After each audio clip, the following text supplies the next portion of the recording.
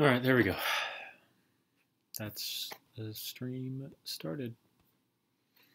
All right. First things first, let this run for a little bit. Hey, Damage Incorporated.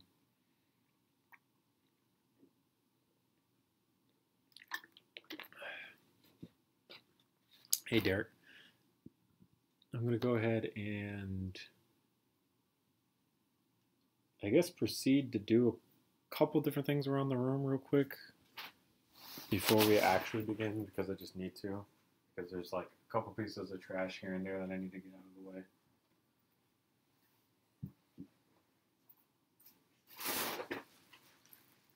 Which isn't too bad. There's just like bottles lying around, you know, shit like that. Like I said, it's not too bad. Just need to get it out of the way.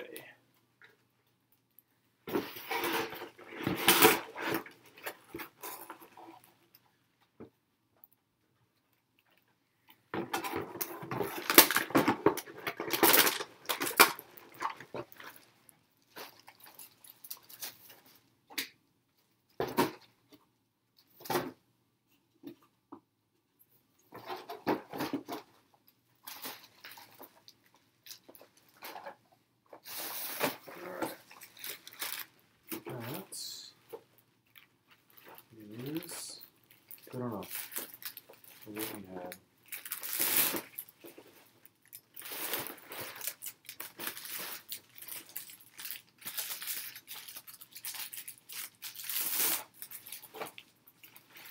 All right.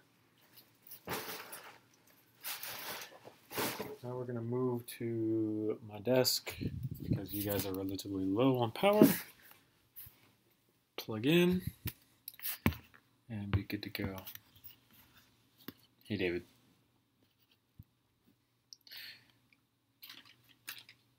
Hey, King Shark. Hey, Gavin. Are we doing daily live streams? No, probably not. Probably just on days that Kenyana's at work. And I kind of feel like it. Face my fears and make the striker? Not going to happen anytime soon. Because I still technically haven't finished Call of Duty 4, not having a Mark 23. I could use Plaque bars because Plaque has offered me to use his, and I'm like really gracious that he offered me. I kind of wanted to make my own, kind of, because part of it is I want to, and then the other part of it is I don't want to. But yeah, like if I finish the H&K USB 45 is what they call it in that game, then I would technically finish everything. Well, I guess it might just be a USB 45. Not exactly a Mark 23, but I really don't see a difference between the two. And there's probably a difference, but I never particularly cared to go look for it. I am, however, hungry and would like a snack.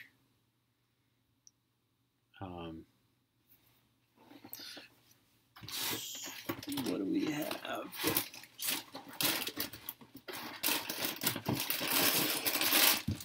Okay, I got Cheeto Puffs or Cool Ranch Doritos. How am I doing on this hot burning day? I'm doing alright. I got up really early to go help my dad. We have a Ford Excursion that has like died basically, and it's been sitting in the driveway for a few months now, not doing anything. And my dad finally, he got a recommendation from a family member about where to take it, so we finally took it somewhere to basically have them fix it. So we had to get up early so that we can go get 2 new batteries for it, so we don't have to, like, you know, pay the guy at the dealership or wherever we just took it. It's kind of like a small mom and pop place there, to put new batteries in it. And then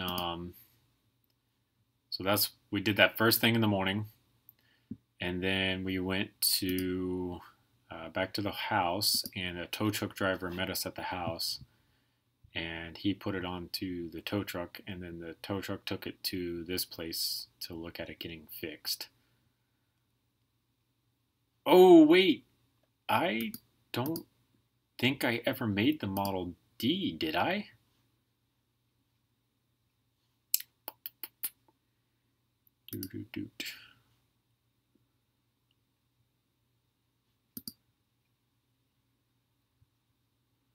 Maybe I did. No, I don't think I ever did.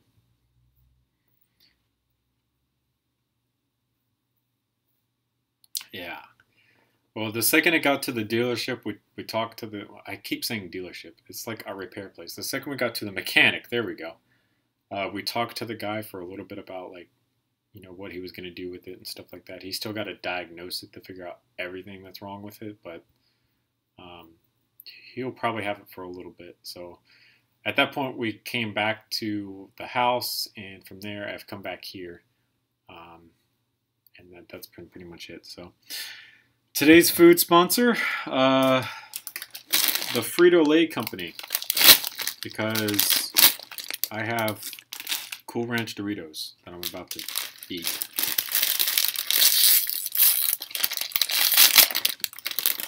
Because I'm relatively hungry.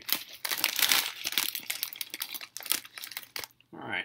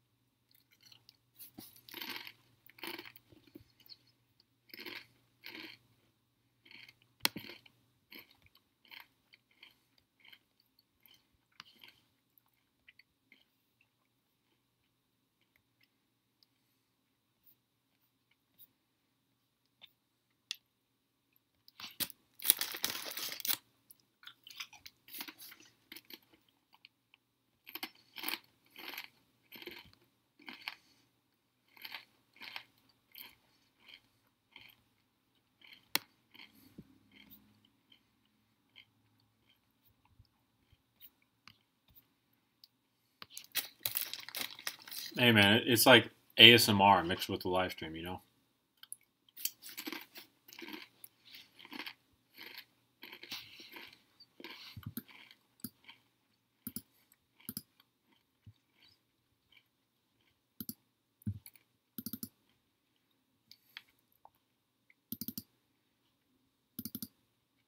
Hey, last place.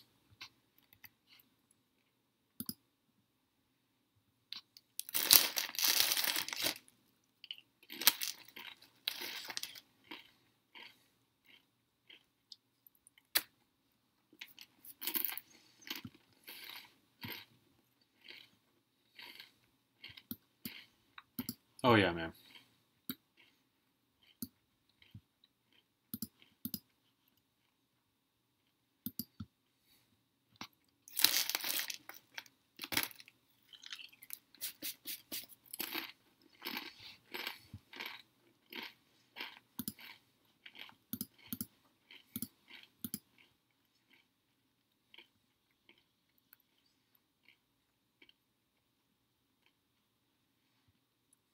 So the question is, do we actually want to mount this below the shotgun, like it is here, or do we just want to make the base of the shotgun?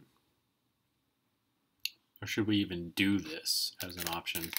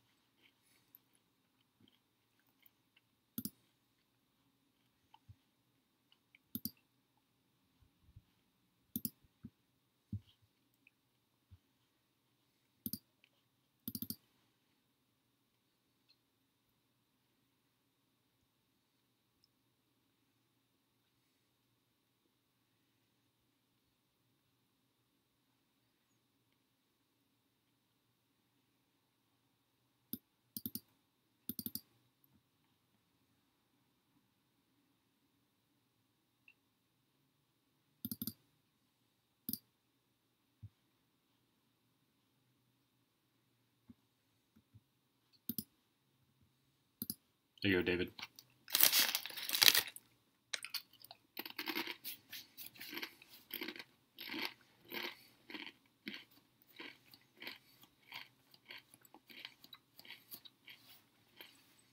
There's really no way to make it look cleaner. This is how they've mounted it, unfortunately. So if I was making, you know, that one in particular, that's what it would have to look like.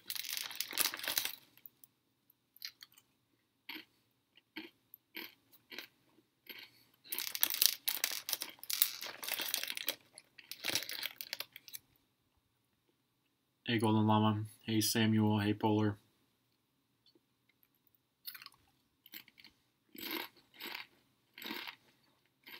Mm-hmm.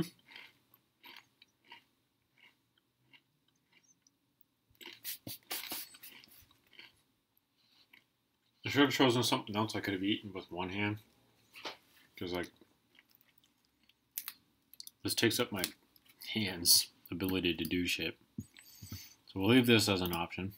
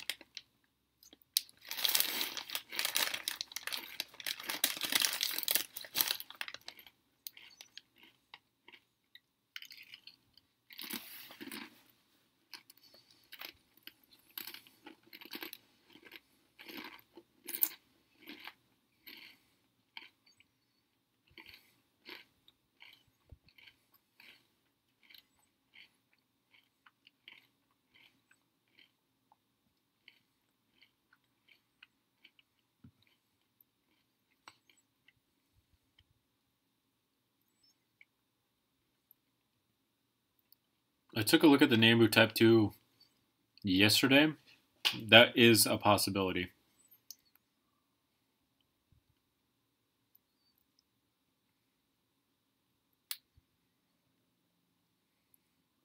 Oh, there's a whole bunch of different... I think what I'm going to do is I'm going to find 5 things that I can make from Ian's channel, right? I'm going to put them in tabs. I'm going to tell someone to choose a number between 1 and 5. And then whichever one that ends up on is the one we'll end up doing. I've been interested in making this for a long time now. Great.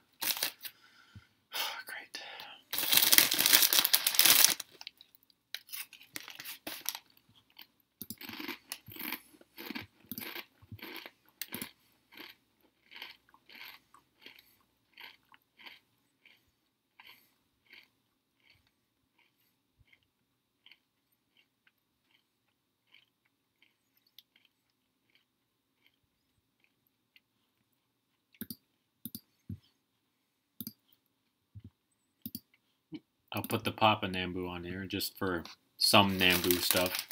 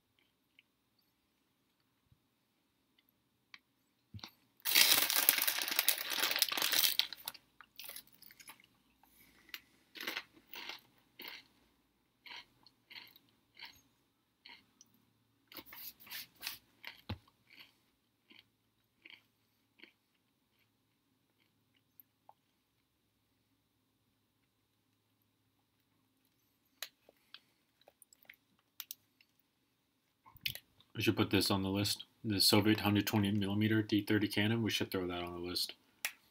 That'd be great.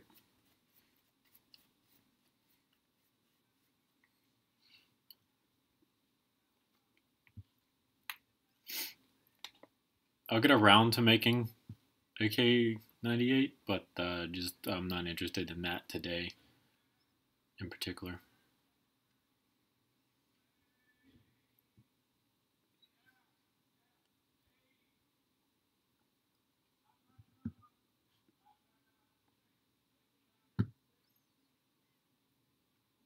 Damn, you can't hear this guy. This guy walking down the street is like singing or something. I really don't know what the fuck he's doing.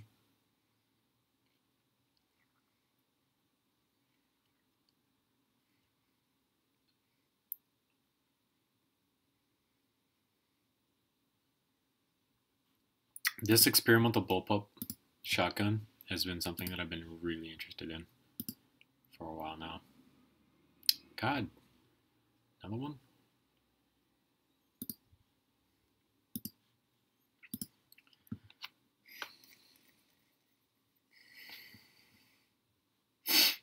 Yeah, oh yeah. So we have room for one more build, potentially.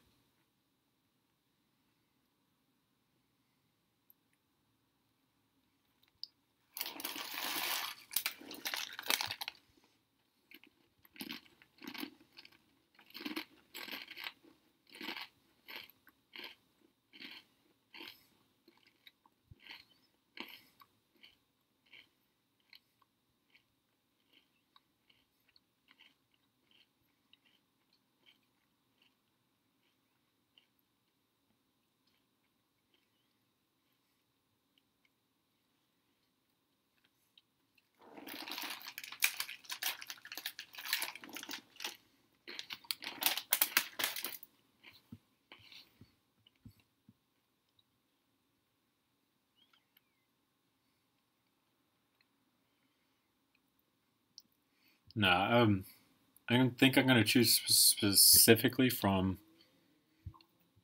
Ian's channel because there's just so many interesting things going on in this.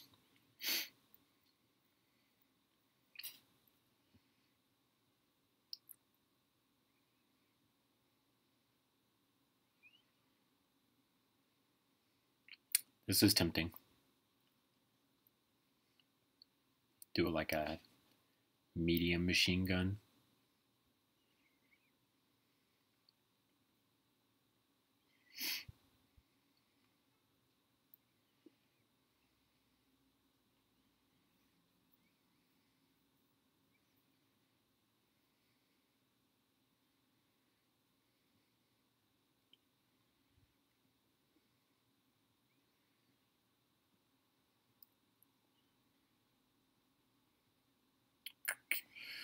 I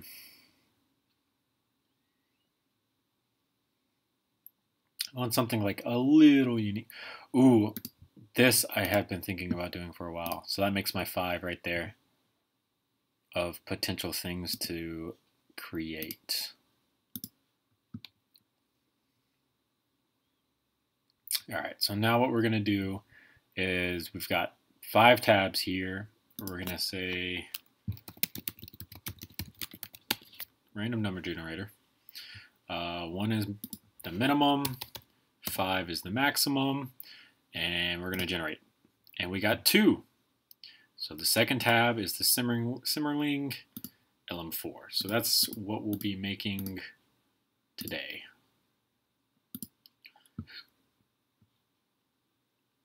Which is not bad because we've got a Forgotten Weapons video on it. So we immediately have almost everything that we need right here. So that's what we're doing. If I'm not mistaken, OTS 38. I've made the OTS 38. Oh, no, I haven't. My bad. Interesting revolver design, though.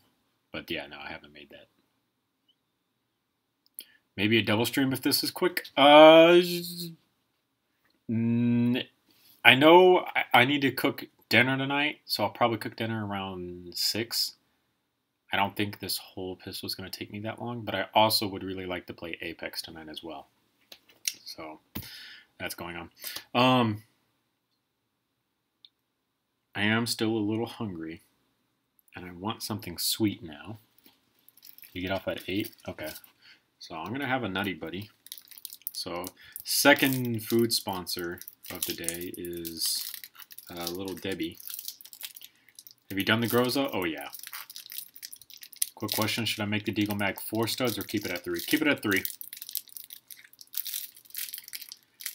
I've done a couple different versions of the Groza. God damn, these things are fucking miserable to open. What the fuck? There we go, finally. I've done the Battlefield 4 version of the Groza, which has that weird rail thing in front that I actually kind of really like the look of. I've done the experimental 762 by 39 version, like the original. I think I've done a couple other here and there, but I've definitely done the Groza.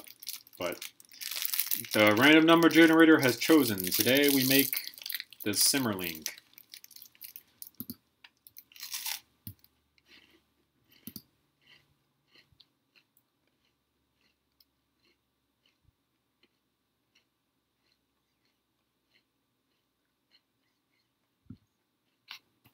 I require my phone.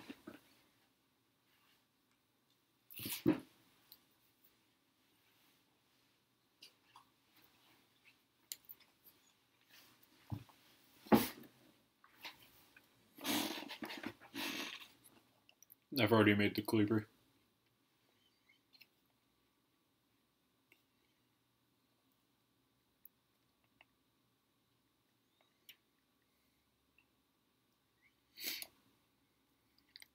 Today on Forgotten Weapons, it's Repairman Jack's pistol. Hey guys, thanks for tuning in to another video on ForgottenWeapons.com. I'm Ian McCollum, and I'm here today at the Rock and Auction Company. Because ads are cancer, man. A little tiny pistol that's going to be in their upcoming April of 2020 premiere auction. This is a Semmerling LM4, and I actually did a video on one of these quite some time ago, but it was a pretty terrible quality video, and you never got a good chance to see the gun in it. So we're going to redo that today. Now, unfortunately, I don't have the chance to go out and do some firing with it, but we're going to take a closer look at this. So if you didn't see the previous video, the Semmerling is a manually operated 45 caliber pistol, has a 4+1 magazine capacity, and it was patented by a guy named Philip Lippmann in 1979. Came out onto the market in 79, was sold in the 1980s through his own company, Semmerling. And then in the 1990s, the gun and the patent, the license, the tools, everything, the whole kit and caboodle was sold to American Derringer. They produced them until 2003. Now, fundamentally, this was a design that existed because at the time there wasn't a really good option for a subcompact 45 caliber semi-auto pistol that was reliable. Even today, you're not going to find a semi-auto 45 that's as small as the LM4. And so it really had two particular claims to fame. And one was it was the smallest 45 you could possibly get. And the other was it was about the highest quality pistol you could get. Semmerling took a tremendous amount of pride and a tremendous amount of advertising and marketing space in their quality. So they use S7 tool steel. It's a good steel. All of the guns were completely hand-built. They were X-rayed multiple times after being proof fired. Really, this was intended as a boutique, very high-end pistol for the very discriminating clientele. Just to put it in context, when this was released in 1979, it cost $645. At that same time, you could get yourself a Detonix 45, which was basically the smallest 45 semi-auto on the market, for $418. You could get an HK P9S for $384. You get a start. All right. So it's been a while since I've seen that video, but I don't think Ian gives any measurements or anything. So we're just gonna go for it on this one. In terms of making it, shouldn't be too bad. Any advice on making a 5'7" and Barrett 50 cal? No, not really. Just, I guess, use a lot of pictures to lay out anything that you might need.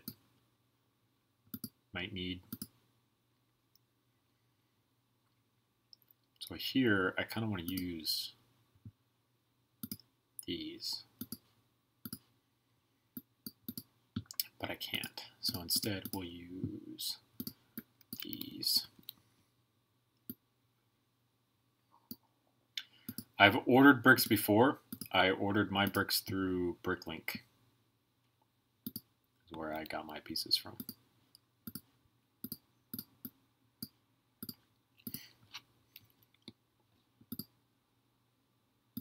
Amazon?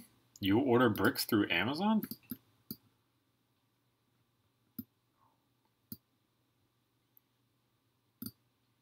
How do you order bricks through Amazon?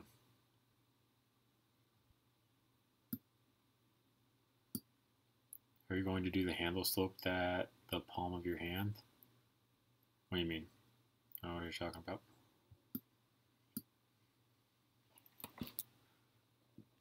I don't know. I've never heard that Amazon sells Legos. So I was curious, like, do you buy sets on Amazon and then you part them out to get everything? Or is there like a different way that you do that?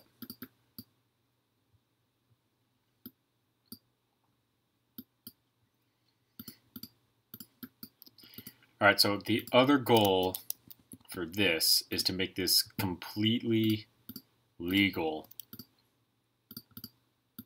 out of Lego so that people can potentially build this, which is probably asking a lot, but we're going to try. We're going to try hard.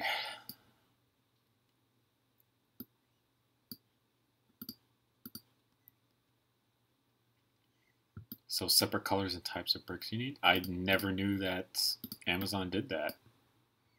Like ever. I really didn't. That's kind of neat, actually, that they do that.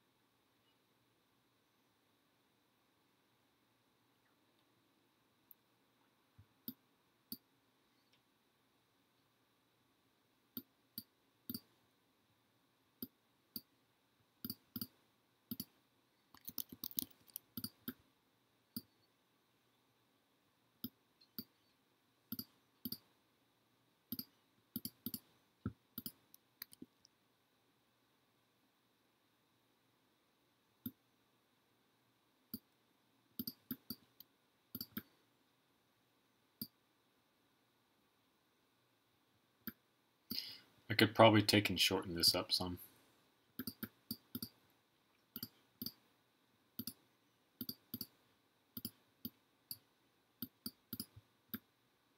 Basically do that.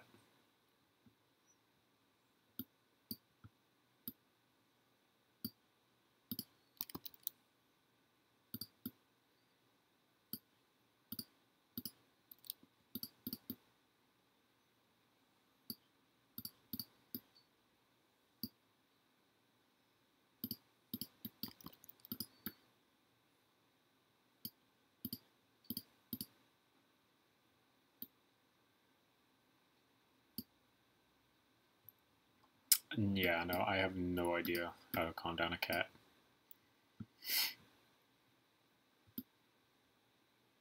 My cat, when I had a cat, was never really hyped up or anything, really. This is probably too long, yeah. Just leave that as that.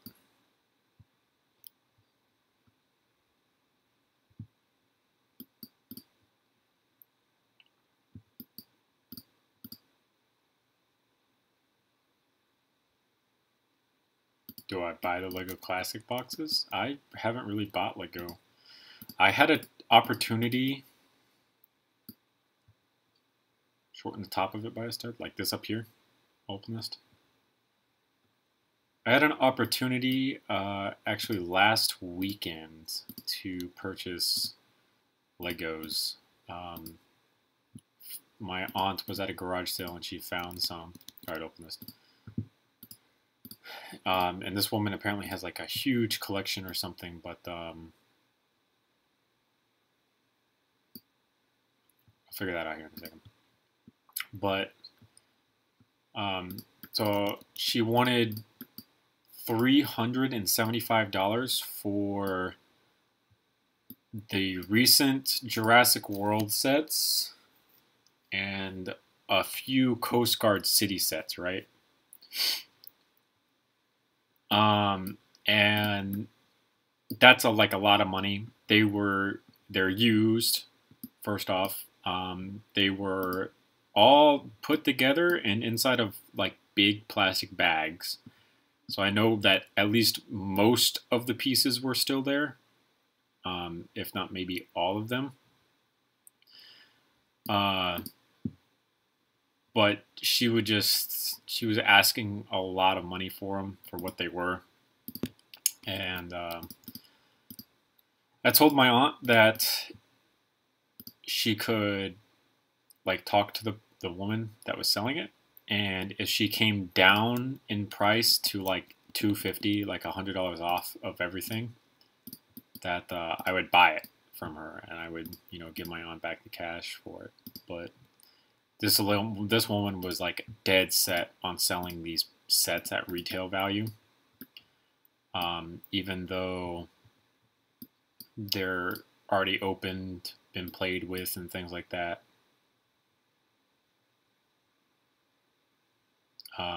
Which is why I'm kind of like, I basically, the second she refused to come down in price, I told my aunt not to even bother with her anymore. It's not worth it. There are just these people in the world that are gonna sit there and never come down in price, like, at all. It's gonna be really annoying because you're gonna be sitting there like, hey, I've got like the perfect home that these can go to. My nephew collects these and uses them to build other things. If you would just come down in price a little bit, I'd take them. And she was just like, nope. Dang, nice. I'm glad that she lost her first tooth. That's really nice. So, like I told my aunt, like, if she comes down, yeah, but if she doesn't, don't sit there and like really try to go for it. And she didn't come down in price too much, like at all, as far as I know. So my aunt just got the hell out of there at that point, that's exactly what I wanted her to do anyways. If you're not going to come down in price, you're not going to work with me, you're not worth my business at that point. So my aunt got the hell out of there. My aunt actually gave her my number, and she did text me and was like, oh, well, just let me know what you're looking for. Maybe we can work out a deal. And I was instantly like, no, you'll never hear from me again, because I already know that you're going to be one of those people that just, you think that you're going to get retail value for used items. It's just not going to happen.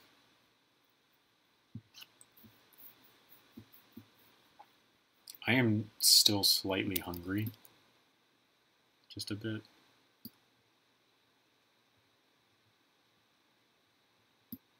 Just a little bit.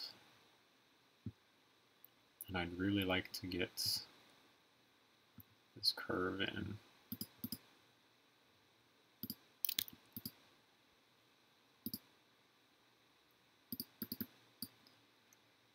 I don't really...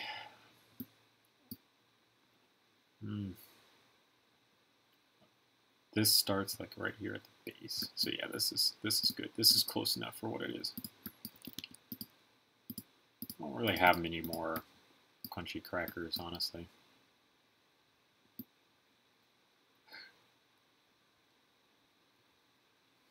Oh, so the whole point of me doing this is to actually figure out if we can somehow get this to connect up here.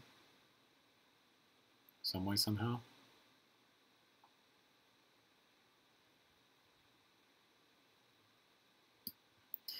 No, not really. I also find making these to be miserable.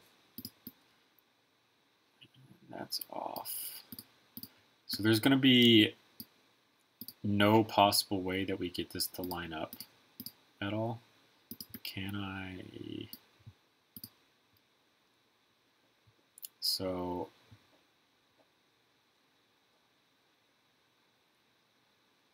no, a jumper plate's not going to work. I can tell you a jumper plate's not going to work because the jumper plate is directly in the middle between these two studs here. And this is over to the left a little bit. So a jumper plate's not going to work there. So we'll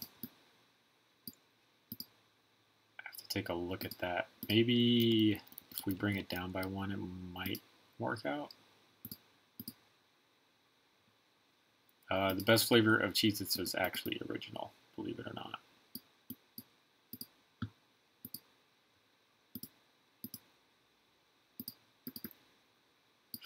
That is what we're looking for right there. All right, so that means I can hide all of this right here. All right, so that's good. That makes my life easier, if you will. So now we need to figure out how we're going to bring this down, because I really like how this slope right here works.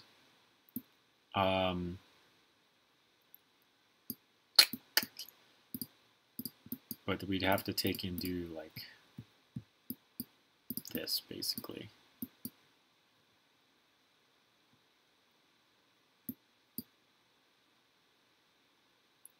Hey, Trey. UMPs are really easy once the magwell is done. There are like no details on it whatsoever. Yeah, that's part of the reason why I told you to start with the magwell. Like I said, it's just like instantly easy after that gets done. We're working on the Semmerling LM4, the smallest repeating 45 ACP. Because that's what the Google random number generator gave us. I opened up 5 tabs, I chose a number between 1 and 5, it gave me 2, and that just so happened to be this. Am I going to bring the sides of the handles out? Yeah, eventually. It's going to be great because it's going to help cover this shit up right here. We'll get there.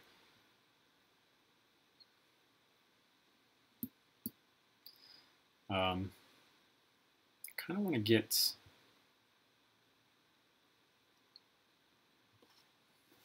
Let me continue on what's going on here. PD for $255.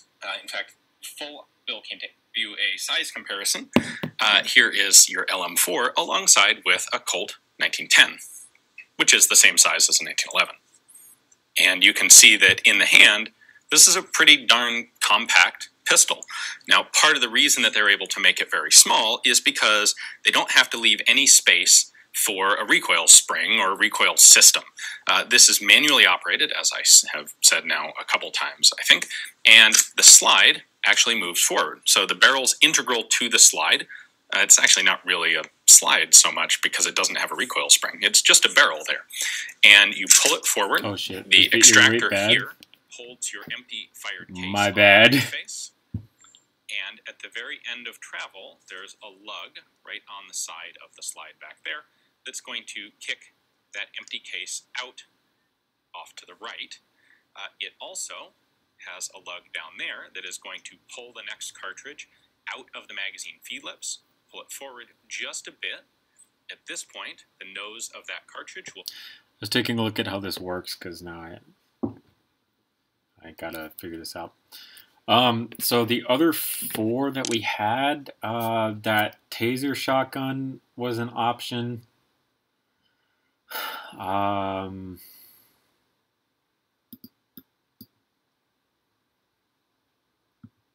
What other options did we have? Taser shotgun, the Semmerling LM4, this thing. A Bullpup over under shotgun that he's done a video on before that I really like the look of. That's 3.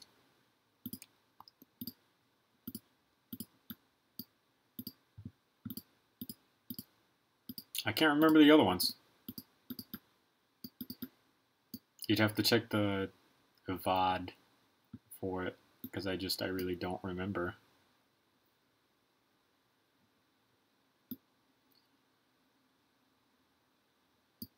I do.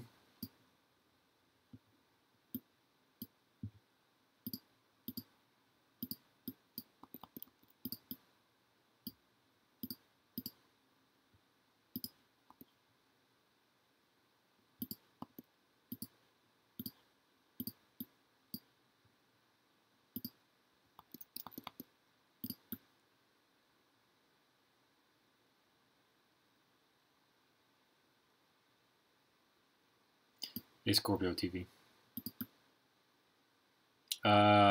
Lazy Plays, I don't email out files, man. Your best bet for finding an image of that is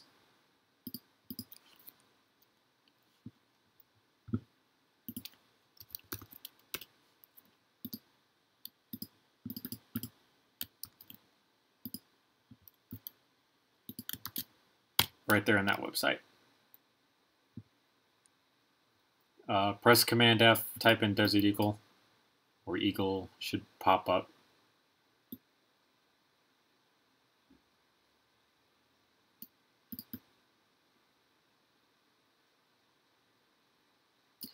This is going to be really interesting.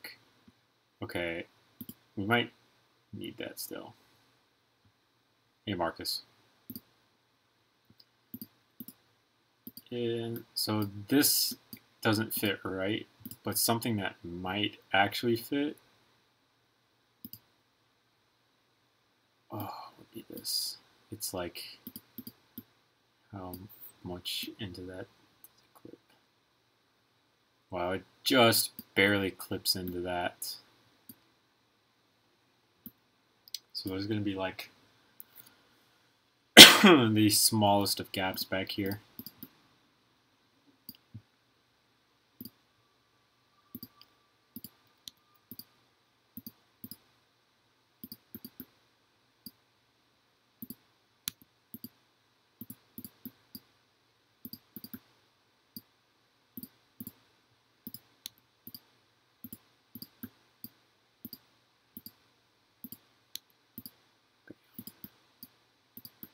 Just like that.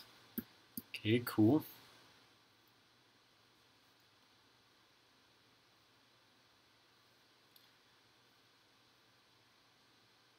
Whoops, I always go the wrong direction. So now,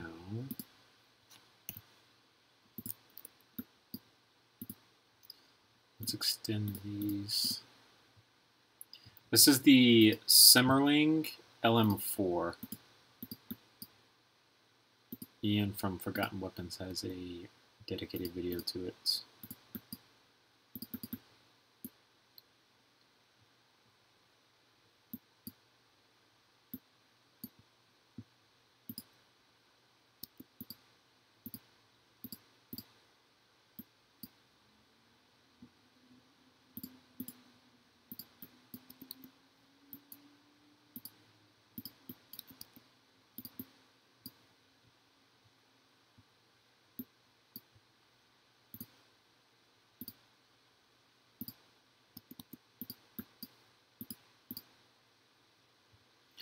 This one should be okay. I don't foresee it being like over the top beautiful, but okay is how I foresee this one coming out.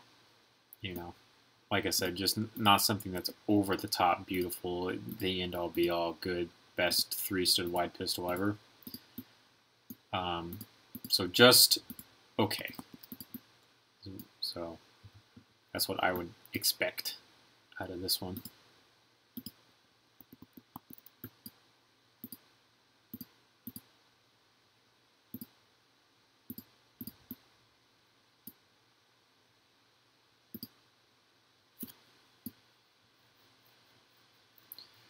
It's, in case you haven't realized it, the actual website is divided up into categories, and I did tell you to press Command F so that you can just search for it instead of having to dig through every single thing that's there.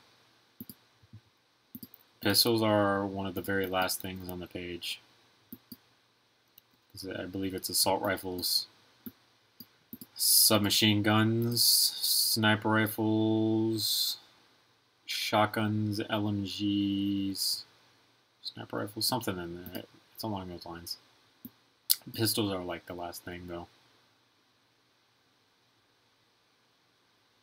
Ever held a real gun? Yeah, I'm licensed to carry in my state, concealed.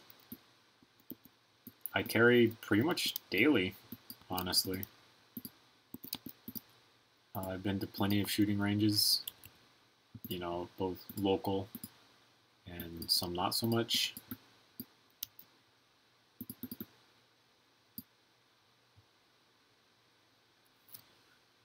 You should make a Garand. I would want to see how you make your sights. I've pretty much already made a Garand. I know they're not the exact same thing, so don't crucify me, but I have made the M14, and the M14 is pretty much just a magazine-fed Garand, so I would technically go to say that I've already made a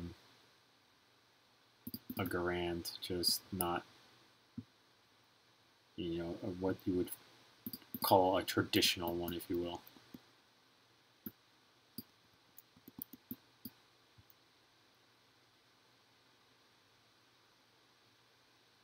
I'm so stressed from the FAMAS thing right now. Rest in peace, David. You're a legend, though. Like, if you pull that off, man, that's a legendary move. I'm not gonna lie.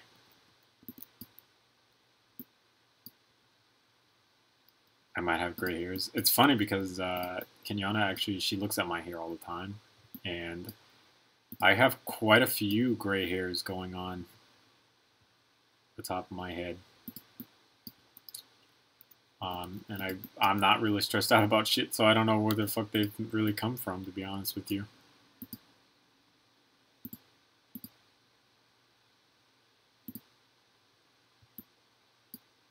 What was your biggest Lego model you've made? What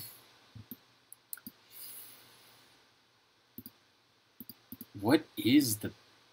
Okay, so the biggest one that I've contributed to, is a good way to say it, is My Different Usernames M107. I have his LDD file for that, and I took and made a the suppressor for it, actually. So that right there, it's a whole M107 that's to scale because Kyle's made a beautiful M107. Plus the suppressor, and the suppressor is gigantic as well. So I would go to say, like I said, that that's the biggest model that I've ever contributed to. Because I didn't make all of it. Most of it is Kyle's.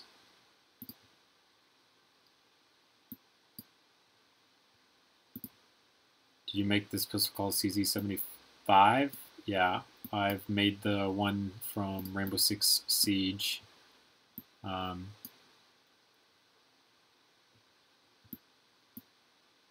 Yeah, I pretty much just made the one from Rainbow Six Siege, honestly.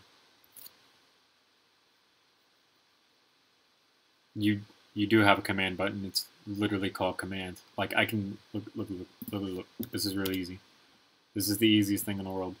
You go here, and you press command. It's the button to either side of the space bar, because I'm also on Mac. And then you press F, and this little search bar comes up, and you can type in Eagle. And what do you know? All my Desert Eagles are right here, down at the bottom. All, you know, ready. That took me all of like 5 seconds to do, my man. Yeah, I've already made the CZ75, so I don't need to make one. Do you like airsoft? I used to play airsoft, actually. I used to go pretty much during the summer. We never really went during the actual school year because school. And when we went, it was to, I don't mind saying it, I'll say the name. It was to this place called Combat City. airsoft, and it's pretty much just here in Orlando, really. There's not a whole bunch of, fields, not a big franchise or anything like that. But the first time I ever went, it was to Combat City, and it was to their indoor field. And their indoor field it's pretty much just an old CVS or Walgreens storefront that they converted to being an airsoft field. And I was really young at the time, and I didn't really have much experience or anything like that. Like, I rented my first airsoft gun from them and used it, a toaster, because I didn't have like one to use on my own. And there's this one part of that field that they have, that's the back section of the store, like where the deli and stuff would be. And it has no lights back there, and I got trapped back there basically, and I got destroyed by a couple Polar Stars, and I was really young at the time, so it's kind of a bitch. When that happened, I was like, nah, I don't ever want to, airsoft ever again in this particular field. It was really close quarters for that and stuff like that. And getting lit up at a close quarters with a Polar Star like that was something that I don't want.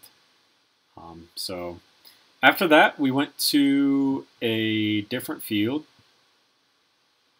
that Combat City doesn't have anymore, but it was a indoor-outdoor field hybrid, and that field was amazing. That was my favorite field to be at. I'm about to sneeze. Oh gosh. Sorry. But that field in particular, like I said, that was our favorite field to be at. It was really, really nice. It was a fantastic field to play on.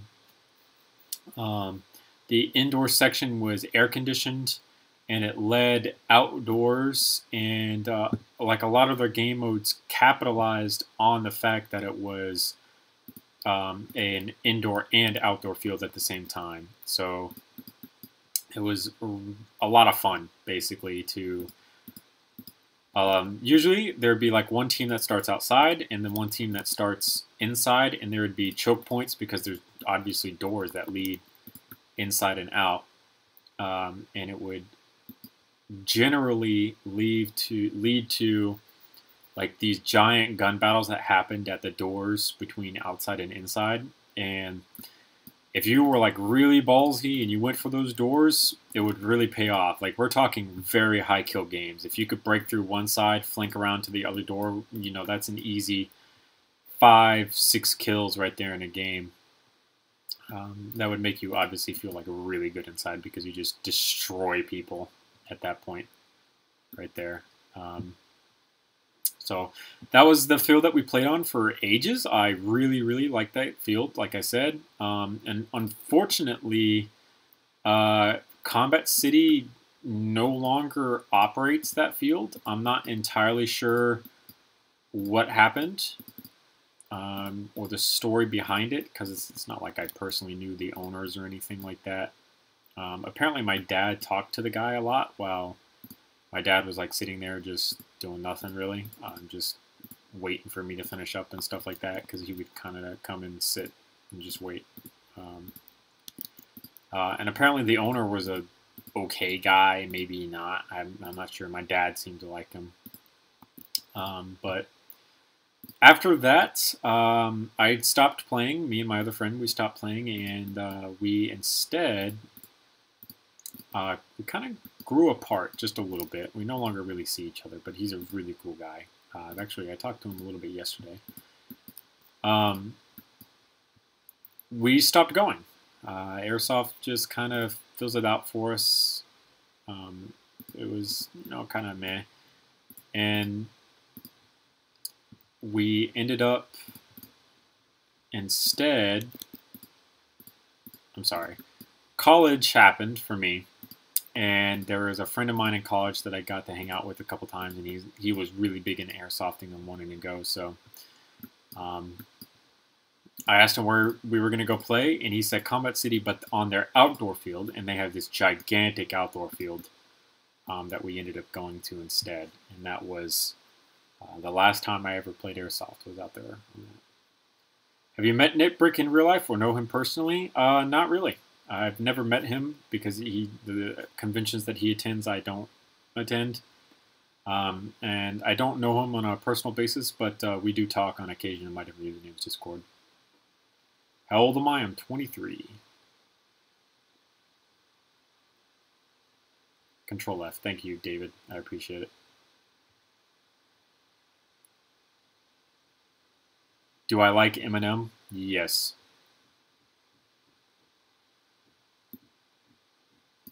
Thanks, Marcus. The Polar Stars, part of the reason why I kind of don't want to go back to playing airsoft. I know a lot of fields now in my general area have had so many issues with Polar Stars that they've outright basically said, don't bring them to our fields, which I'm neither here nor there about, really. Like, I could care less about that whole ordeal right there. Other than I understand, I do like that, but I also was never of the mind that, yeah, we should ban these. We should get rid of them because they shoot too fast or something like that. I was never one of those people. I also understood that I could always go buy like paintballing attire and wear it with padding in it, and kind of save myself from being overshot just a little bit. Or I could go buy regular body armor that people kind of cosplay in, if you will, for airsoft and stuff like that, if I ever wanted to. So I had options. It's not like I couldn't do anything to protect myself.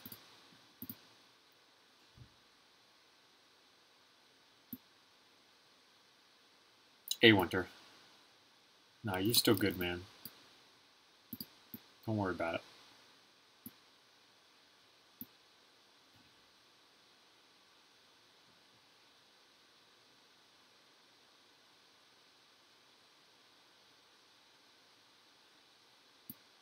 There's a great CQB field in Pittsburgh called the Battlegrounds. What airsoft gun did you use? I don't even think I could find it.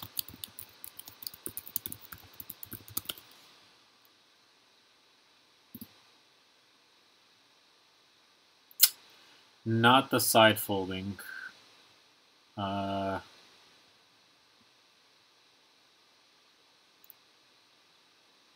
This is it, except I did not use the side folding stock, the triangle stock. I used a side folding stock, but I used the whole stock, not the triangle one like this.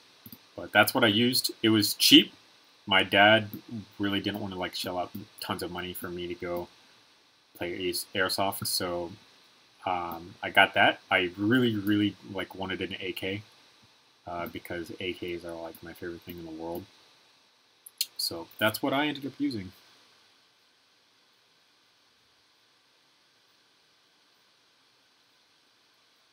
Flip it around so you don't see the studs on it. I could, or I could just put these on it and make it look decent.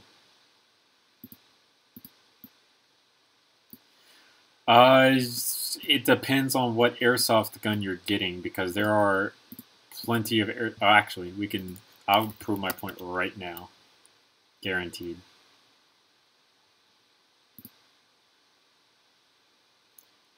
$1,000, $450, $319, $350, $305,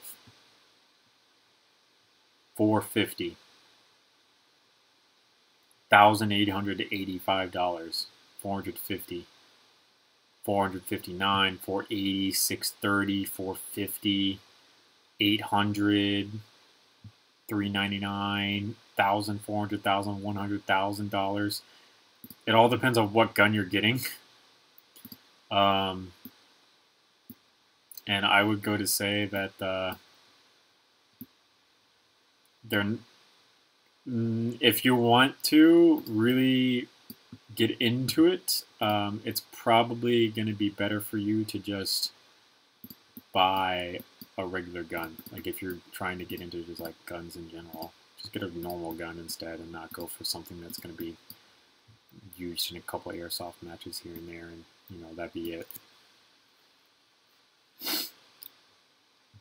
So my point is, I bought my airsoft gun for cheap, but then I was instantly, after I've taken a look at a couple of these and how much money people like sink into airsoft guns, I've concluded that I can just buy real guns for about the same price, honestly, instead of trying to go for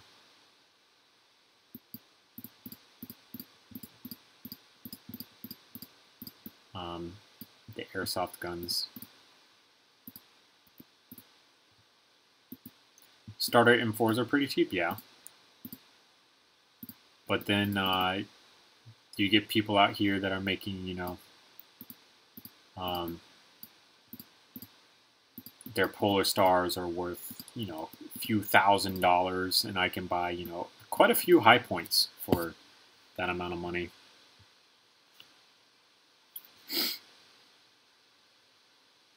Yeah, it was a pretty decent AK. I had some pretty good times with it on the CQB fields, indoor fields, you know, closer range. You're not going to reach out and touch anyone at a pretty long distance with it. I can guarantee that. I'm sure you throw a couple upgrades in it, you'd be able to, but I was never able to because I never wanted to upgrade it or anything. I ever used a high point? Nope. Sure haven't.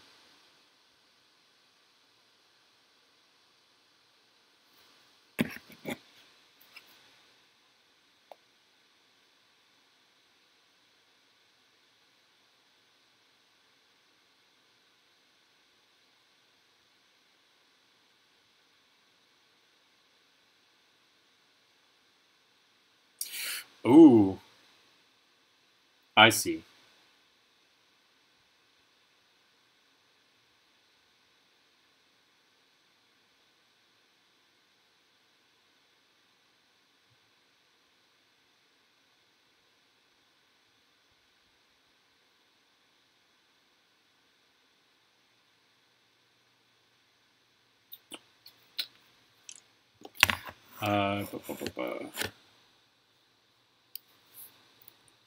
Yeah, you can definitely buy a high point for relatively cheap. That's kind of why I kind of stopped playing airsoft, is because a lot of the gear that you would buy for airsoft, you can just buy for, like, you know, in real life use instead for the same price, kind of. Like, I was looking at plate carriers the other day, and I was like, yeah, I could buy an airsoft plate carrier for a couple $100,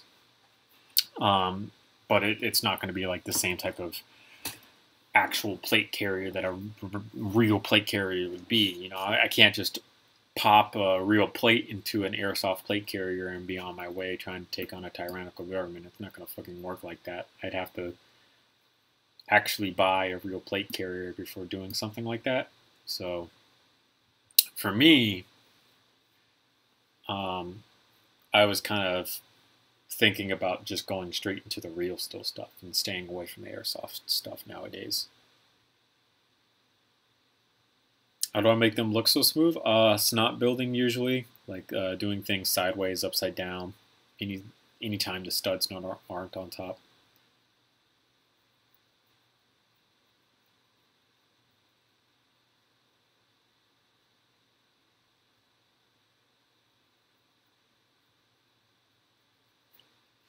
That's all personal preference. Every bit of that is personal preference. All right, so we need to corner. Where's the corner at? Gotta set our slide up here.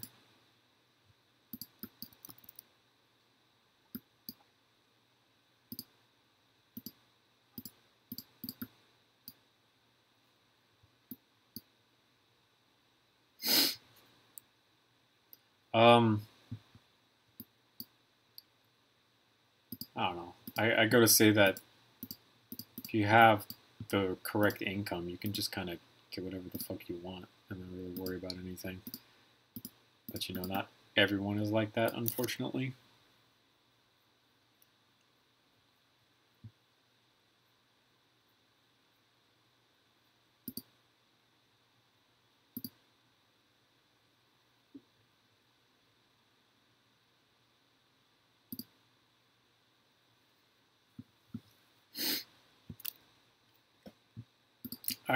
I'm still gonna stick pretty much strictly to real steel firearms, simply because I'd rather.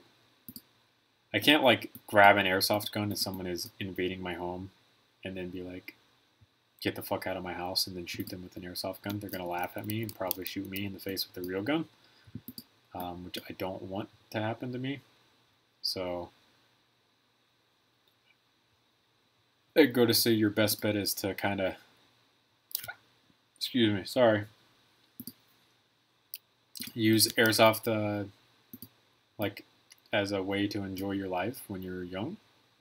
But then the second you kind of get older, you kind of should graduate to the real world, and you might want to consider using real steel instead.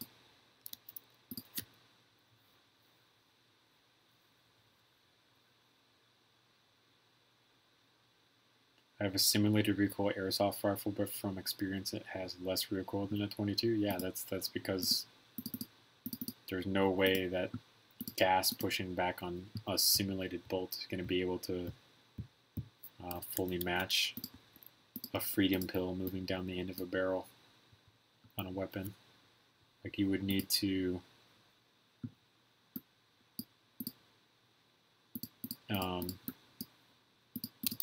get a lot of gas in order to do something like that, to get that bolt moving really quickly, and you'd probably get really pissed off that it's eating up a lot of gas.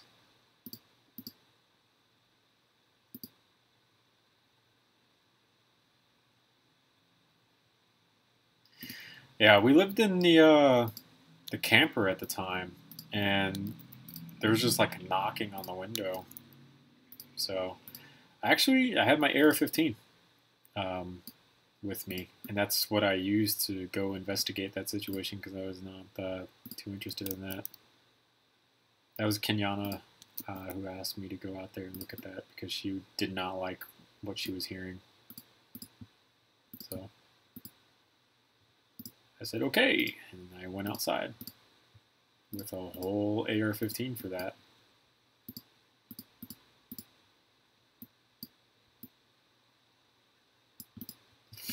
Dang it. Dang it, dang it, dang it, dang it, dang it. What can we do to resolve this situation?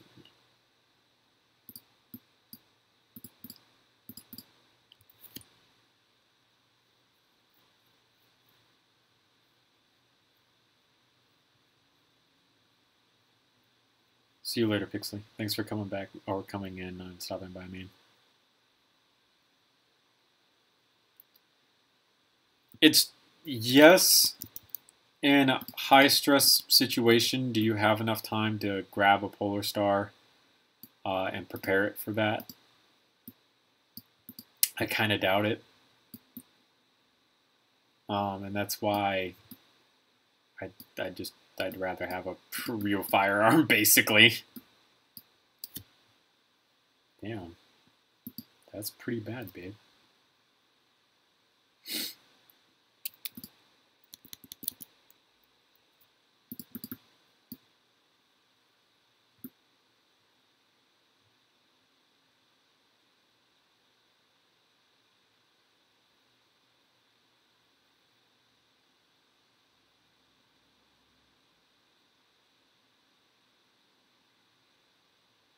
How many opportunities will I have when they break in to grab my Glock?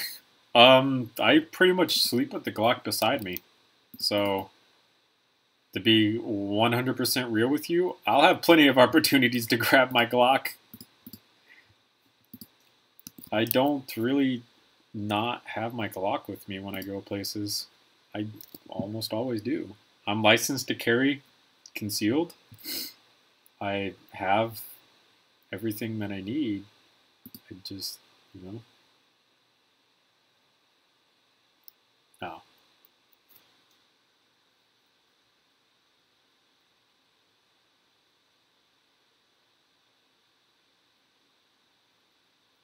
No, actually, I can't show the Glock because YouTube has made a policy change, believe it or not, that you can no longer live, you can't, shit.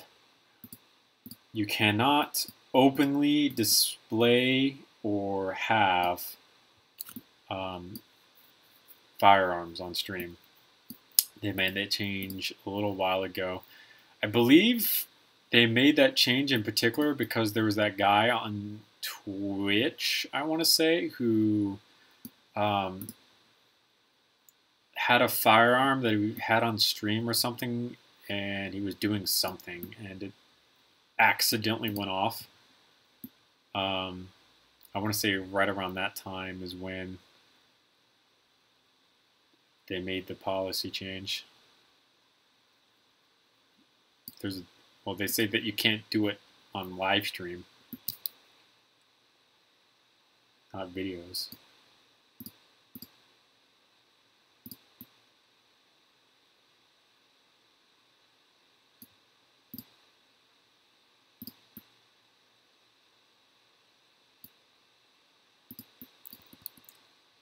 I mean, I'm not going to say it's not dumb.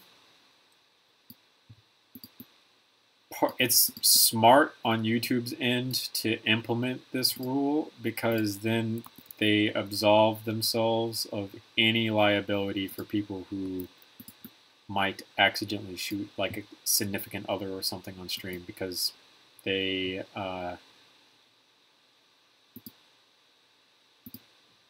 have banned it, basically. They've said, well, they were breaking the rules, and that's how this person ended up getting shot. So as you can see, my judge, this has nothing to do with us.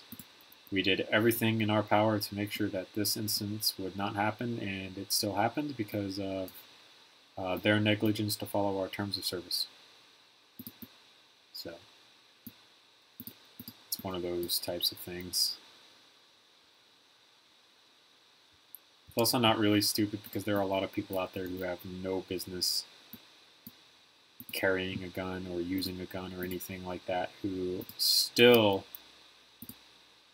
do it. And then we end up with situations where, there's negligent discharges. There's there's plenty of stories out there where people have shot accidentally through their wall and hit someone in the next room over, killing them. There's stories like that all over the place, and it's sad. I don't like to hear stories about that. So when it comes to like showing off on stream and stuff like that, I tend not to do that anyways. There's been a couple times here and there, but when I did that, honestly, I field stripped the weapon so that it was completely safe and not, have any potential hazard or anything like that.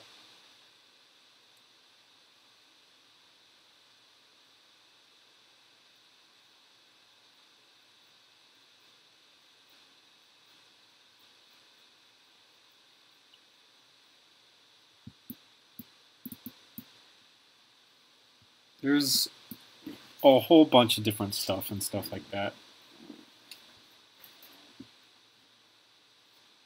The safety. Yeah, I try. I just don't like to watch videos like that.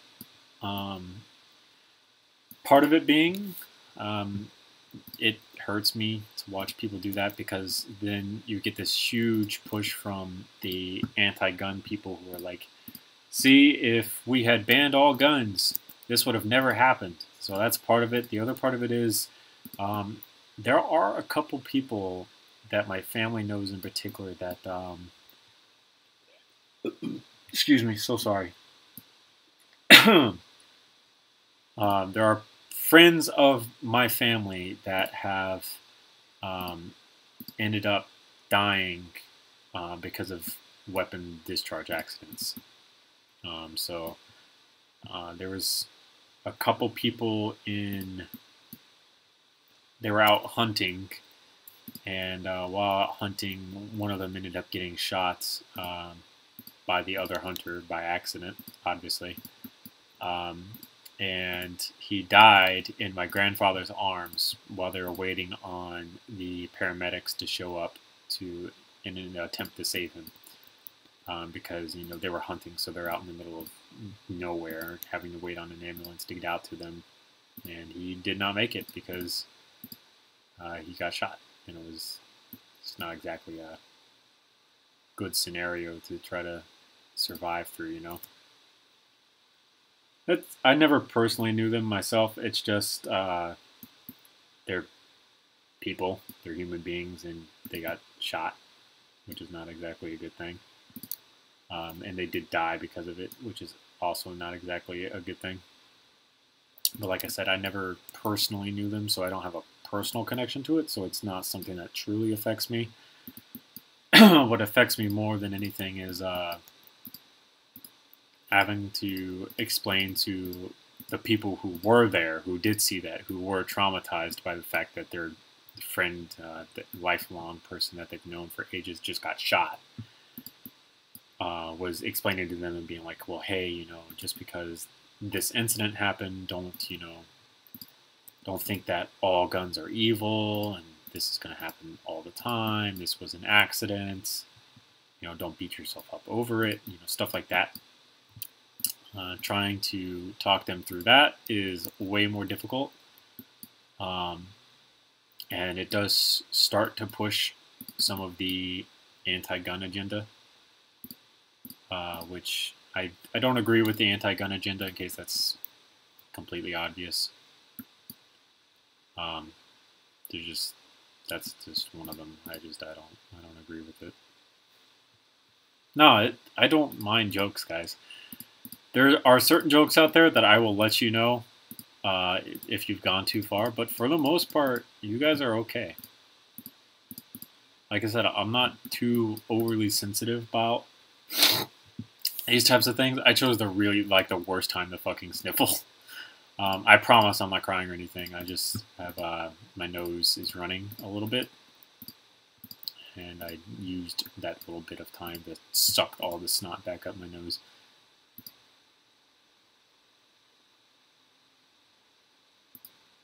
Hunting ammunitions are deadlier than service for self-defense ammunitions. That's why hunting rifles are scary. I don't know. I'm not too scared of... I'll be completely honest with you. I'll put it like this. I'll say it like this. There is nothing in this world that I would rather be shot with, because at the end of the day, you did just fucking shoot me.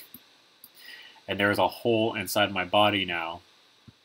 And it's probably going to be very painful, the fact that you just shot me. So, I'm not saying, like, I'll choose what ammo I want to be shot with, but I am saying that I'd just rather not be shot at all, Thank you. I appreciate it. We definitely worked really hard on getting this to look really, really good.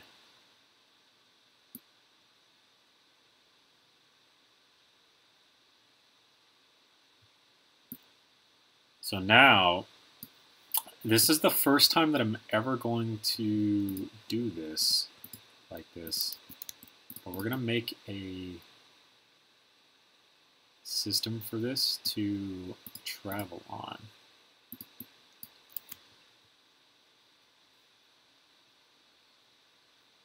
I know it's hard to see through foliage. I lived in Tennessee for 2.5 to 3 years. I lived in Tennessee. We lived on a property that backed up to 10 acres, and no one did anything on those 10 acres. There was no one ever up there because the 10 acres themselves were for sale. No one ever really wanted to buy them or anything like that. So since it backed up to the 10 acres, a kid is going to be kind of out there as much as possible, enjoying their life. So I used to go out there onto the 10 acres all the time to kind of goof off, play around, stuff like that. And it was overgrown, brush, forest, you know, quite a bit. But that was one of those times where I was like, yeah, I could completely understand why, you know, if you're sitting out there in the forest or something like that, you might just end up blasting someone by accident because it was hard to see. You heard movement over in the forest and stuff like that, and what do you know? You just blasted your buddy in the face by accident because you heard the movement and you thought, you know, oh shit, there it is right there. Let me shoot it. And then you shot. And yeah, that was your buddy. So I get it.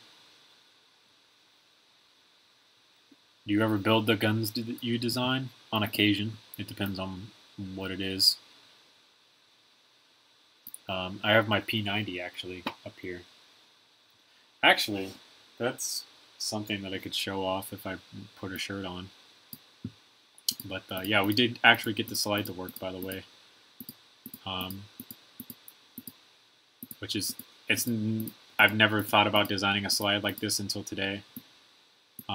Which means I can now make way more intricate slides and stuff like that and use that for the design.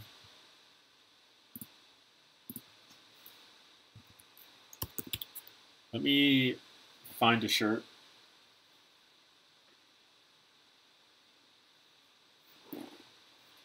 For you guys. Thanks, open this. And I think you're right, open this. I think we should, we might make this a double stream because that took almost no time at all, to be honest with you. That took like maybe an hour. Actually, we can check. That took an hour and 30 minutes, and I bet it was more like an hour because we were eating for like the first 30 minutes and figuring out what we were going to make and everything like that. So that probably took no time at all to make, honestly. All right. Let's try to get our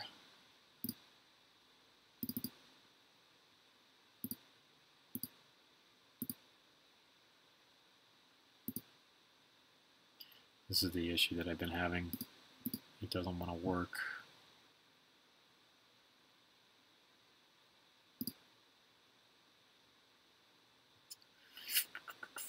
Oh, what we can do instead is actually plug in the webcam.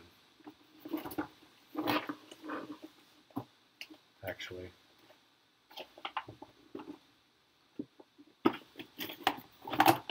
Because that's a thing. Prepare for ear rape. You have been warned.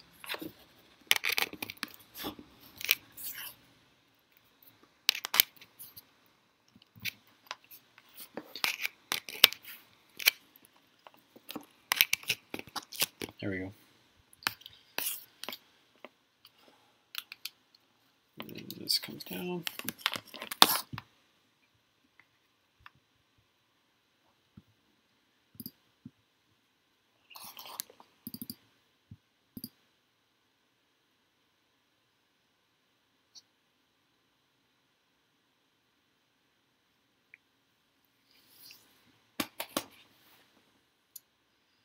Bam. Other than the lighting being terrible, we're okay. I'll open up the curtains because that'll fix the lighting for you guys. Oh, yeah, muting is a thing. I probably should have muted because that would have helped. But I didn't. So, whoops. Is that better? No, that's probably worse, honestly. And I can't open up the other side. Yeah, it'll be okay. So a couple of the builds that I've built in real life, I have never really decided to make an LDD file for this. I have an LD file, but I have not come back and finished it. But this is a 3-stud wide Russian OTS 30 something. This was the pistol at the beginning of the stream that I thought you were talking about when I looked it up, and then I saw that it was a revolver, and it's not the case. But this is something that I have made before. Let me assist you guys out. This is something that I have made before. Like I said, this is 3 studs wide. This is the only time I've made a 3 stud wide pistol in Lego. And it does have the working features. The trigger moves, but it's not rubber band reset at all. Removable magazine, simple. And it does have a working slide with a rubber band inside. And it does have a working slide block as well, which is fun.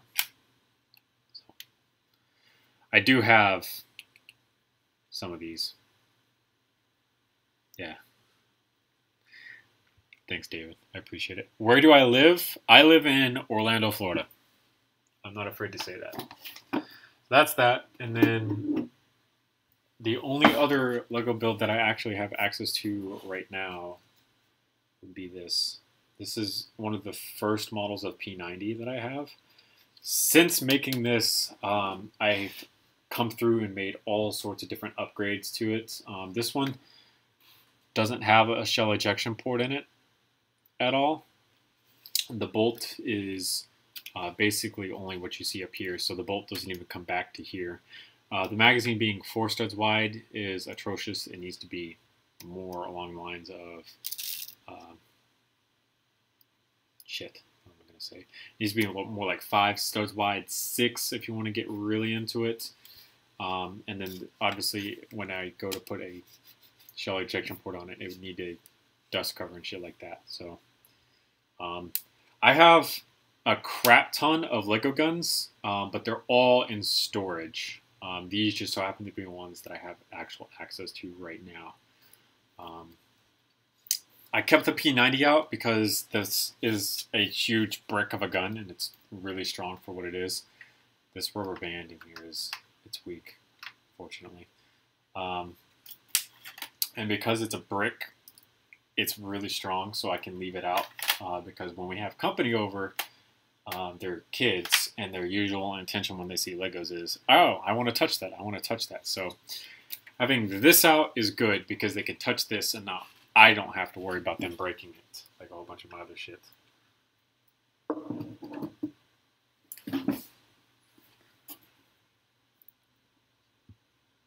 Yeah, it would definitely be better with smooth tiles.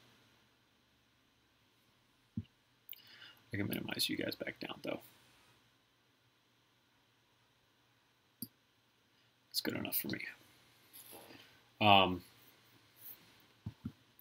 So yeah, that's kind of there. Oh, something that we forgot about the Semmerling, though. The grip panels. That's kind of important. We do need those.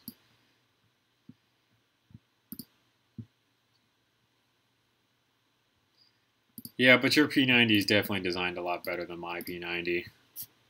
Like I said, that P90 was one of the first models that I've ever made, really. So because of that, a lot of it is kind of outdated, really. I need to go back through and improve upon everything that's there so that it looks better.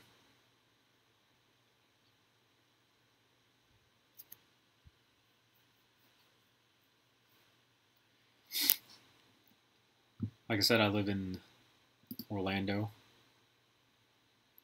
It's a wonderful place to live. It's a very unique place to live, for certain. Sometimes it's frustrating to live here in Florida because Florida does a whole bunch of dumb shit that unfortunately you get lumped in on as a Floridian. But there's not a whole bunch I can do about it other than say, I'm not one of those people, I promise.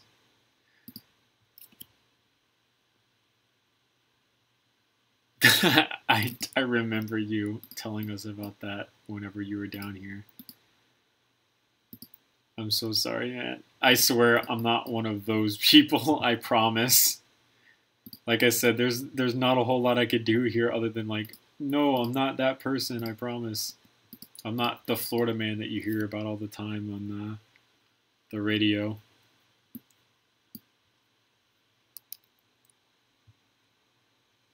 Do I prefer building Lego models or designing them in LDD? I prefer using LDD.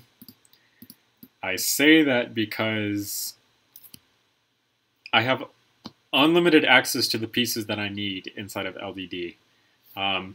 There are pieces that I use on a regular basis inside of LDD that I just don't have inside my regular Lego collection. I will tell you right now, the amount of 1x1 plates that I have like this in black, dark gray, light gray, the regular colors that I would use for gun building, not a lot. I just really don't have them.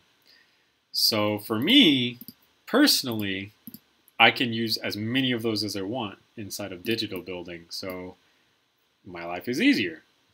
So I do prefer digital building over real life building. I feel way better in real life building being able to slap a couple rubber bands in there and then straight up just being able to like rack charging handles and shit like that. That feeling feels really nice.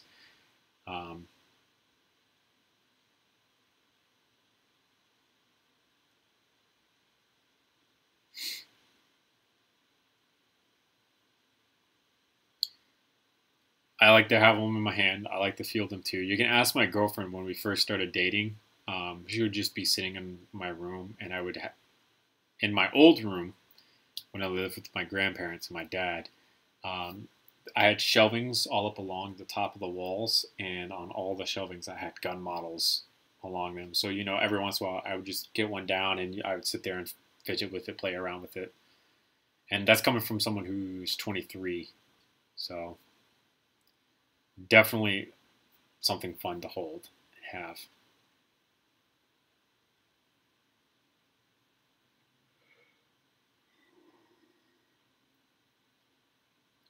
For Jim's Makarov, is that what you're talking about?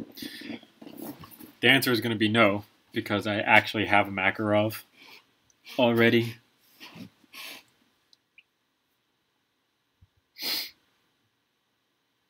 I have tons of pieces that are in different colors as well. Like, it's okay to use different color builds. There's nothing wrong with it. Nah, I'm good open this. Like I said, I've already made my own Makarov. I appreciate the offer, though.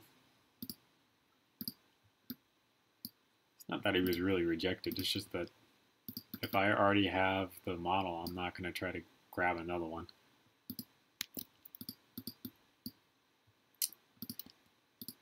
It's definitely a really good Makarov, though.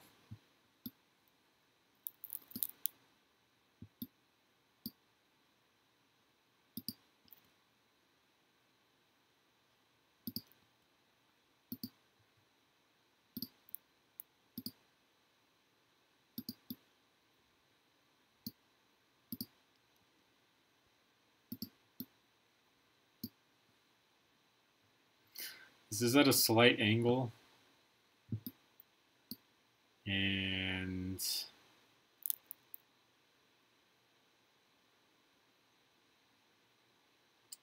I don't know how exactly I'd be able to do that without it looking terrible.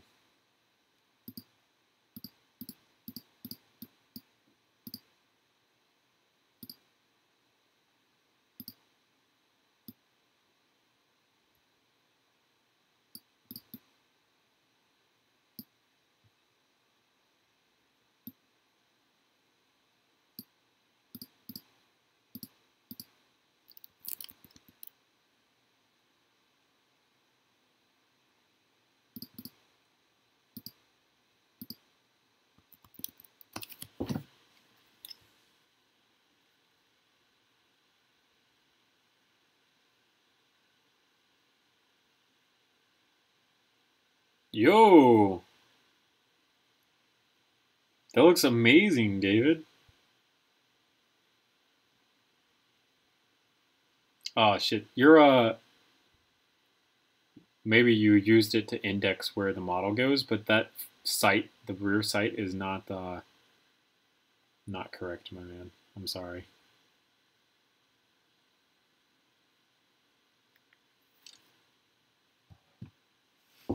I build plenty of fictional guns. We can take a look real quick, but I've built quite a few different fictional guns that aren't real.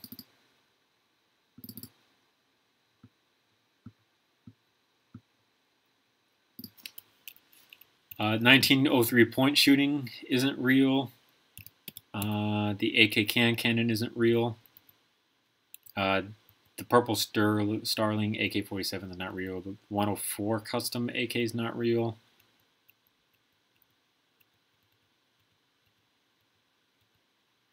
The Desert Eagle PDW is not real. The Gura 88 point shooting is not real. The Gura 88 is real, but the chassis and everything that I have it set in isn't real. This airsoft custom version of the SL8 isn't real. It's an airsoft custom version.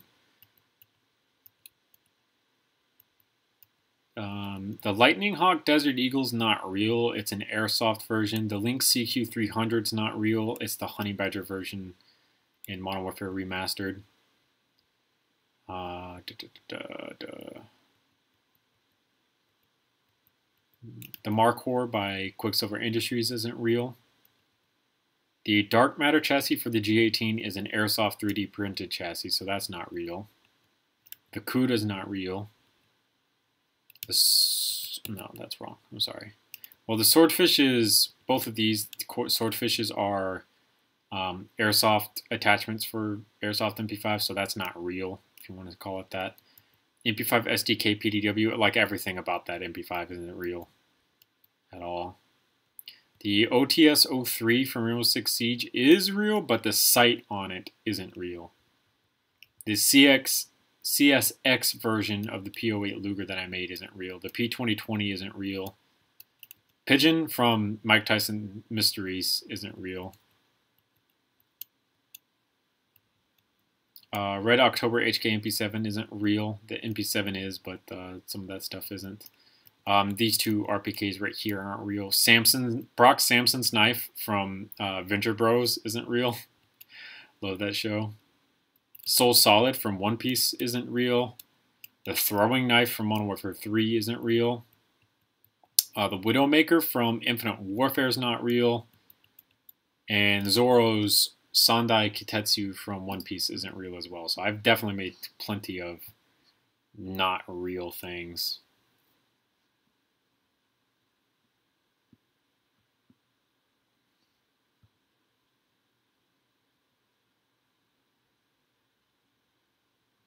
Get out of here, King Master, dude. Jesus, man. What a bad pun.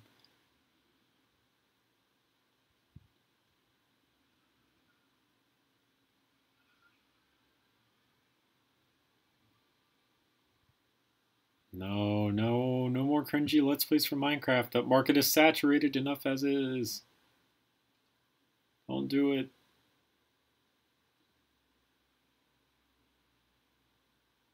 I don't really collaborate with most people, to be honest with you. Most of my collaboration is people either give me a file, like I was just offered the Makarov file, or I reverse engineer, and some people call that stealing, if you will.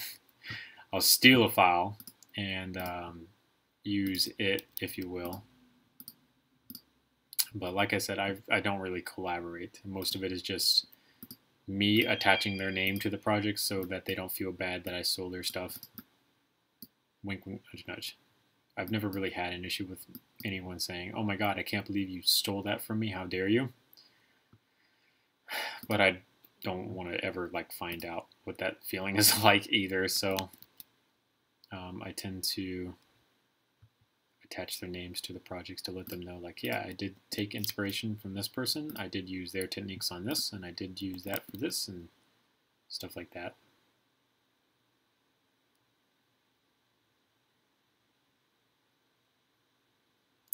Modded Minecraft needs to be revived. I used to play a lot of modded Minecraft, but it's not anymore. I stopped playing. Hey, Luke.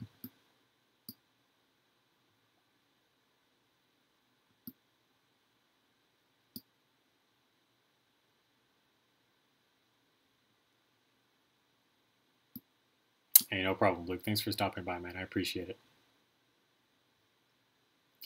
I do know your situation in stealing, and we definitely need to, now that, well, I mean, we could have just always had a DM anyways. But now that I understand how to run Discord chat through the stream, we need to get together on working on that entire project for that one.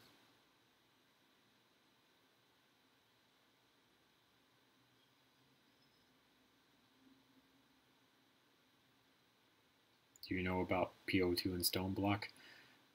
I've heard of Stone Block. I don't know about PO2. I'm just working in bright colors because I have old man eyes and I can't see very well. So like if we make everything black, it all blends together. You can't really see what the fuck is going on anymore. So I work in these bright ass colors to make my life way easier. Luke, are you down for Apex tonight? Because I am. I'd love to play Apex tonight.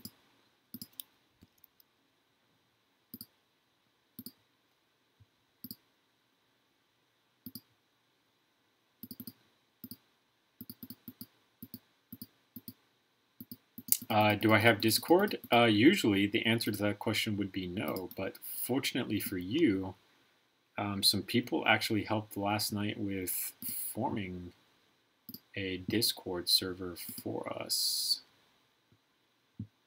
So I can actually invite people. There was a army of people that helped get this started, and it really helped out. So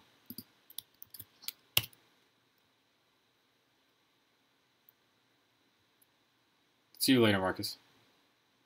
I'd be fine with staying up a little bit later tonight because I don't really have too much going on tomorrow other than a birthday party, but like I said, I should be okay. 14. The magic number is 14. And the magic number here is going to be negative 14. And this will be 14.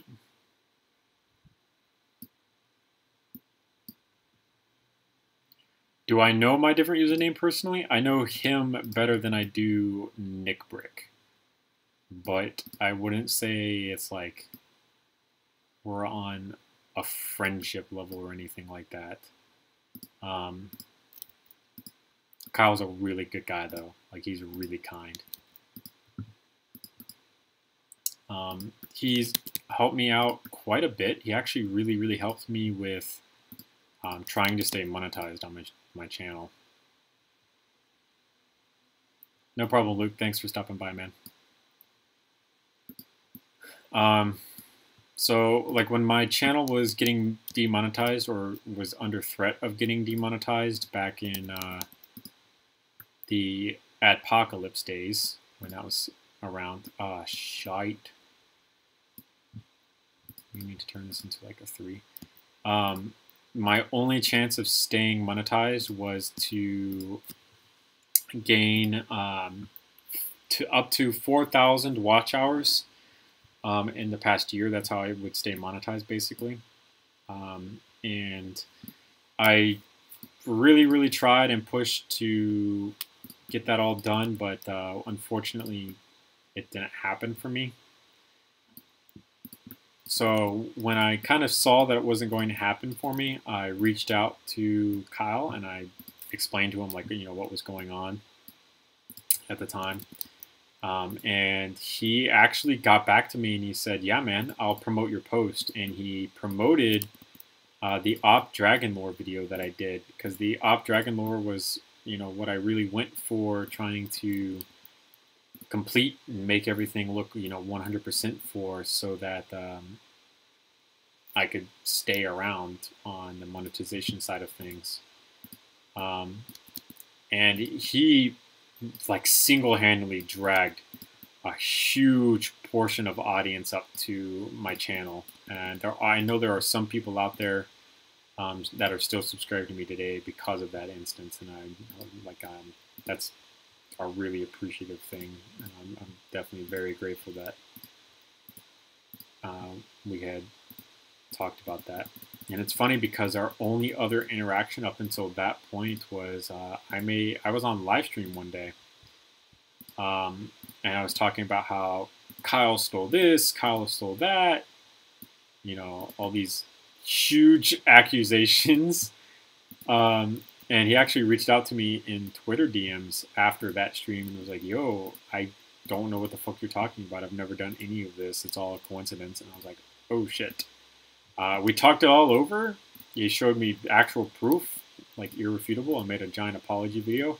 That was our only interaction up till me, like, basically, I don't want to say begging, but I asked really hard for some help getting my videos up and monetized, or keeping it monetized, and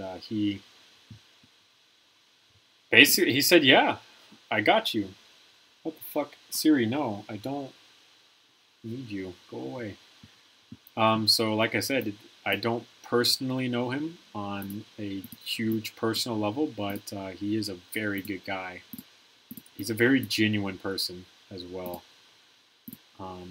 We talk on occasion within his Discord server. I kind of hop into his streams whenever I can and hang out in there as well. It just depends on what exactly is going on and whatnot.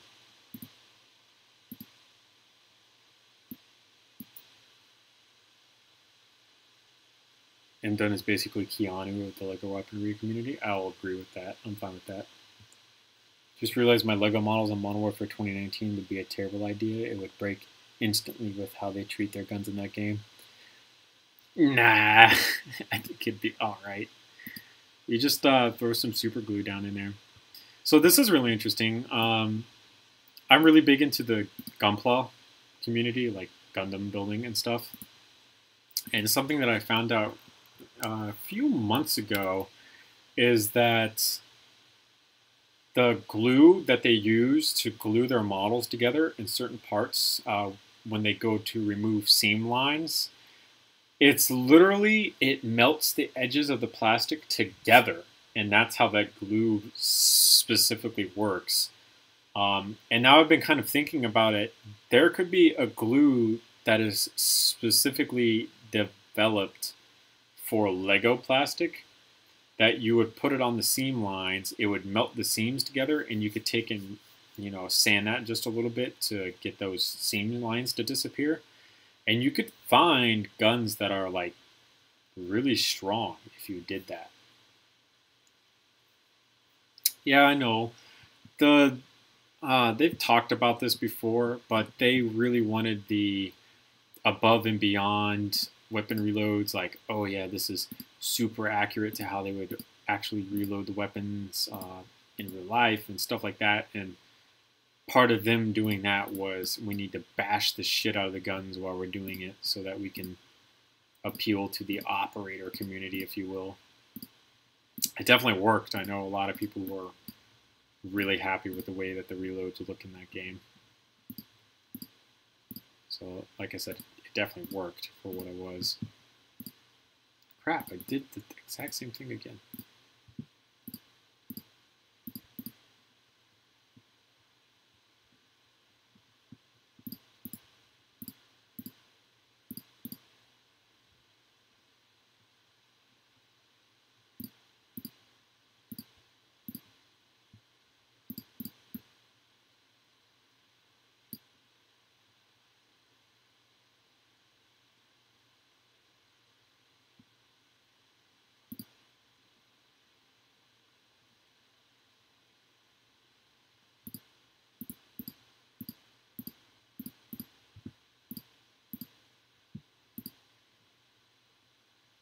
Taking a moment to catch up on my breath on that one.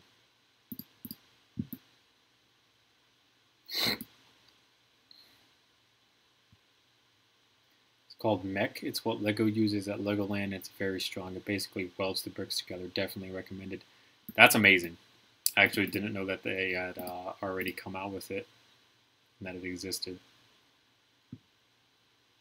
I thought LEGO at LEGOLAND had just used super glue for like ages.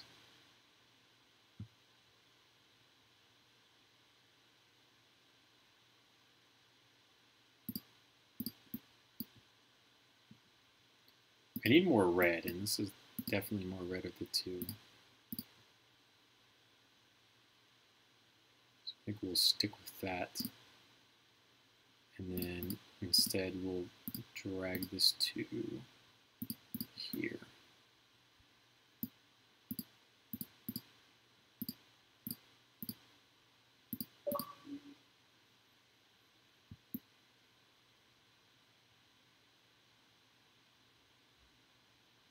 Thank you guys for all your compliments. I really appreciate it.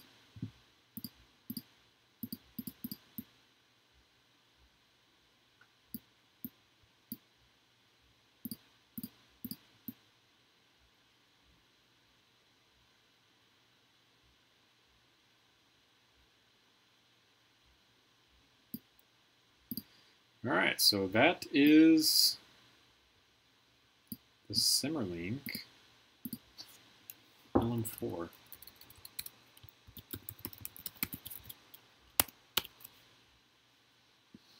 Bam.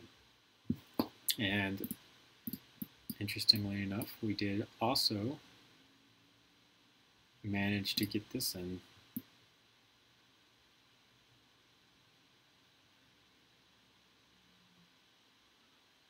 And we can also move the magazine, which kind of wish it was 2 studs wide and not just a 1, but we're making a 3 stud wide gun, so that's okay. But you can see all the way through it, which works out well. Trigger wise, there's a specific part that I think I would use for the trigger and then try to hide it somewhere over here. They used to use it for forklifts. I don't know if...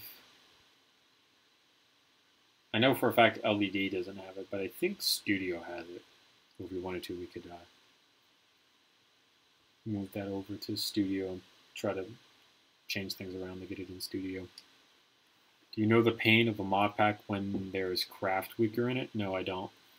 I stopped playing Minecraft. I've got it downloaded on my MacBook, but I downloaded it because the Nether update was coming out, and I was like, oh my god, this looks amazing. I played it for like an hour, and I was like, nah, I don't feel like playing anymore.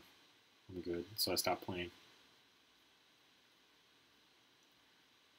This is the Semmerling LM4 to knock on.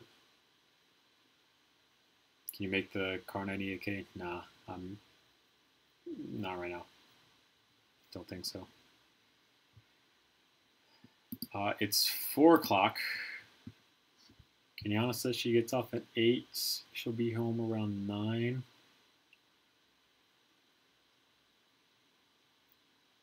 If I render this now, it's going to be, this is relatively small, so it's probably going to be an hour-and-a-half render. That puts it about 5.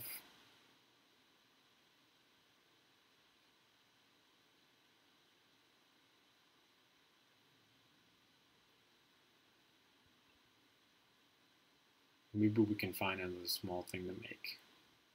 That's a mod of something instead of like a brand new thing. You should try something like Minecraft Eternal. It gives you tech magic and it has crazy world gen. It's all about exploration.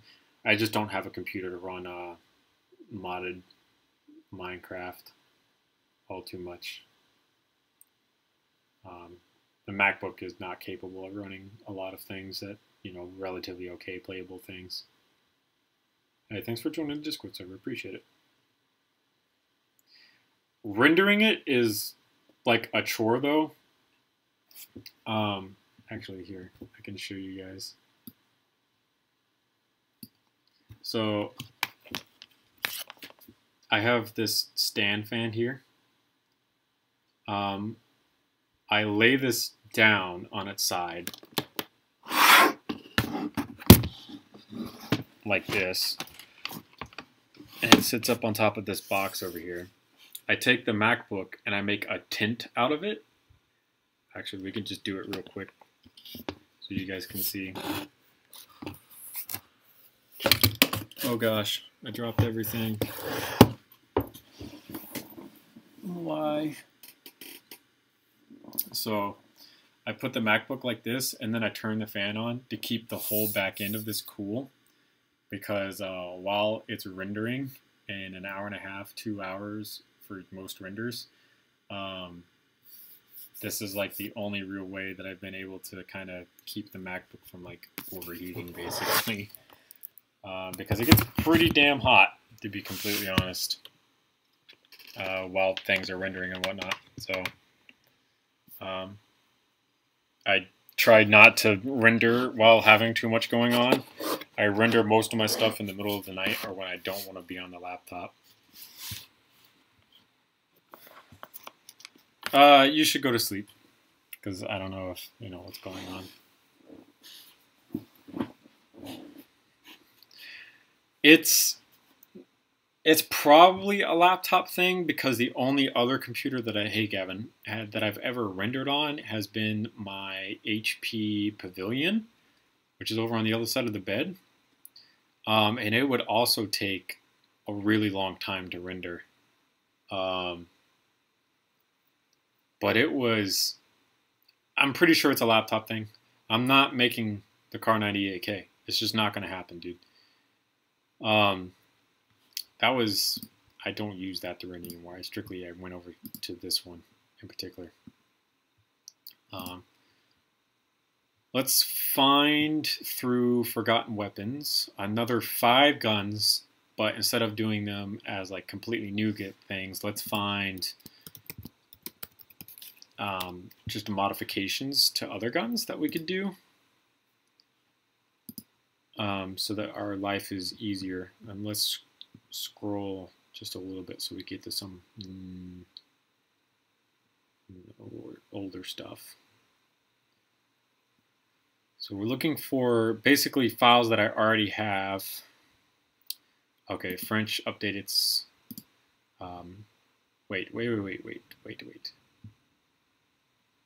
The commando FAMASas we can do.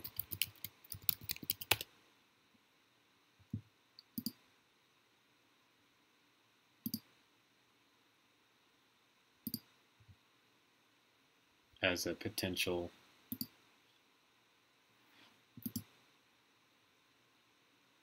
It's about the storm. I should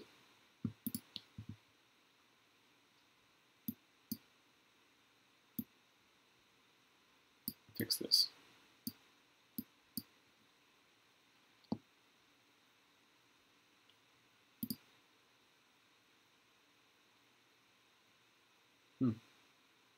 Interesting.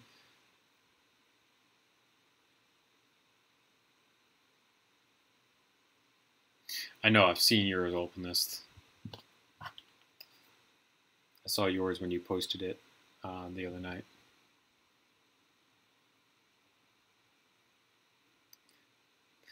Nah, don't redo that.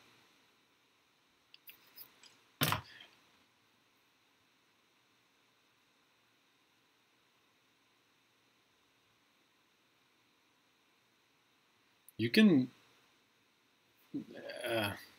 Now we're getting into like U.S. gun laws. I can legally own a cut down FAMAS, but I would have to file a tax stamp, which is $200, and wait 6-9 months, depending on how long they want to drag their feet about it, and then convert it. I can technically own one. It's gonna be like $12,000–13,000 rifle. There's not much FAMASas in the area in the United States that I could buy to begin with. And on top of that, I'd have to, because the original FAMASas are just, they're not just cut down FAMASas, like they're whole brand new polymer stocks up front. I'd have to find someone to mold me polymer to do that. And I don't know if I'm going to be able to find someone to do that. So that would be a lot of money, obviously.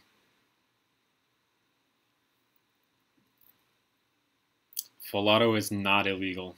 You can buy full autos as a civilian in the United States. We're talking thousands of dollars, but it's something that you can do.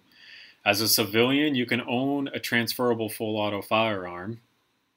You have to buy that, which obviously, like I said, is a lot of money, but it is possible.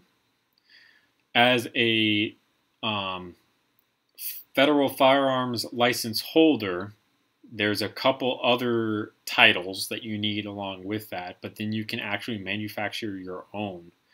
You can't sell them, obviously.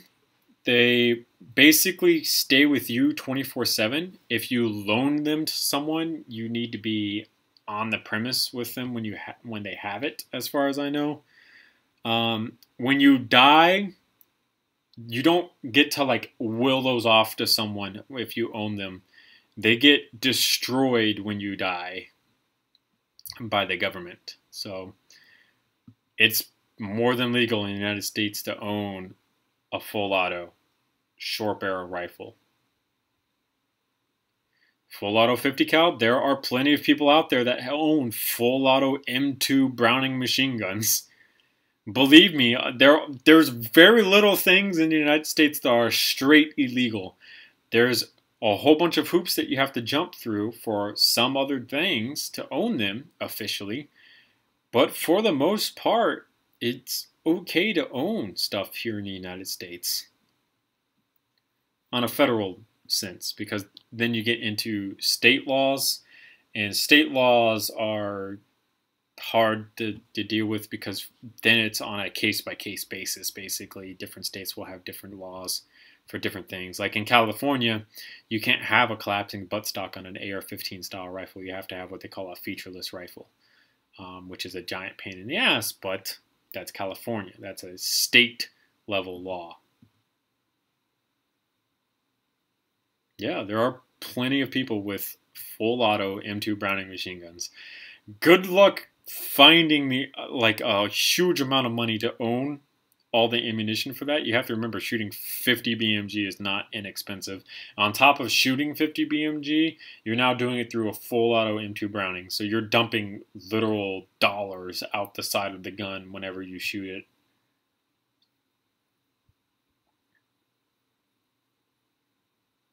Yeah. Gavin knows what's up.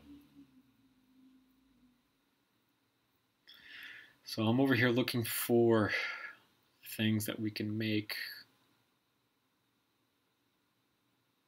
convertible. So we've got the FAMAS Commando prototypes.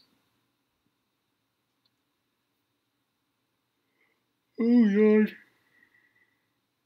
Oh man.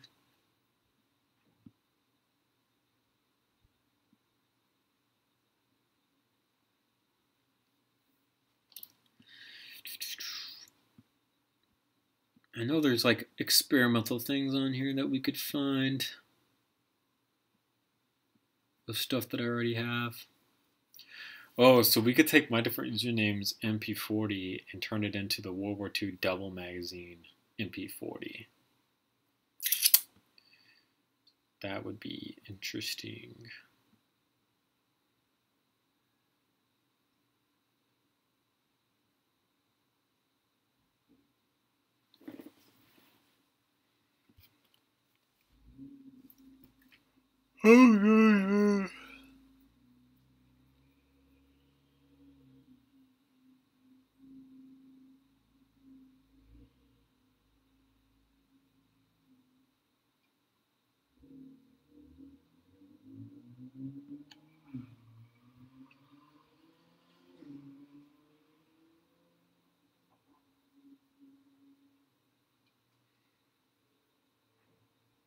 You need to, yeah, you need to go through the verification process that you've read the rules. And then you need to basically verify your account. It's a good way for me and the rest of the mod team to basically say when you've done something wrong that there is no excuse, because in order to see the rest of the server, you had to read the rules. That is David's child right there, and he did a fantastic job at coding that. That's not like something that you can just copy and paste. That's something that you had to actually code for. So I really appreciate David taking his time out of the way to actually do that.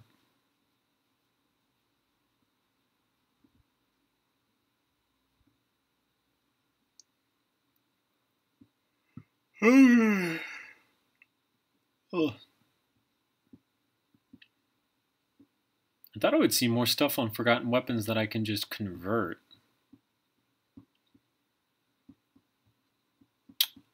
Apparently not. Some of the stuff that I am seeing on here I've already ended up making.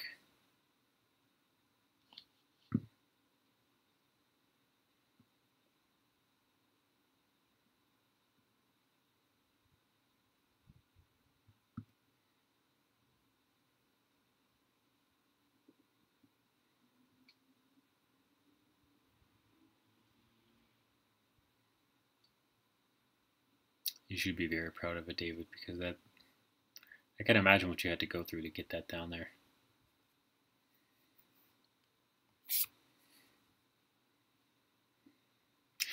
Oh shit, Galil. That one's kind of tempting.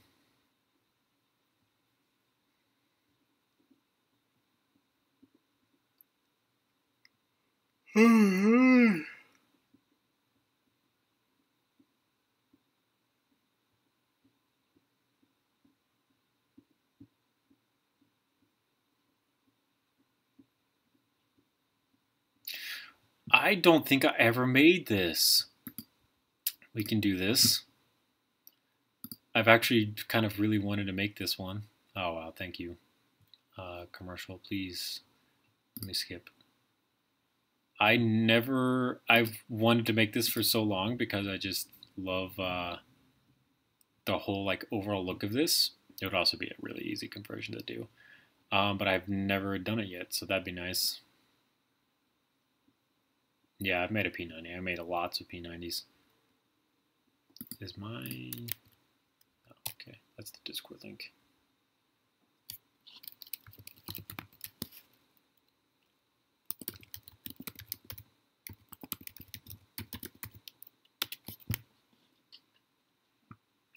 Check out that link, Golden Llama.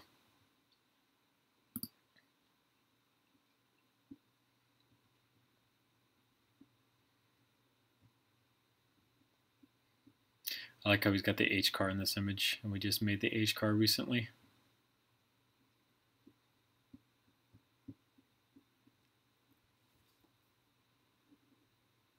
Oh, God.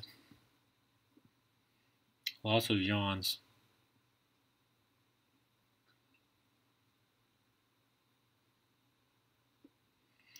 Maybe if we find like one more gun that we can convert, we'll call it a day there.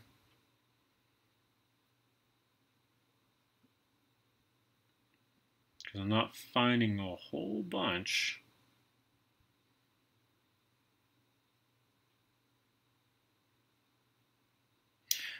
For the 1911 Delta Elite, that's as simple as me importing a 1911 and giving it a different color scheme and being like, yeah, look, I made a Delta Elite.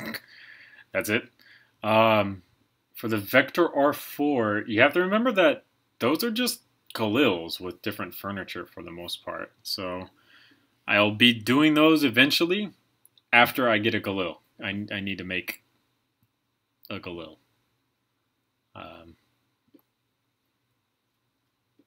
Ooh, this thing we can make. I don't know what's up with my lag on the computer. Shouldn't be getting that.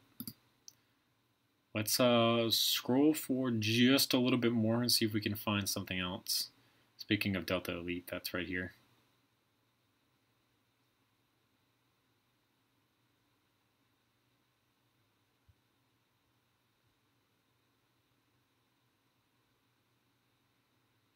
Maybe we'll find something else that we could do, maybe not.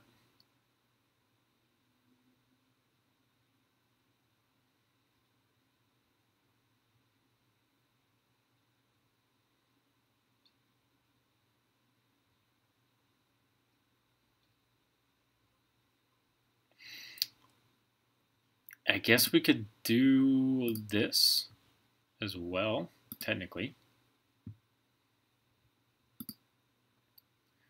It's very ugly looking, but it is something that we could do. which means we technically only need to find one more, and then we'll have the 5 that we could random number generate from to do, and we'll have another double stream. Dude, I've already done the Calibri, man.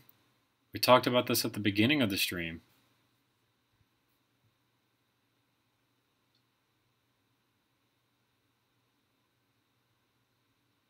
It's alright, Lazy Plays. I had a lot of people have to help me with setting up this Discord server because I was not proficient in it at all.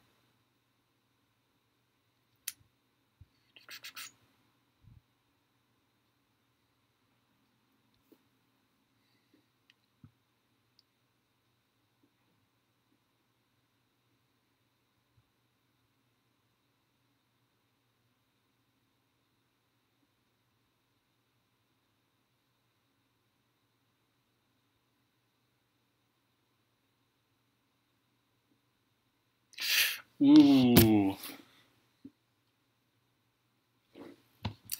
Let's look at this real quick.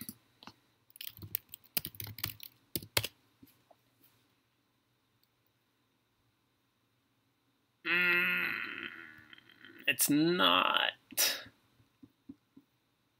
It's not it. I know they use 1911 grips on these.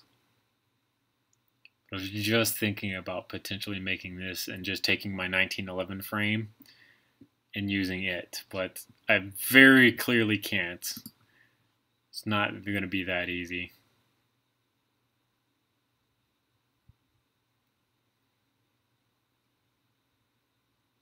Oh my god, we can make a bolt action AK. Jeez.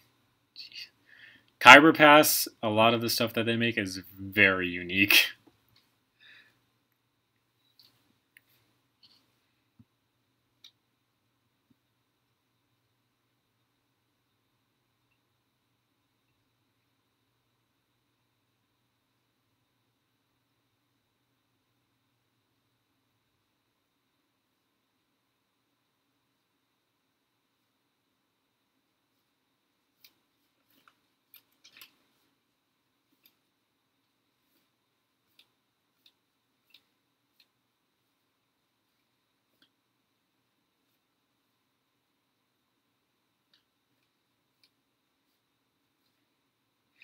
We could do the port firing gun.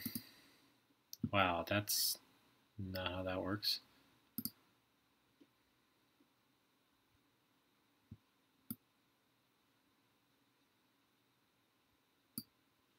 Alright, we'll put the AR-15s on the ends because maybe it's less likely that they'll get chosen, I guess. I'm really hoping for the M14.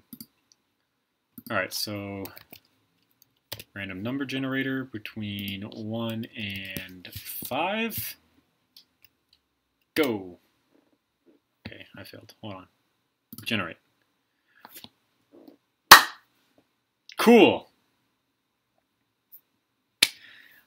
I specifically put the M16 and the AR-15 weapons on the ends so that we didn't have to do another AR-15, and what do you know, we have to do another AR-15.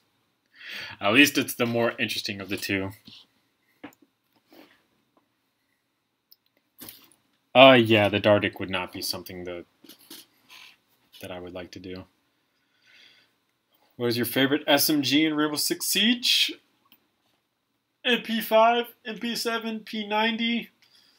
All three of those I really enjoy. I'm sorry, David. My bad, man. So now we need to create this thing.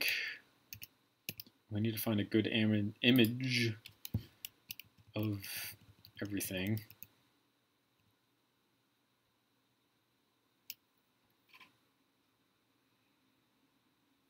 Oh my god. I know why this thing exists. But goodness.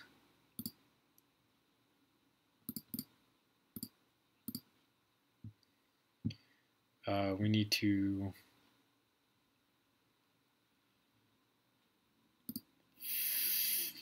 find an AR-15. to use now. Actually, we could use the Colt LMG. Yeah, no problem, Lazy. I completely understand. Yes, I did. Unfortunately for them, and I already bought the Glock that I need in my life, so they won't get another sale out of me for it.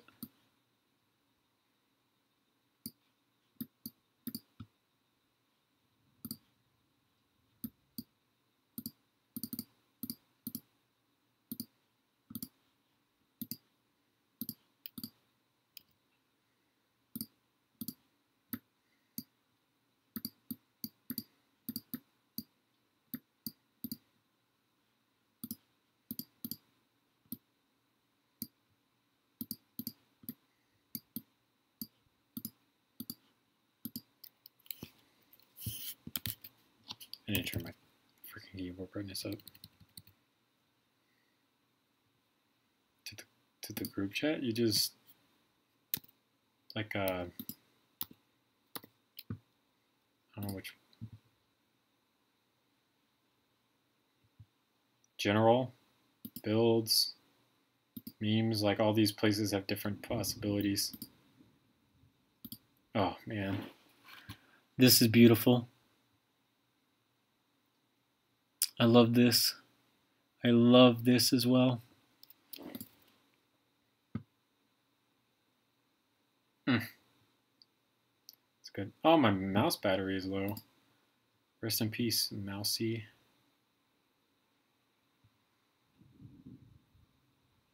Nice. So you guys, you got it. We'll X out of that. How many studs do I think a Lego Deagle should be? You'd have to look it up.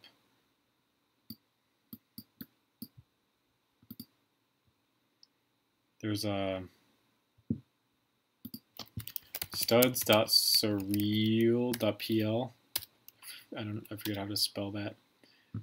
But let's say your Deagle is 330 millimeters long. Hey, that's 41 studs. So that's how I've always looked up how long certain things are and aren't to be able to make those decisions.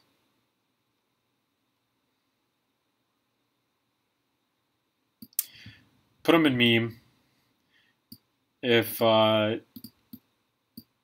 there's any question about where certain things go and don't go, just put it in trash can. The whole point of trash can being around is that it's a catch-all for literally anything else.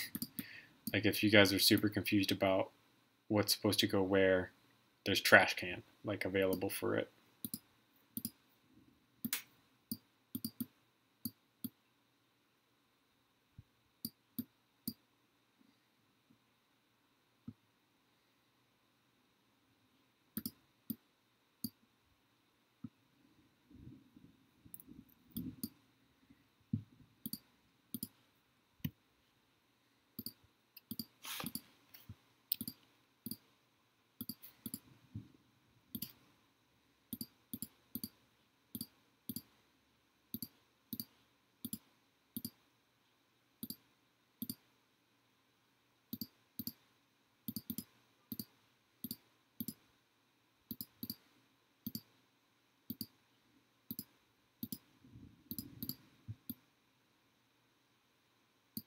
All right, so now we got to make this very unique front end, which I think should be kind of easy, honestly.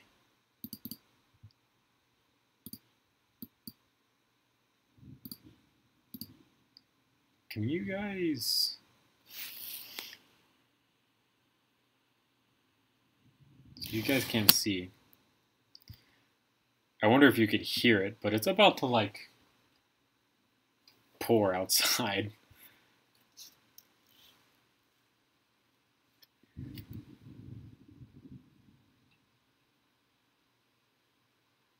I've Believe me, I've lost plenty of Discord accounts because I forget my password. Same thing with Twitch accounts as well. I've just like never gone back to try to reset them or anything like that. See you later, Gavin. Thanks for stopping by, man. Appreciate it.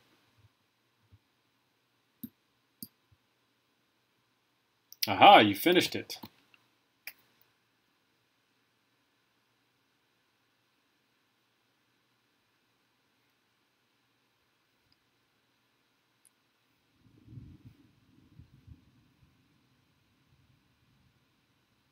Oh, yeah. It looks so good, dude. I love that. I really do. Like, that's really nice. You have no idea, dude. So this is smooth here, and then this is textured here, and then smooth again. And I kind of want to replicate that. But there's really no way for us to do that because they don't make... These slopes are 4x4 and not 3x3, which really freaking sucks. The 3x3 angled ones are too angled. Like they're going to look terrible. I don't mind showing it off because it's good. This right here. This is just an absolutely beautiful masterpiece. Yes, definitely deserved a pin.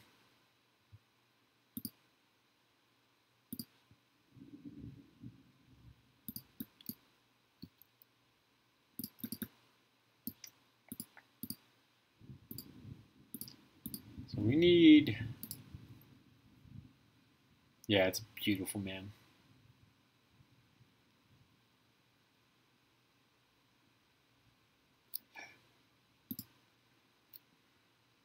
So technically this is 6 wide, but it's got the back end. I've thought about using this before in suppressors and stuff, but unfortunately, obviously that's not going to work out there. I'm not going to do brick built for this. I could, if we did 4x4, did this, followed by that there. Alright, I gotta switch off my mouse because the mouse batteries dying are affecting how things are going, so you guys are gonna start hearing much louder clicks. So if I did this and that, move this out by 1, and put that here.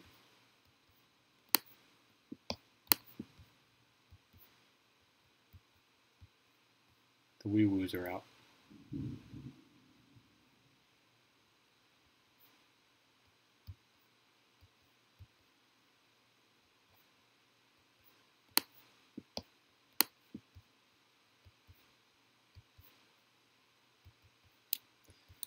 Put these all around.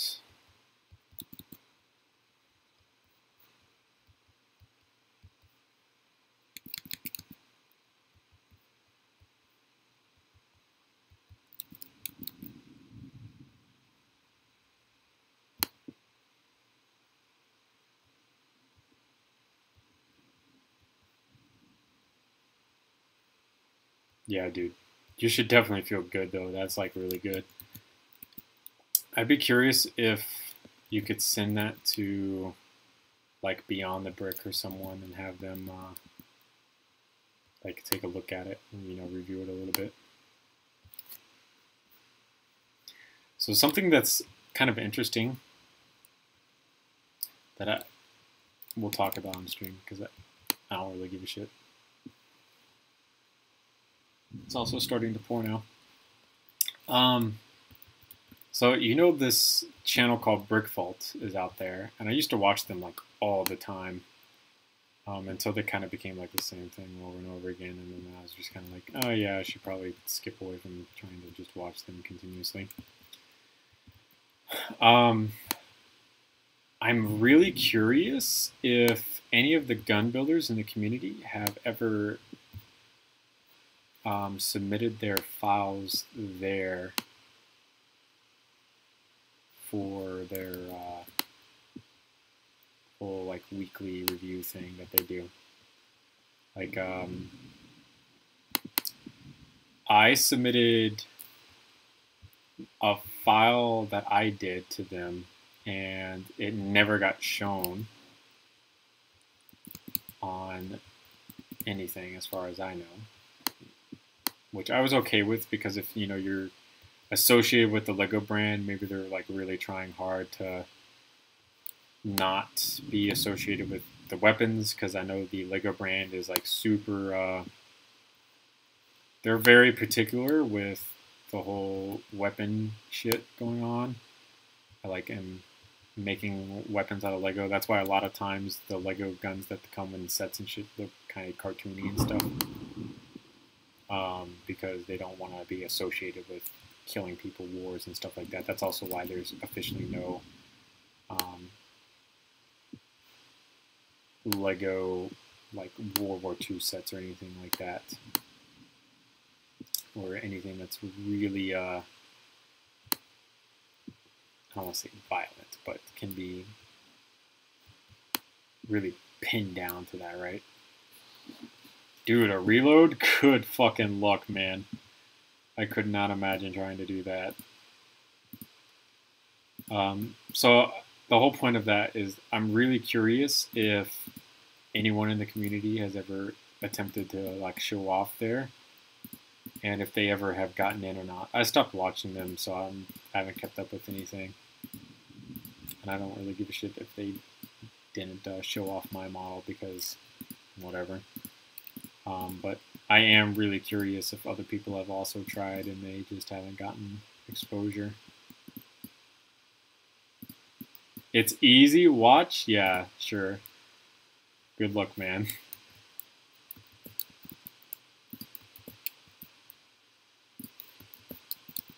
Let me know when that works out for you, because I know you're about to be like really fucking annoyed. Yeah, this is it's funny because this portion here is actually my different usernames. That's the only thing left on this weapon that's my different usernames, actually, because the stock that we originally had on it was his, and then the muzzle brake that we had on it was, I think, his as well, but we've since deleted that and replaced it with this. So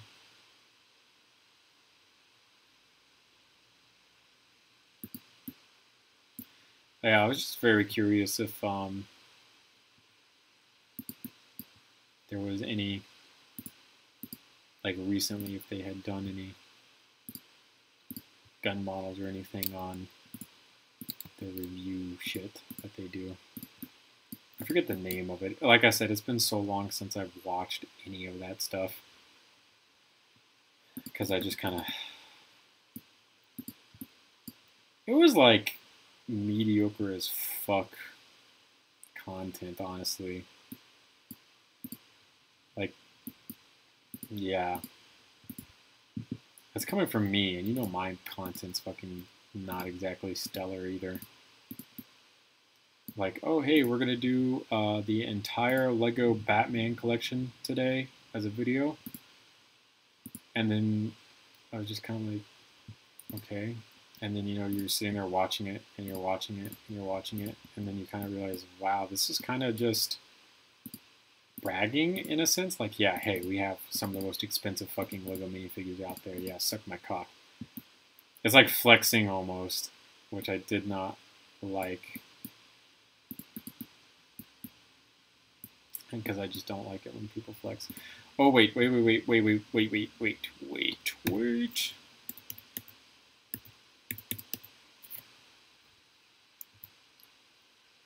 Okay, it's up here. All right, now we're good.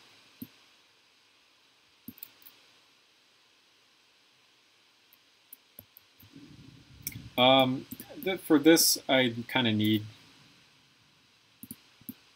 need a part distinction. basically. In green just seemed like a pretty good way to go for this one. Also, like kind of easy to go for this one as well.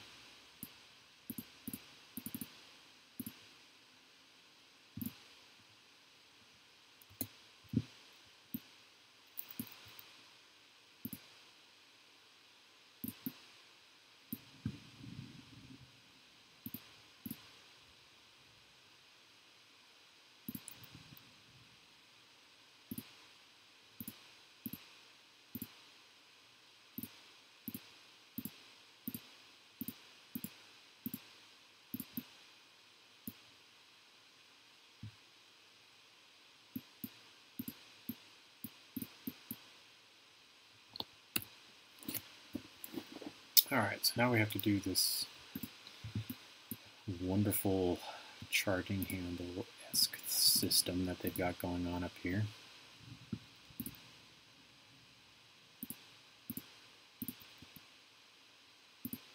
Actually, we can replace that with this.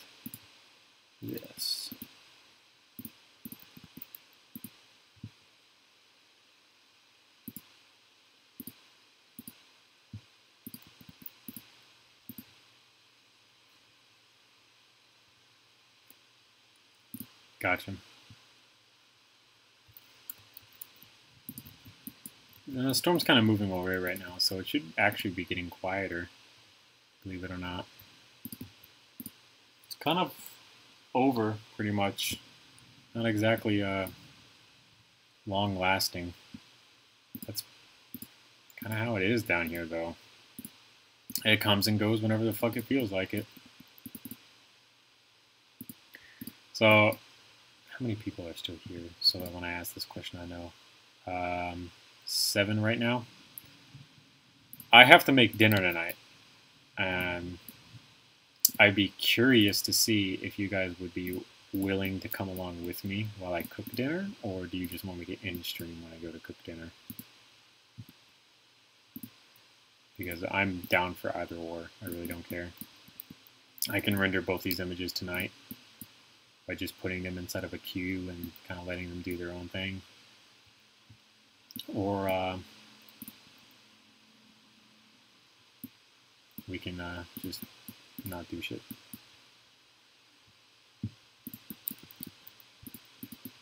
Yeah, Cooking with Phil will be making another return. We'll be making the same thing I made last time, actually, on my cooking stream. We'll be making sausage and rice. And we'll pretty much do it the exact same way we did it last time, too. Because there's really no reason for me to change how it's done.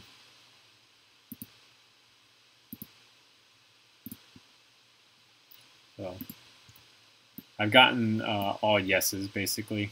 So I think that's a yes. We'll just continue on with the stream, but in the kitchen.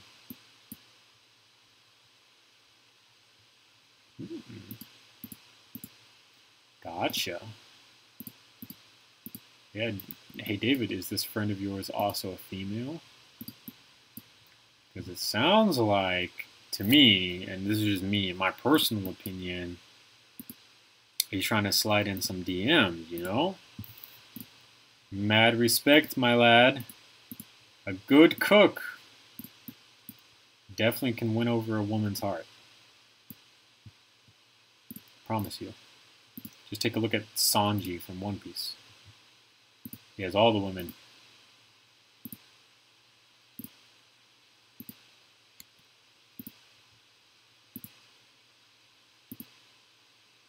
Yes, but we don't discuss this.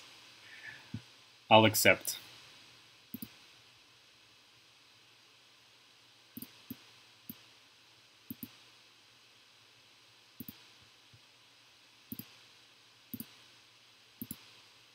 We all know. We all know. Oh god, dude. It's okay, David. We still all love and adore you.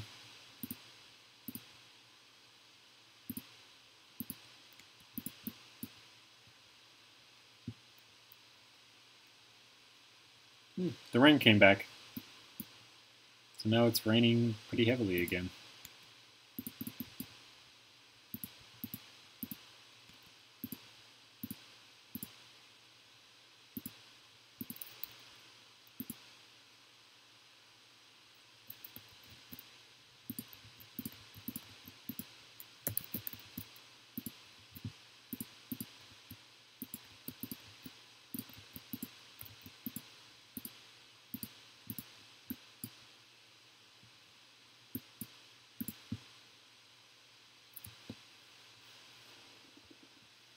Does the OA96 have an ambient charging handle? No, it has a charging handle up here.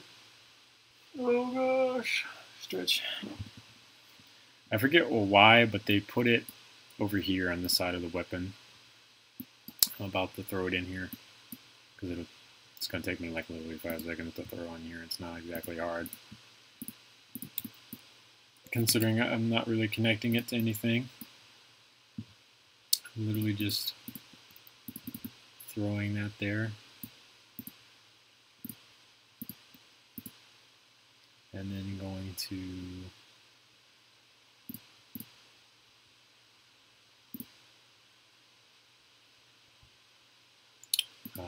what am I looking for?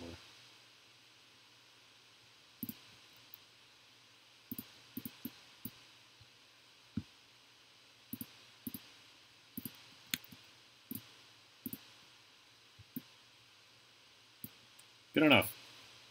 Yeah, but this was designed to skirt around some laws that were made during the assault weapons ban, I believe. Yeah, a loophole in the assault weapons ban. It's literally right here in the title.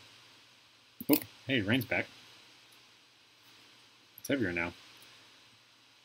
In 1993, Olympic Arms introduced an AR-15 with a side-folding stock, as well as a stockless and buffer tubeless pistol version.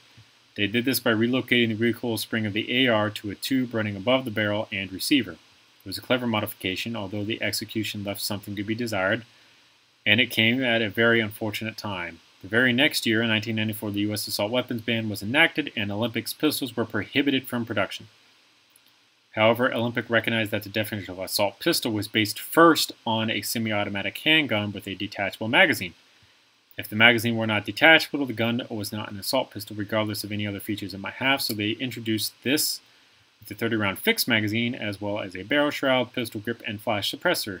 In order to reload it, they incorporated a button to easy hinge the upper receiver open, allowing access to the magazine.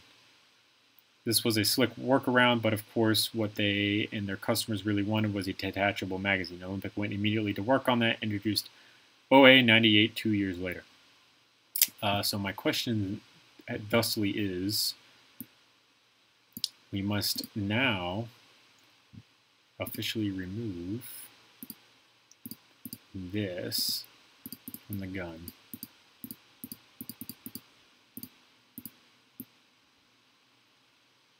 As it is no longer required for service.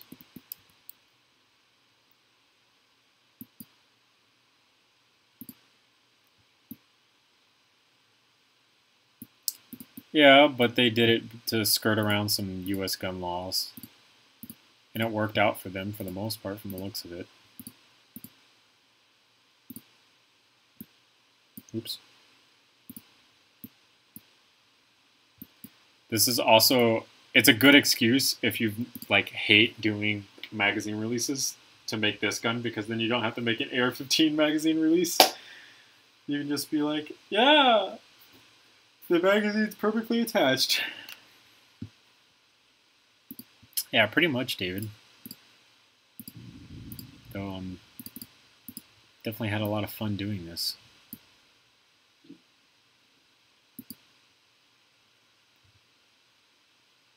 And they do have a front sling mount on it. So yeah, that's pretty much it. That's, oh, that was a pretty good thing of lightning right there. I wonder if that one's going to be loud.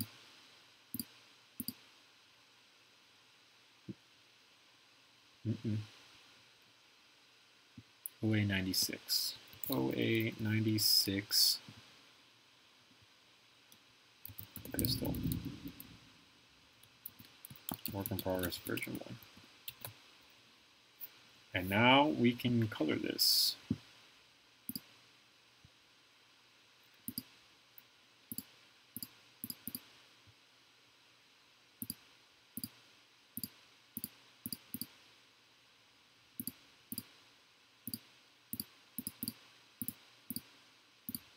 Something I don't do often, all black.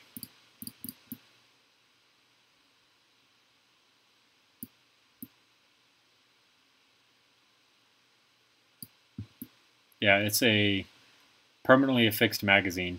It's actually kind of what we've been using in California as gun owners, as a way to kind of skirt around some of the laws and stuff that they have over there.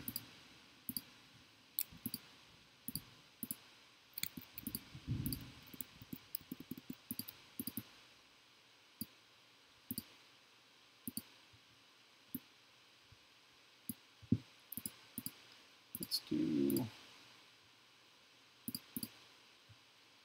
No, let's just do black. Crap.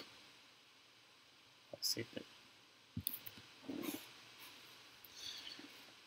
Let's call it a day there then, in terms of Lego gun building. Oh man. Yawn. So yeah, now we have a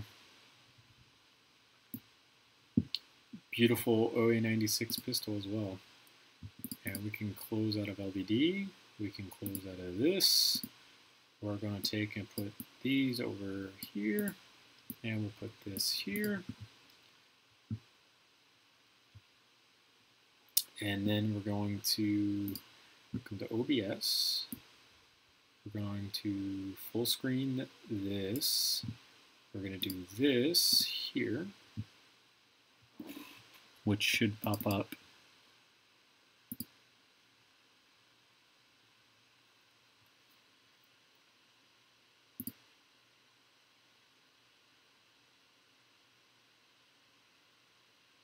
Okay. Oh, and then what? Yeah.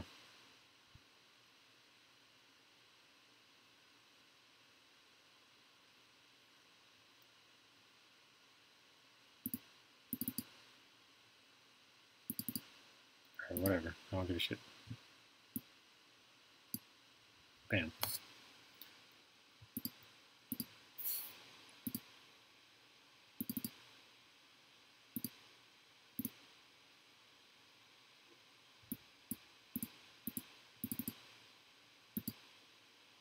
Can I resize that?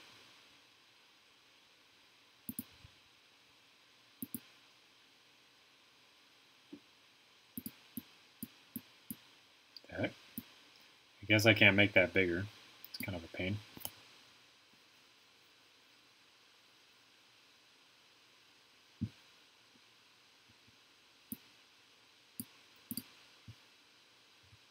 So we'll do that instead. And this should be fine.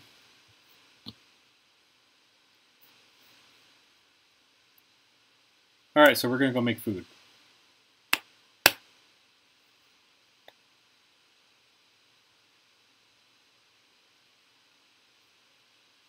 Cool. All right, so now we've got to figure out how to get you guys into the kitchen.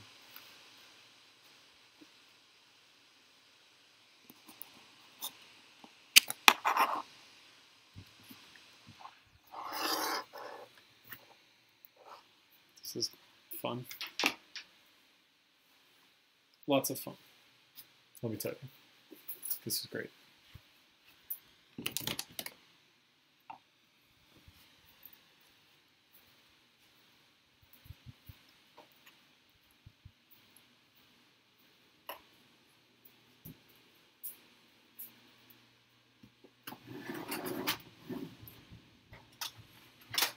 A safe spot for y'all.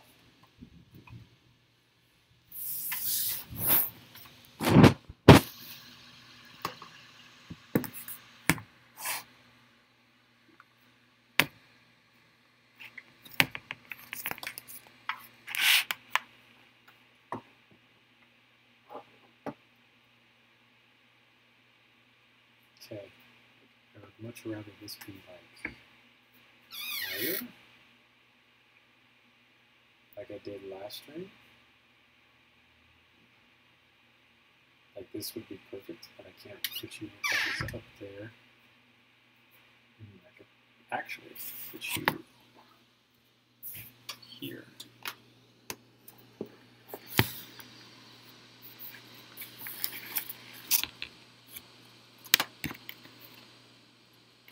Nope, no gas, unfortunately. Wow.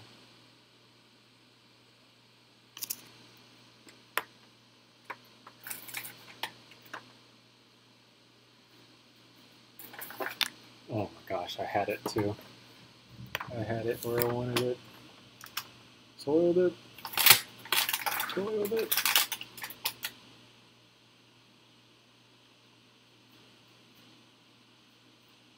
That's good enough for me. Alright.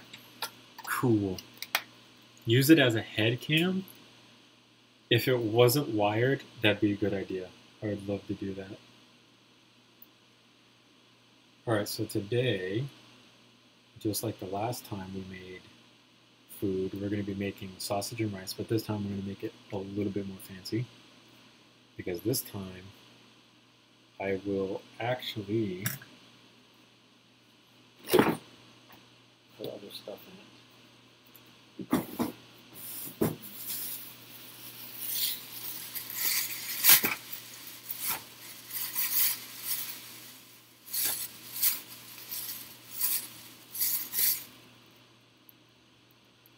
These be the ingredients that we have.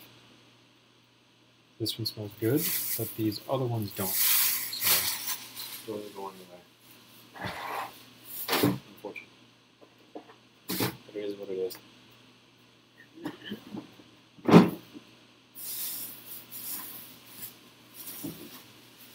Also,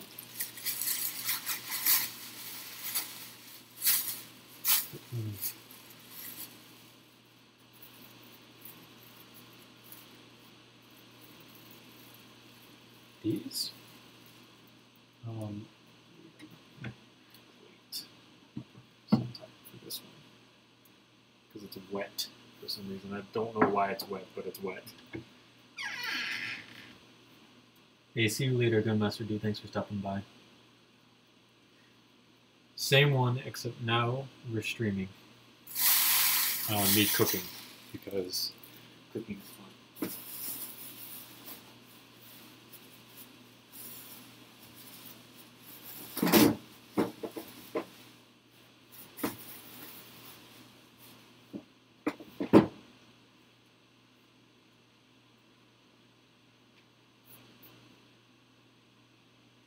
So unfortunately, from the looks of it, I don't have any onion, but we'll make do.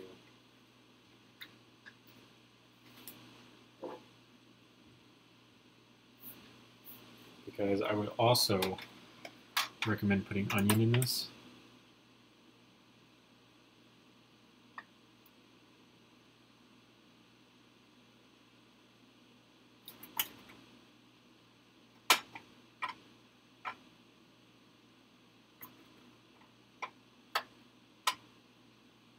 Okay. This burner has issues on occasion, so that's the only reason I did that. Don't actually do that.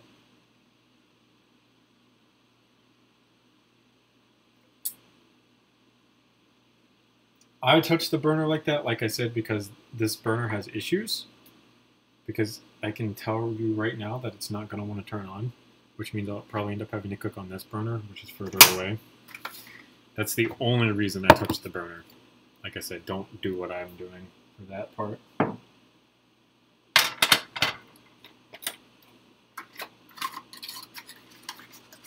So, you know, some people, they like to take and, you know, use these pre-measured things on their butter and stuff to measure their butter out and whatnot, but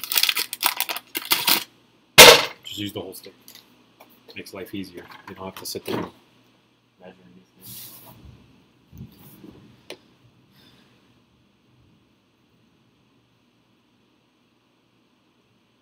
Use gas? That must be nice.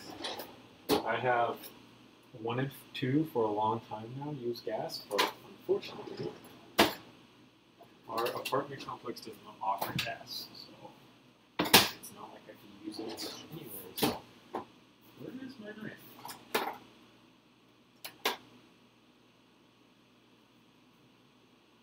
My knife is missing, and that upsets me slightly.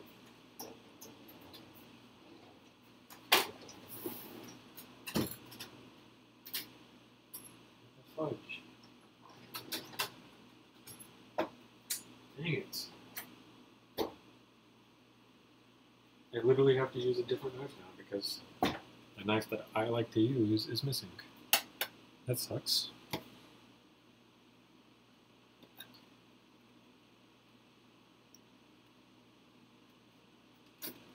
Phil Ramsey? Oh my god, yes.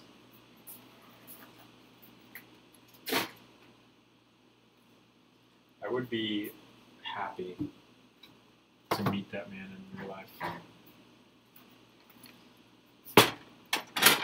Because I think it would be a lot of fun, to be completely honest with you guys.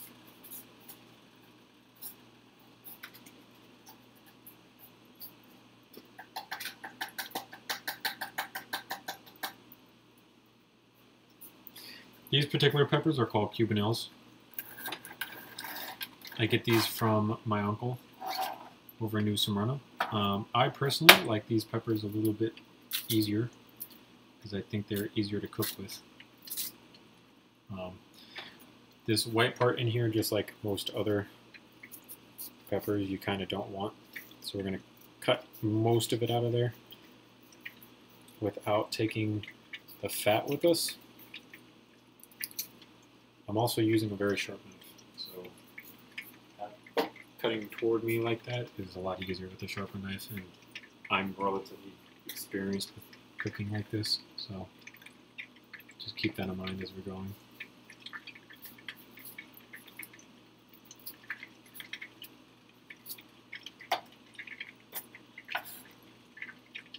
The other thing about these, they taste fantastic.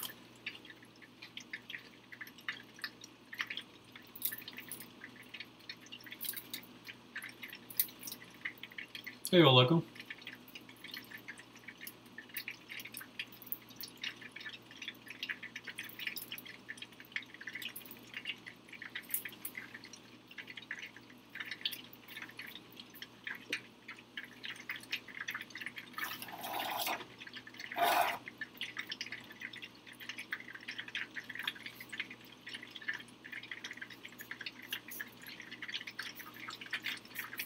Oop. Took a lot of meat off that one.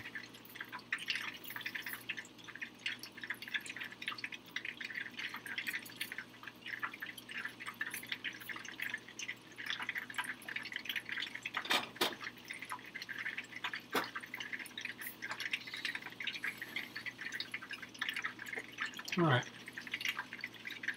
Now we're just gonna cut these into reasonably sized pieces. It doesn't really particularly matter. They're gonna shrink slightly inside the pan anyways. They might not shrink a whole bunch, but they'll shrink a little bit. You can do this with pretty much any type of pepper that you want. Sweet, hot, like I said, whatever one you wanted. I'm using Cubanelles because I find them a little bit sweeter and a little bit easier to work with as well, comparatively to other things.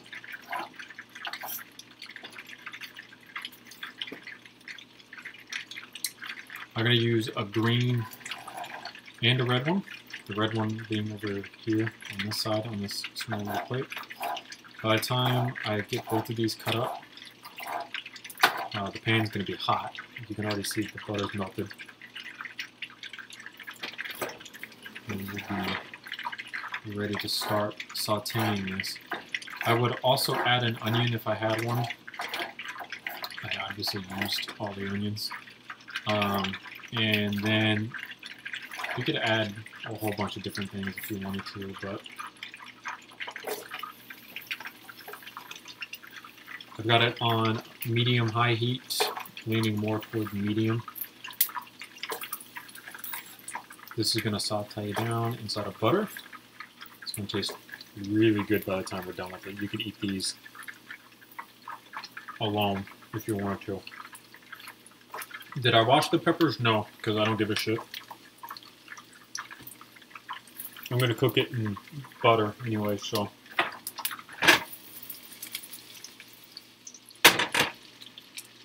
Cooking it, you'll get rid of whatever is on it, I promise you.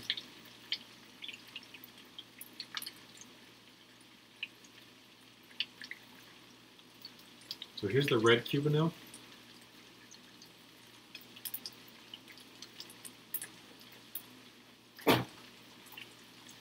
So you cut the top off of these, and when you cut the top off, the seed part's basically right there. Now you just kind of reach in there and you grab all these seeds out. Do this over the trash can because these seeds will get loose and they'll fall. So don't do it over your cutting board because you don't want the seeds all over everything. Once you get the seed part out, that big core that I just grabbed, smack it a whole bunch. And that'll drop some of the loose seeds out.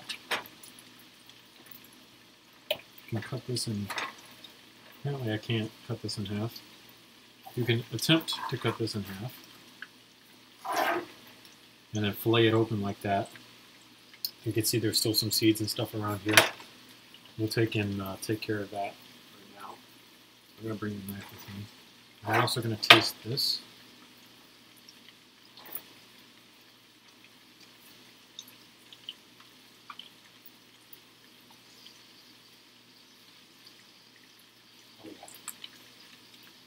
So the red ones are probably a little bit more tangy than just the green ones are, but definitely still good.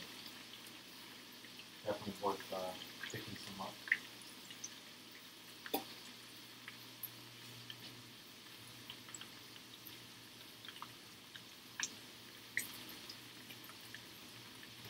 So we're going to do the same thing that we did with the green ones, but here.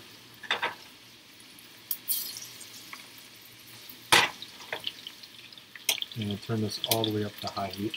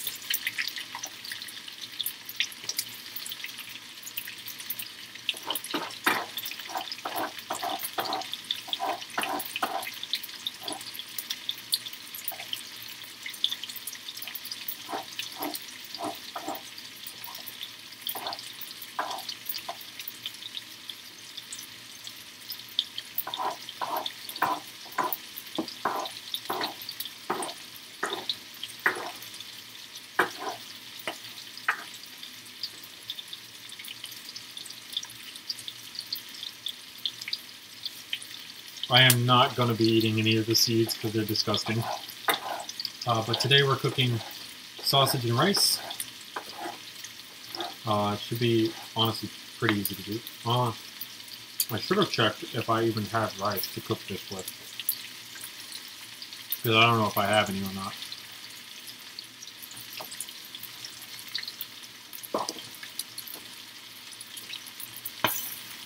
And it would really suck if I don't.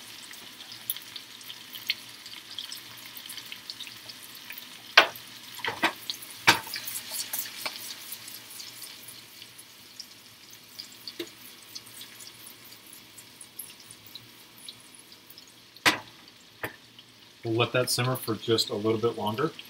I've got a nice char on some of them. It's difficult for you guys to see, but some of this, actually, No, I can't move you because I got you guys set up in a pretty particular way. But you can kind of see some of these are a little darker. That's good. I like that. I want that. And you should be good.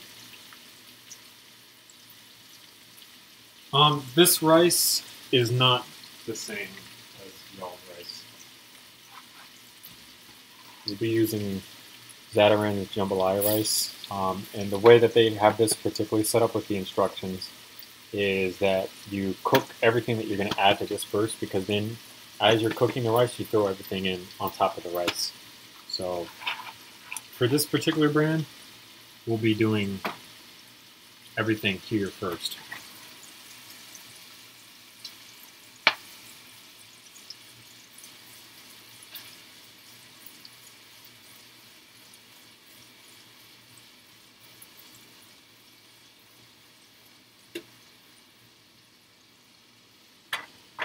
There's a lot of very beautiful stuff going on there.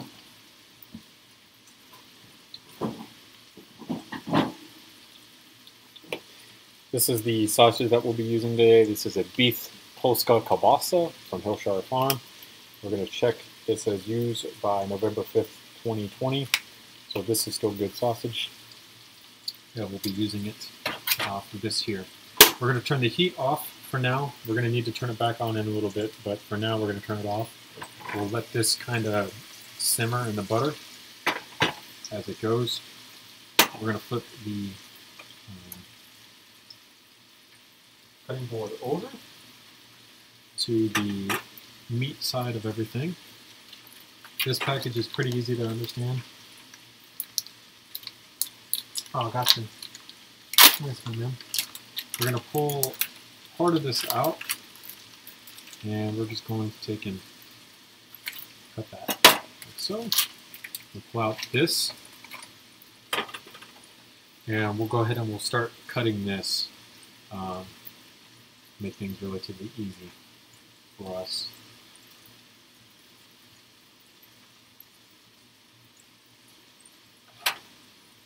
So to kind of trick yourself into thinking that there's more sausage than what there actually is inside of the pan, you can take and you can cut these in half, as I've done here.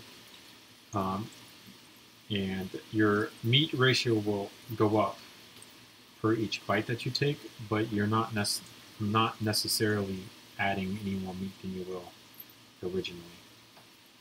That is something that I found out through cooking with Boris, actually, that crazy fucking Slav himself. Oh man.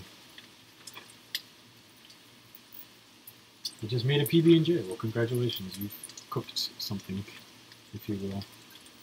PB&Js used to be my favorite sandwich to eat. And it's funny though, because not when I make them. For some reason, when I make PB&Js, they're terrible. They're not as good as when other people make them. But when my grandmother and my girlfriend make me a PB&J, it's like the best thing in the world. I don't know what it is. They're just so much better than mine.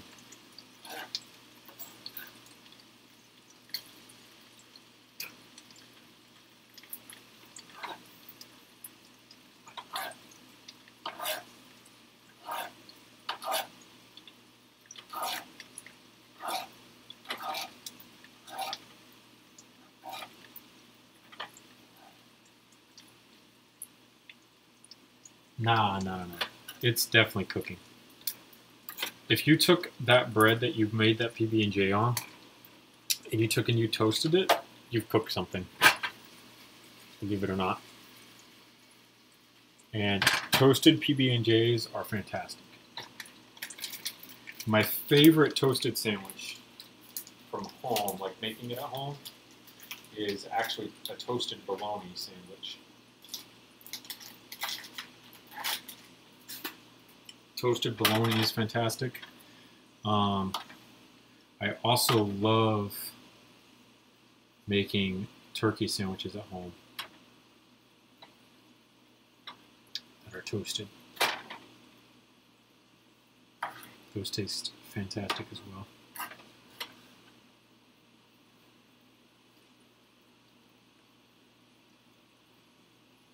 Is YouTube your main job? No. I actually work for my local government, the county. I am a field specialist in the water department, which basically means I do almost anything and everything that's water related for the county. Water main breaks, water main repairs, extensions, water hydrant installs, master meter installs, replacements, repairs, meter installs, but meters for your home, like where your actual water meter is at, so we can charge you for however much water you've been using for that particular month. Installing those, fixing those because those have leaks on occasion. Low pressure investigations, water quality investigations, unidirectional flushes. There's just, I'm a field specialist, so I know how to do anything and everything. I was also cross-trained in the wastewater department, and the wastewater department is shit water. That's not regular water. So I also know how to get done ring and cover jobs, depressions that form, lateral backups, sewer lateral repairs, invert makings. There's a whole bunch of different shit I know how to do. And I've only been there for a year, and I already know how to do all of these comfortably. Bringing valves to grade, fixing valves, shit like that. I know how to do all of that comfortably, and I've only been with the county for a year.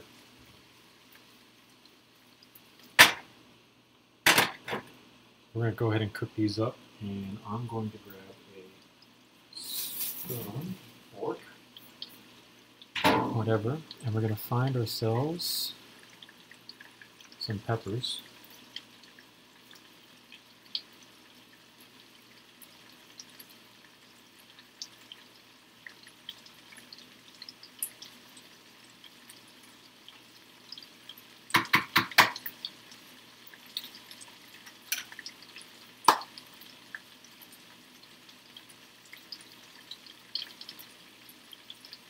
That's really delectable. It's still really hot, so I burned my tongue just a little bit on that one, but it is still very good.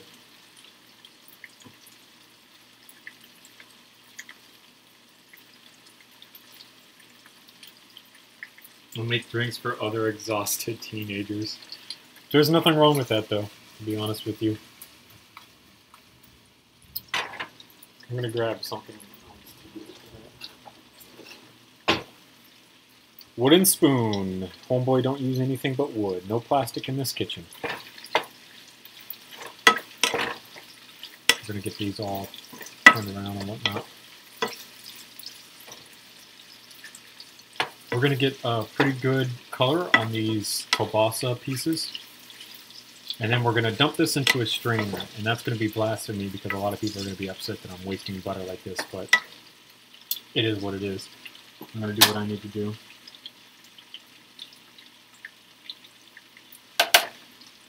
The cutting board is plastic for a reason that we'll get into here in a little bit after I get done doing a couple of dishes. Clean as you go. And you won't have to do a lot of work toward the end of everything.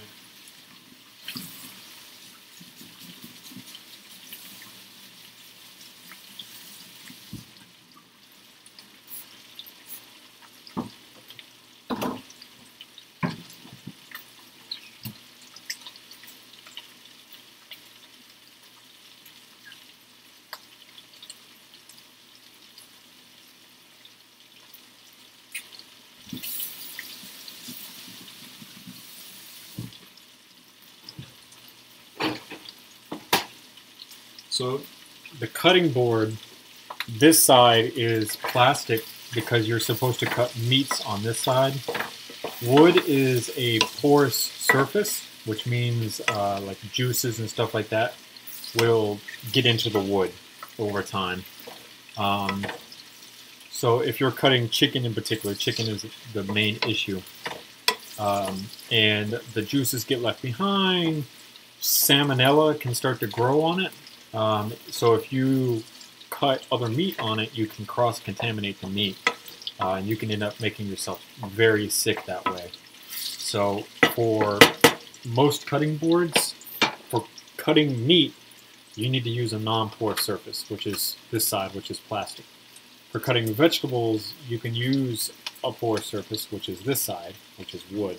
This is very easy to understand on this board because down here, this is a carrot that's burned into it, and then on this side, down here, it's an old piece of like steak that's kind of, it's faded by now, but it's important to know that about your cooking utensils and shit.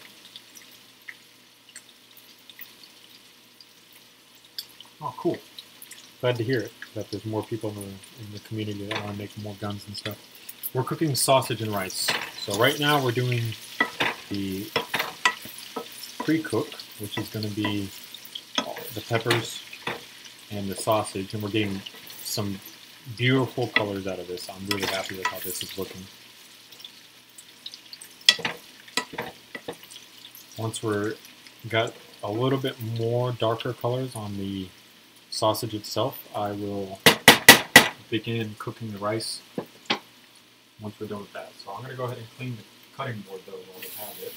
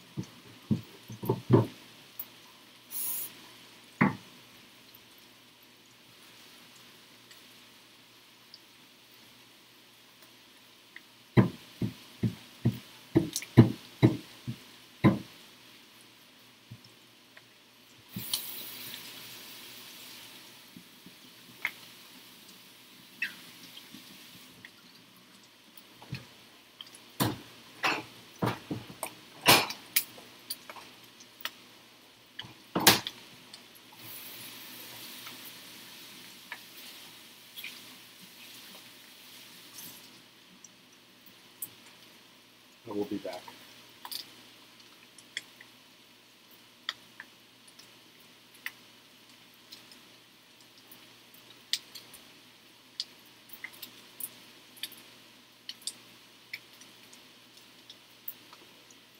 All right, I'm back. Oh, good. I'm glad that there are more people like that in the community. This has some good look to it. So I'm happy with this.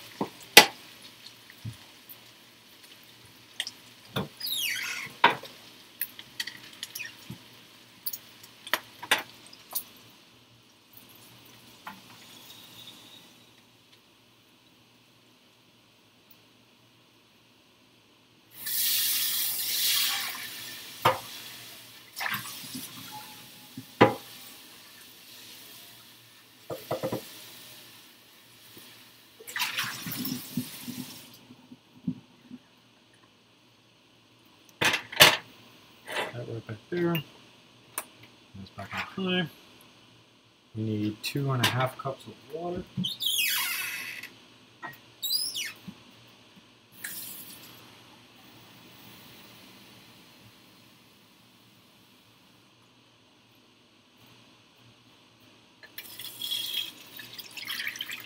That's 2 cups.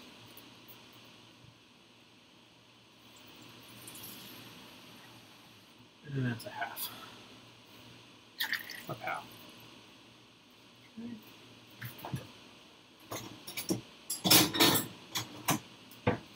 Goes in there to dry. Now we can open this.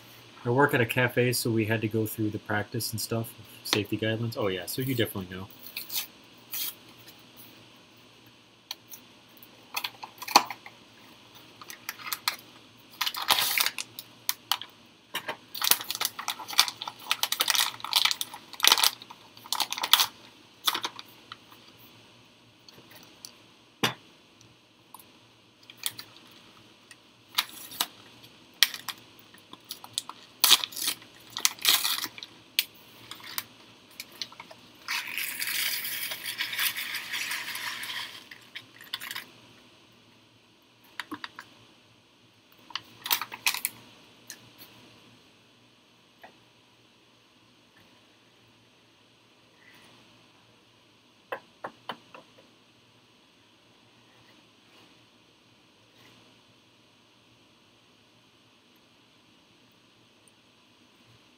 Okay. That. We're going to bring that to a boil, which it's already starting to do relatively well. And then we'll need a lid. Yeah, we need a lid.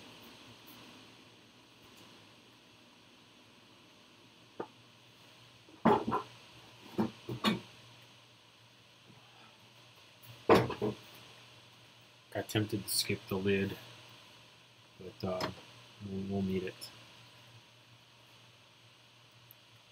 Yeah, so you would definitely know. I don't know why you didn't know. I don't know why I thought that you didn't know, because clearly you do. The rice smells good.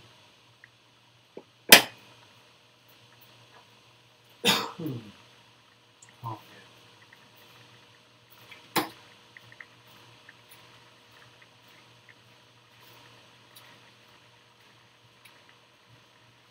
Alright boys, we got some bad news.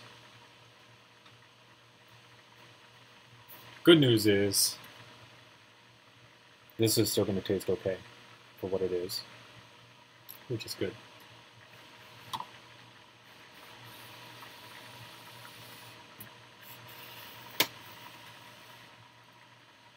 Hey Siri, set a timer for 25 minutes.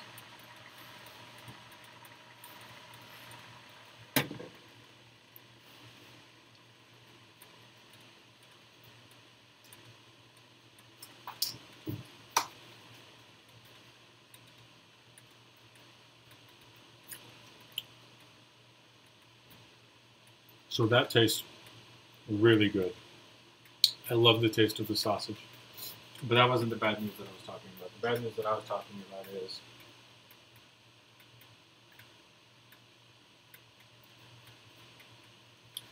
literally everything else is charred black, and I don't think that's going to taste that good. So all those peppers that we used are all black.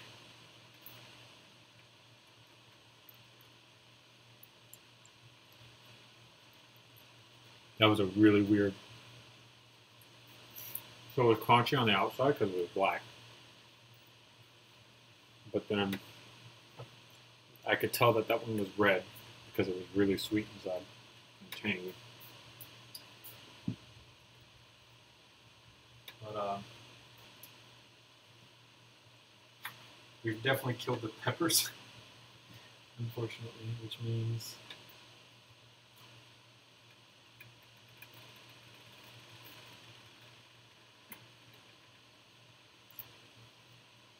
we're not putting any peppers in it because we killed the peppers. And so they were in there for maybe 2 or 3 minutes too long, probably, which really sucks because I wish they weren't, but it happens. The worst part is that this is on one of my Lego Gun streams, so this stream will be staying on the channel. So now anyone who comes back and watches it will be able to see our miserable fail.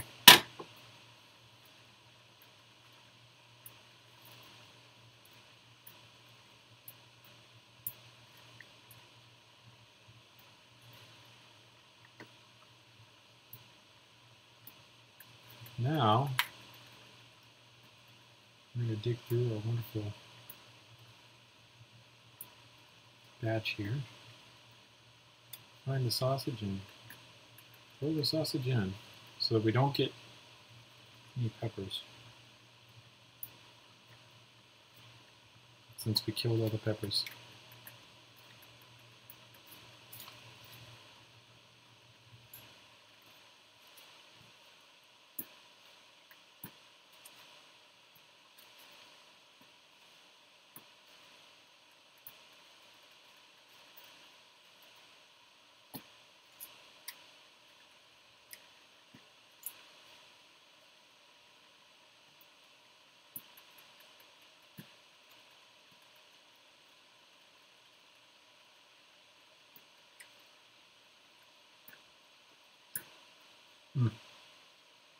Oh man, that sausage is good. For how dark this color is on this sausage, Like, look at that. It's really dark, but that's really good sausage. It's got a beautiful crunch on the outside to it. I'll let you know it's a sausage. And then whenever you get inside of it, it's still really juicy. So, other than the peppers that we miserably killed, as you can see, it's good. So rest in peace, my pepper brethren. I loved you, but I unfortunately didn't treat you like I should have. My favorite dish to cook might be tacos. I love tacos. My girlfriend makes tacos on occasion. And then the way that she does them, she adds just a little bit of lime juice to them, like fresh squeezed limes. And for some reason, that one little bit changes everything about the dish. And it tastes so good.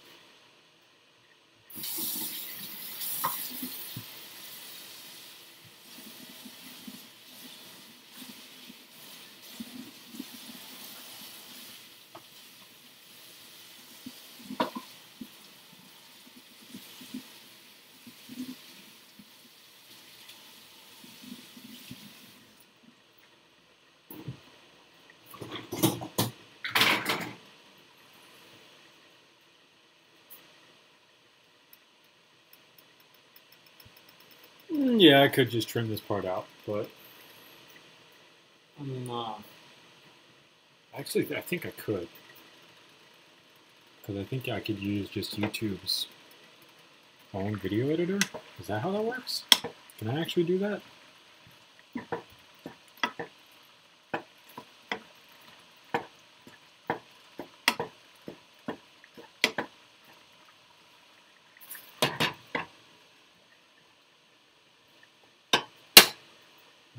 I'm pretty sure I could, now that you say it, David.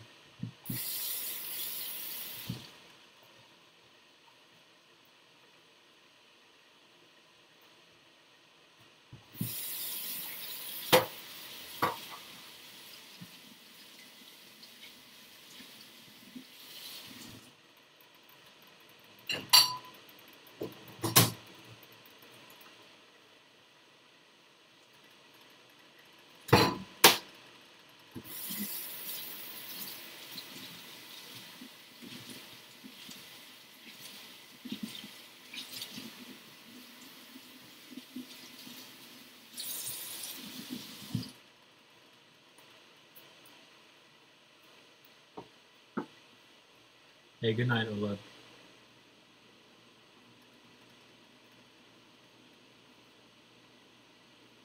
Oh, thanks, Dave. Well, I appreciate the advice, because that's definitely going to help me out. Because then I could cut this out, and this would be stream lore that we could all discuss, but then everyone else doesn't know about. So it's like a super secret cult kind of group, you know?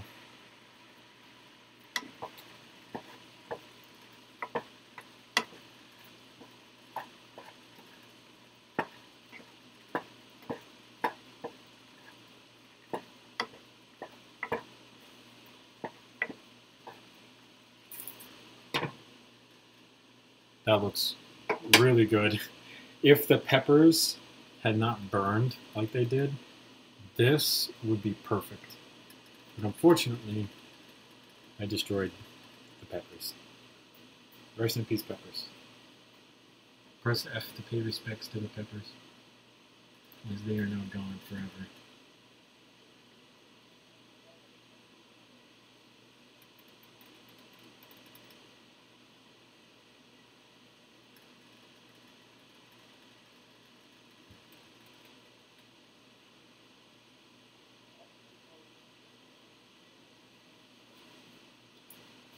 So we still got 15 minutes left on this timer.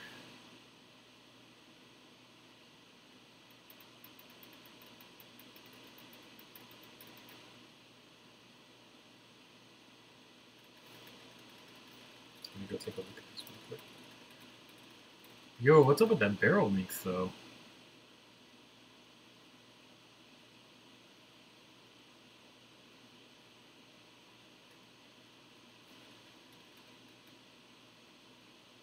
Do they make... Oh, it's a carbine version. It's USC. So they make barrel lengths that long? Snap, dude. This looks so clean, though. Like, you should be really proud of yourself, dude.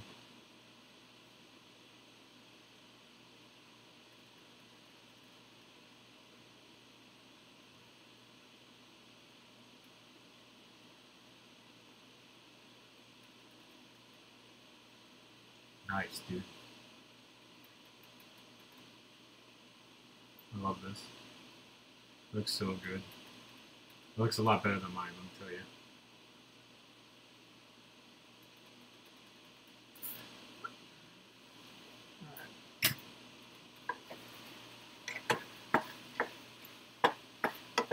So this is an issue.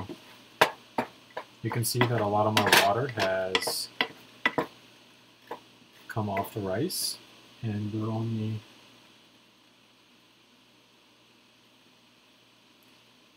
like 10 minutes in, which means the heat was on too high, and the rice is probably going to be crunchy.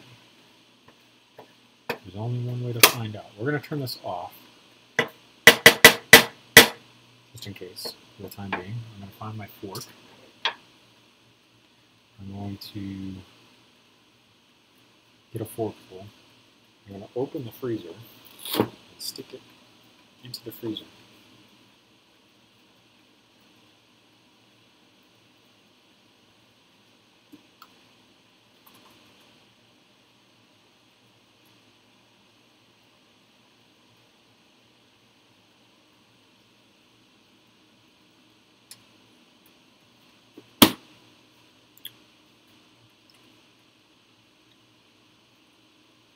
It's good. It's good. A little bit more, and we've been fine, but it's good. She's ready to eat.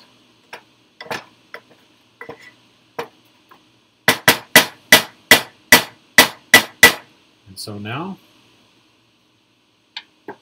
we need to put it into a bowl.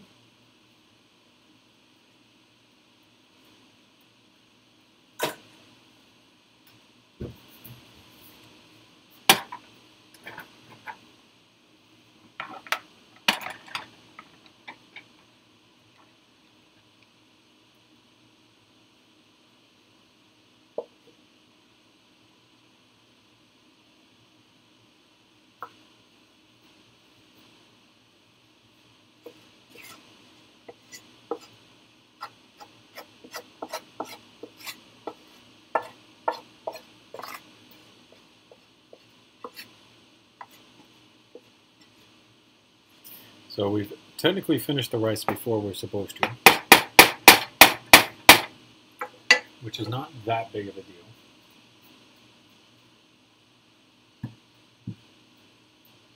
And now we have jambalaya rice and sausage cooked and ready to go. So I'm going to clean up this area. And all of our... I didn't fail the rice, I just completed it 10 minutes ahead of schedule. It's not crunchy. It's not exactly soft. It's like 3/4 of the way done, honestly. So I didn't fail it, but I did okay. It's funny because when I made this last time, I did great, but clearly this time I don't know what happened, honestly. Bad things everywhere.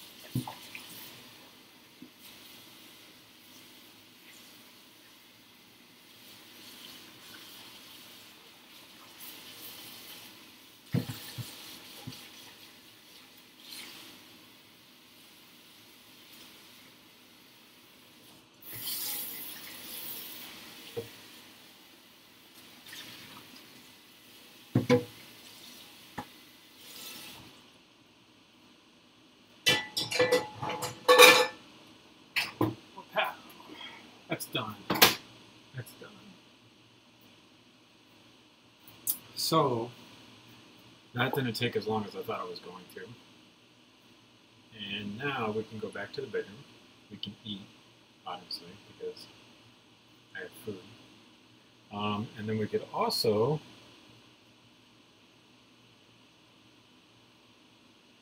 maybe do a triple stream, I guess. We could definitely try. Let me put this towel down.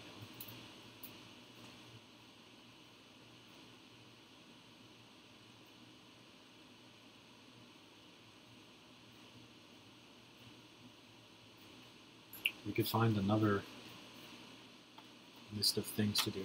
Actually, you know what? We can decide this time. I'm tired of the random number generator. Let's do the M14 that I wanted to do, but I haven't yet.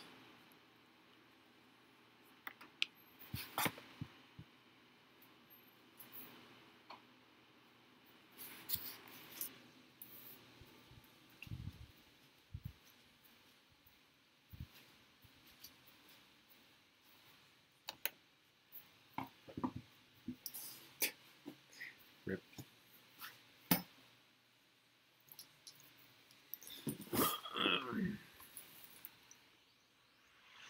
Yeah, man, still alive. Now, with food, close the door.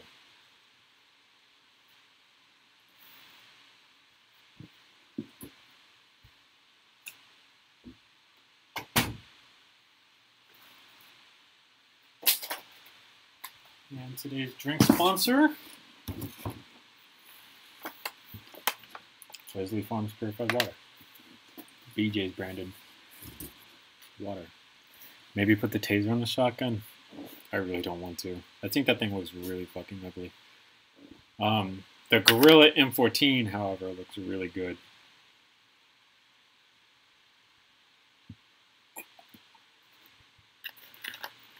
No. I think you're going crazy.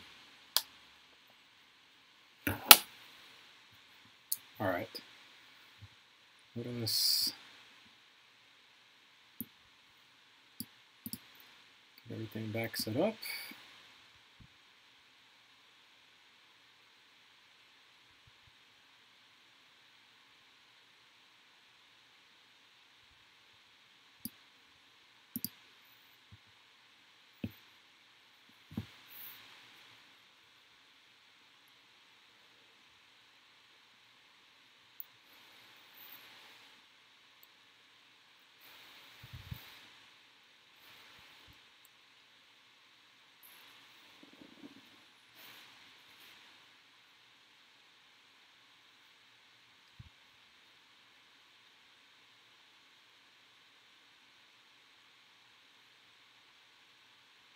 That's pretty good. I'm not gonna lie. You say it's not.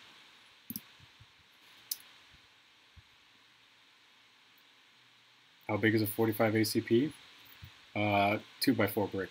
Like, pretty much just a 2x4 brick, to be honest with you.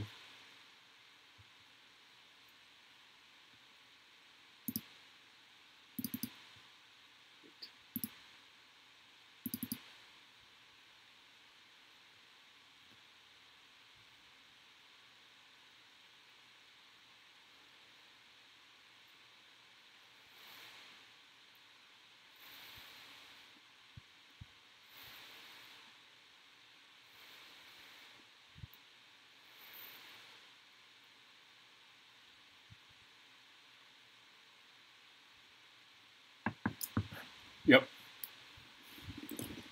You don't have to do anything real fancy for 45 ACP.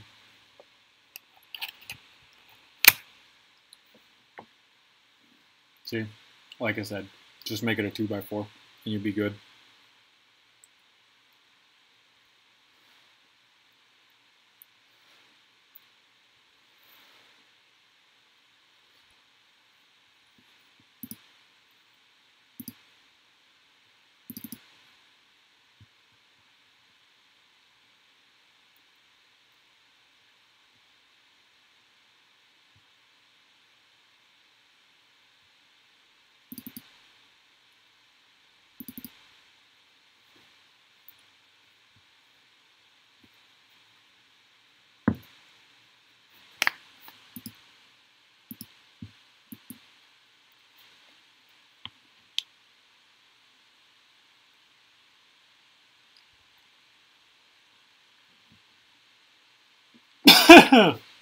Oh, sorry.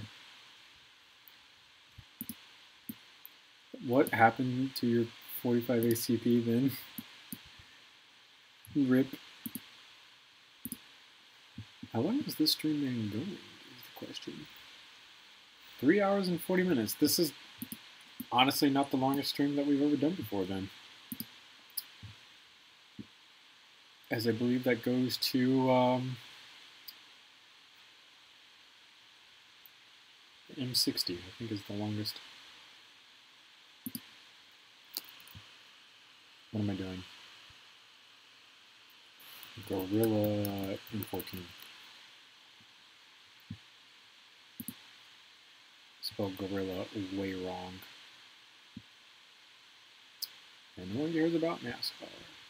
Get the fuck out of here. The question is, did Ian do an image of it with the short barrel on it?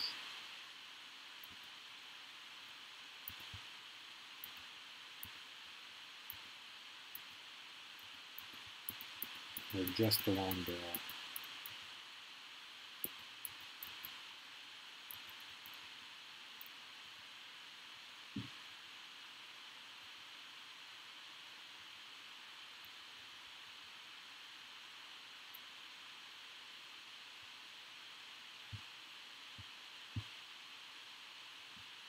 Maybe it's lagging. Oh, wait.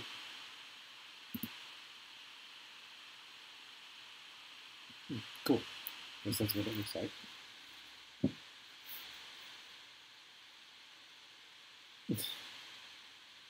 I guess if you can't beat them, join them. Is that the spirit, David?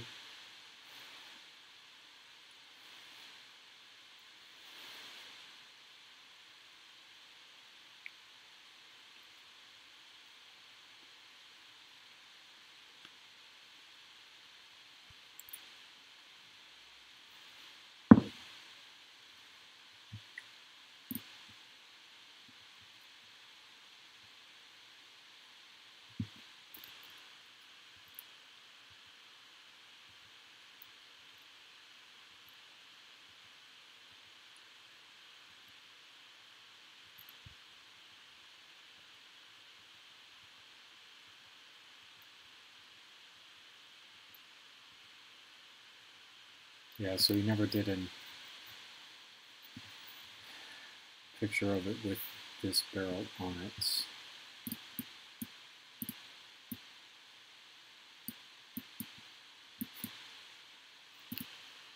I can't believe you're like this, David.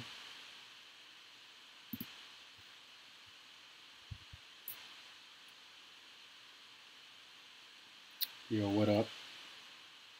I'm not going to say your name that long, man. That's a long name. Well, what's up? Oop. Hey, the rice is supposed to be done now, by the way. Completely forgot to turn that off. Yeah, man, that UMP looks really good. You should be really proud of yourself for that one, man.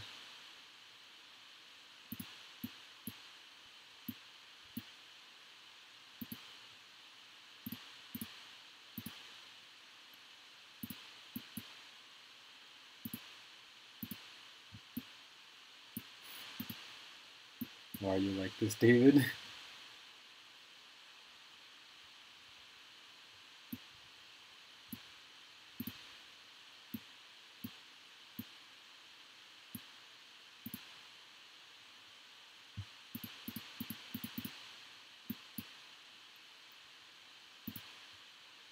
Yo, imagine having this mounted beneath a carbine or something.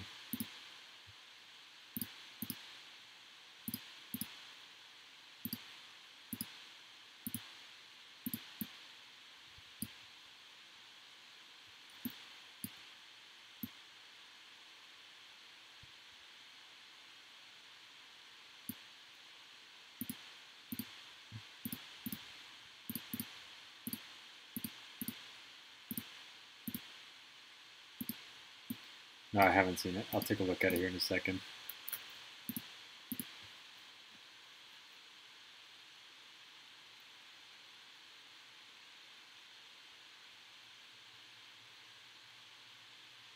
Oh my god, dude!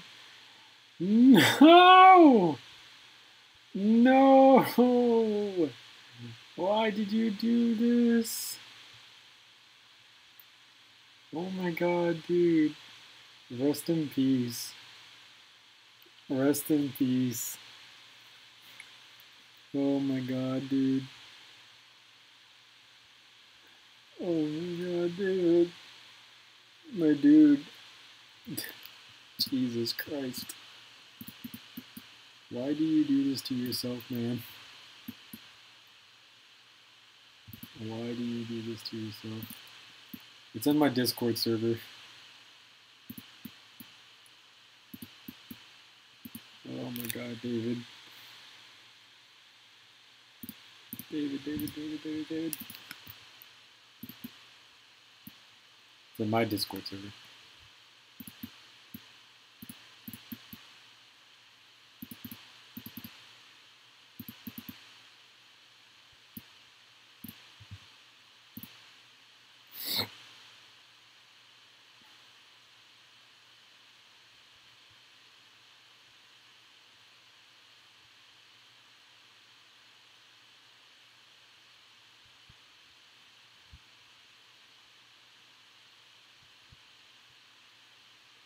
It's a piece I have in mind for this.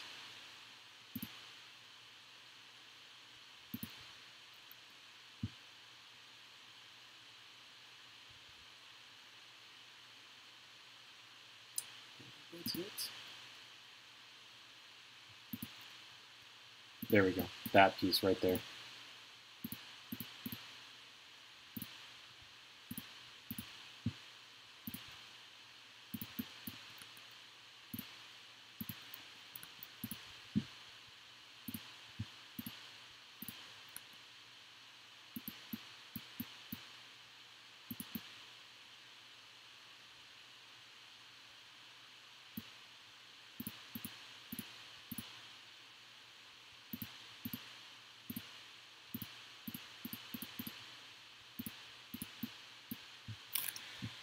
There you go, David. That's your 45 ACP.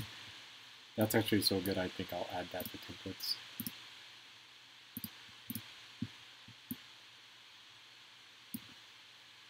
That's how it's done, my man.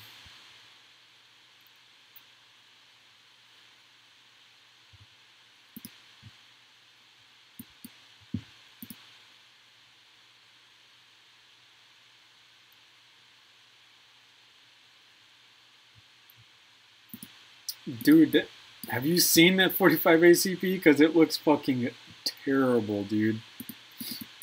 Like, I'm so sad to say it because this is Asher we're talking about, and Asher's usually really good at building things. But that build right there is just straight garbage, bro.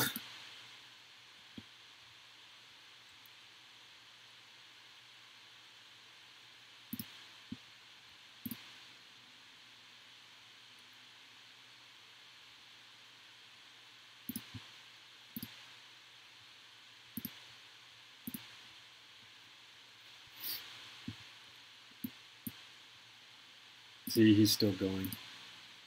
He's still dying inside. Asher, did you see the way that I made a 45 ACP, or do you need me to send you the file?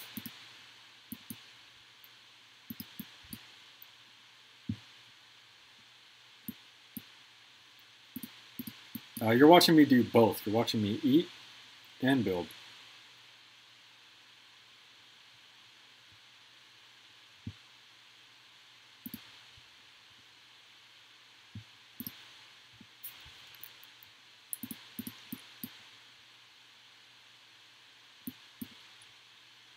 There you go, David.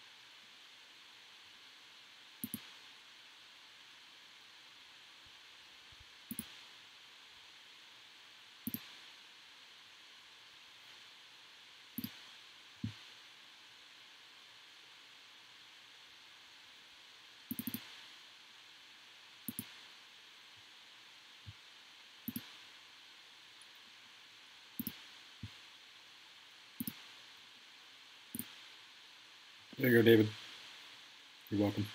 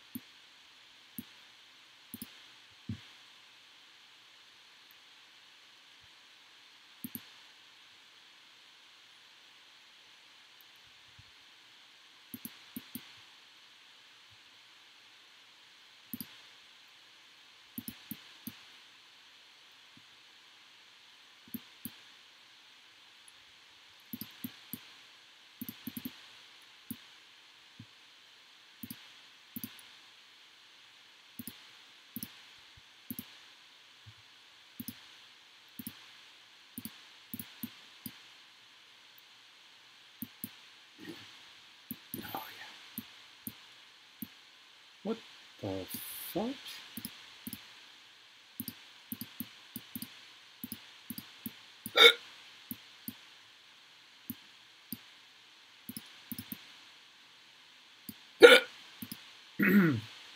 Sorry, but that's annoying.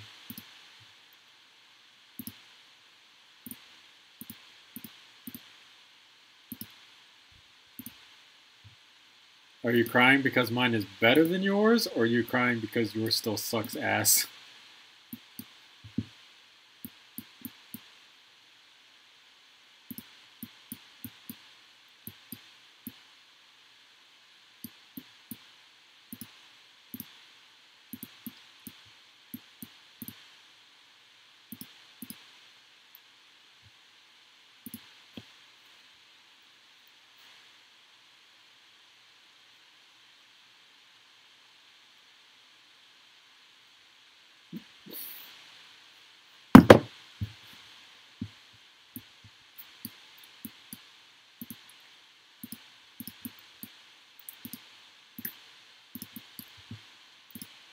We're not going to say anything. We're going to forget this conversation ever happened. All of it. We're going to purge this entire live stream in its existence. No one is to ever speak of this again.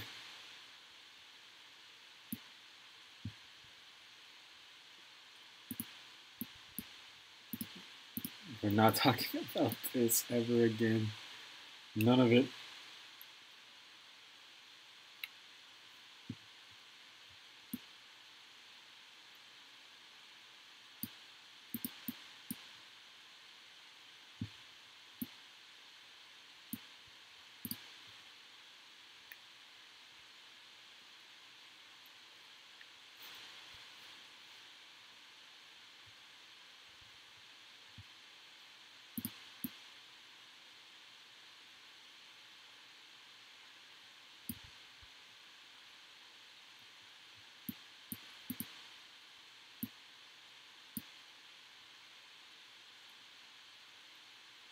Yeah. Really? How bad was it?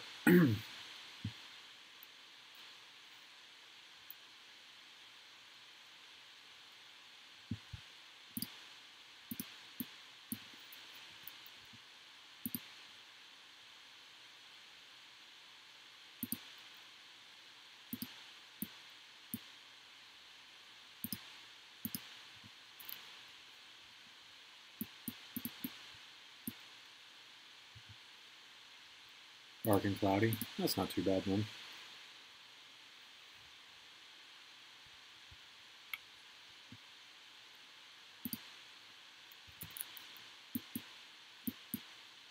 He has no chill, dude.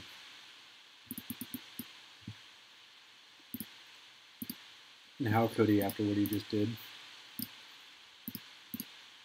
He's made an abomination, an affront to God.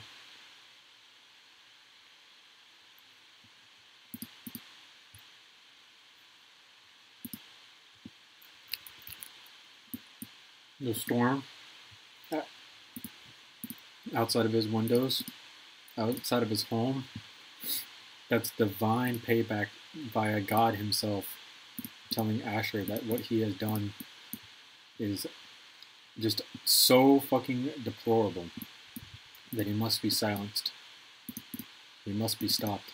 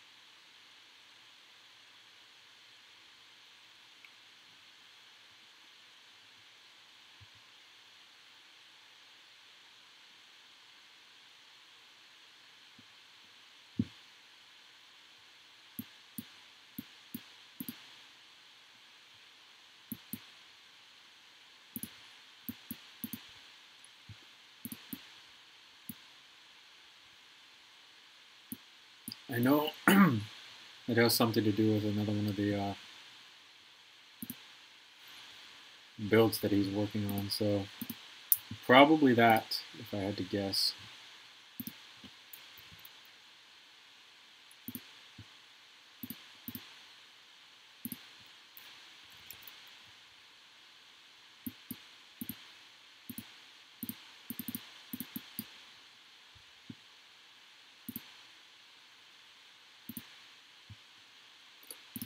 Are you sure you made a good mag to make up for it? Are you positive? I don't know if you can make up for what you just did. You might have scarred everyone here for life.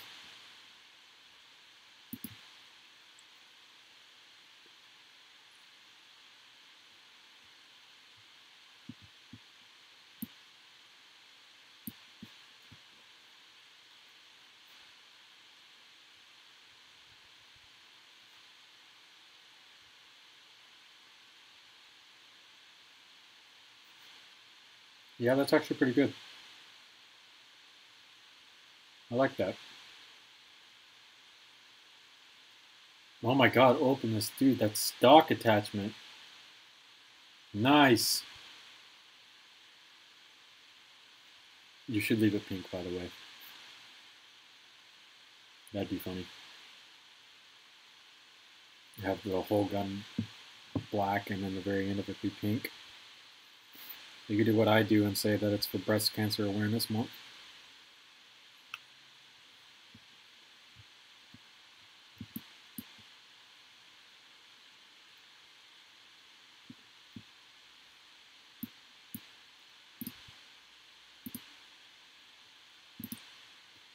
I'll accept.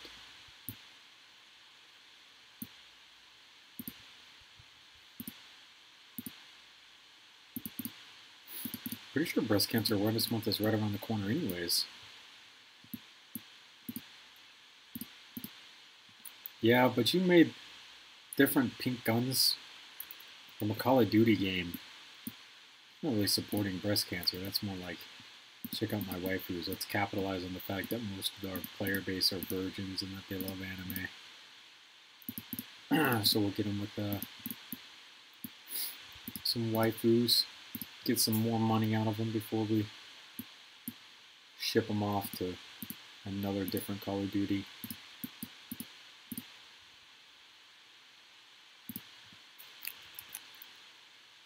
Working on an M14.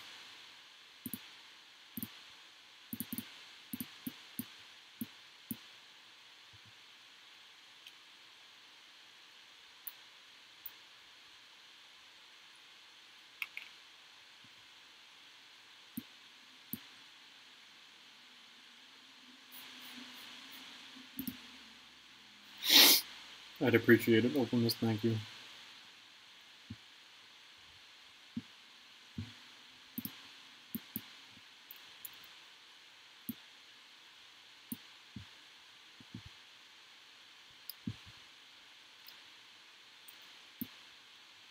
Yo, so this entire time that I've been working on this M14, you guys haven't seen shit. I've been literally working on this entire time. I've already shortened the barrel. I've already finished off the back of the stock here to make it look decent. And then I've got this grip going on back here. And you guys haven't been able to see any of that.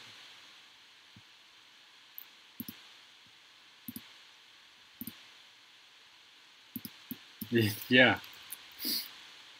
Yeah. Laugh my ass off. Yeah, I see that. Now it's really fucking awkward because I thought you guys were watching me build.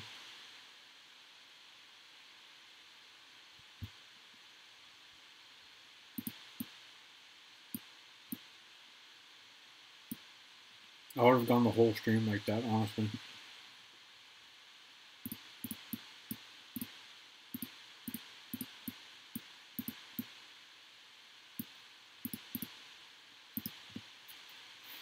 I could have finished the M14 and been like, alright guys, it's done. And all of you could have been like, yeah, it looks good, you know, shit like that. And I've been like, awesome, alright, cool, thank you guys for watching, see you guys later. Left, and then never have known because I don't think I'd ever rewatch the VOD. It could be like months before someone rewatching it finally goes, "Are you sure you did this correctly? Because I can't see what you were doing." And like I said, I would have never known.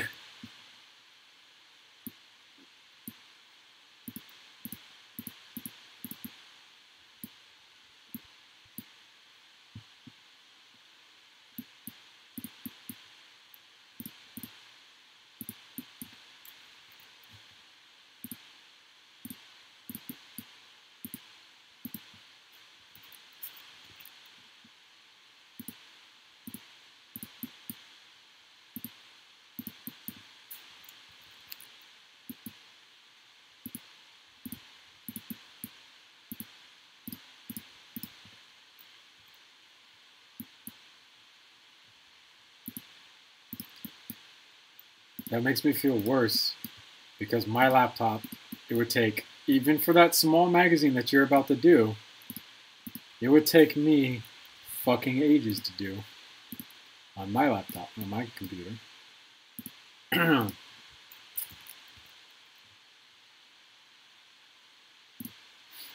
It's also a very beautiful magazine, so it's not like, you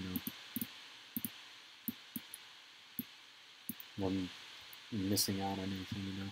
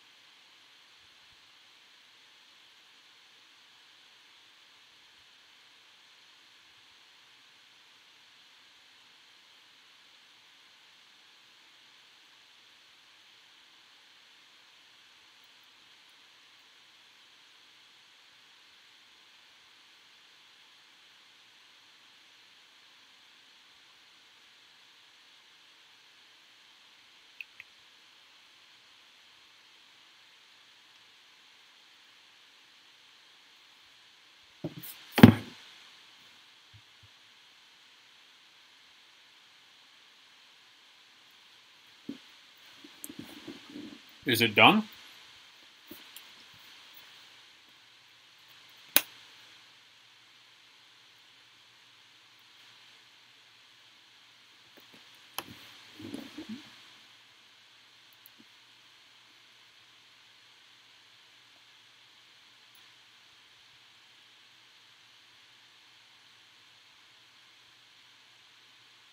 So what's off about it?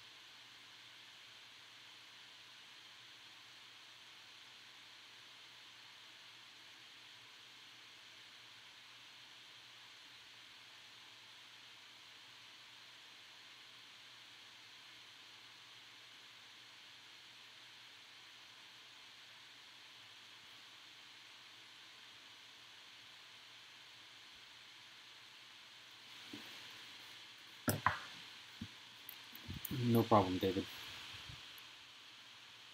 The part count seems too low. I think it's okay to open this.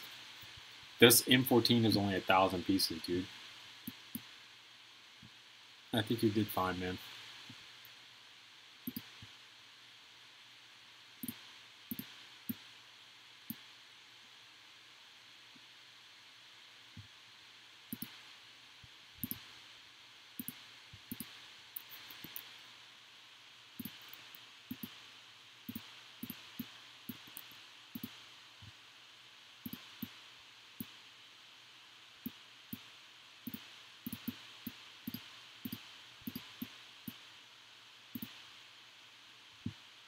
The barrel should not be longer. We're making the short barrel that's down here. Because the point of this one was that I had a super short barrel and a folding stock so that it got really compact. And then, you know, you could drop paratroopers with this version of the M14 and they could go out and perform jungle raids on camps and whatnot.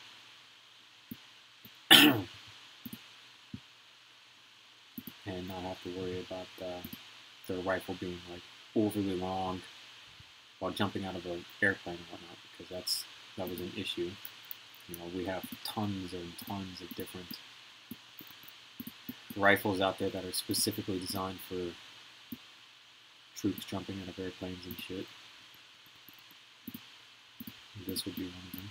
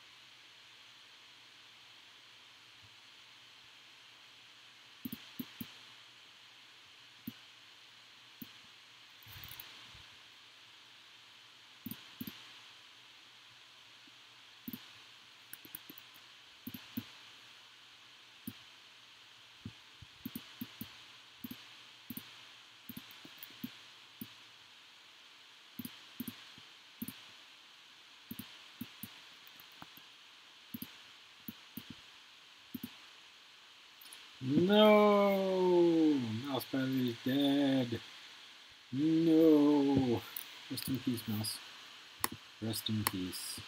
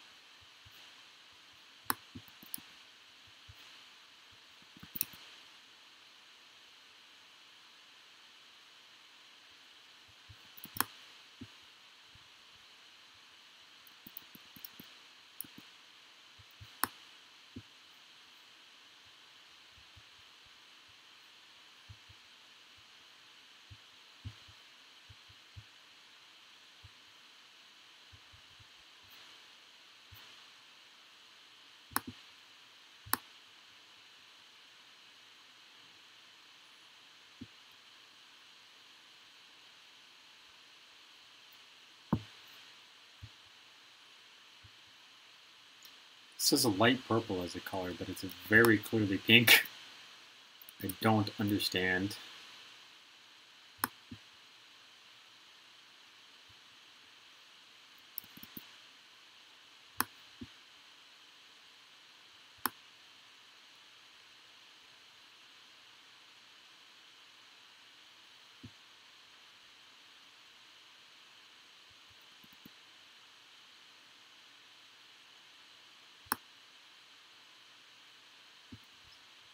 That should be exactly where we need it to be.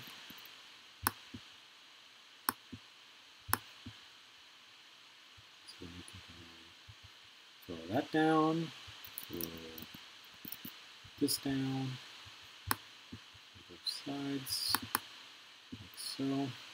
Save this. We should spell this right.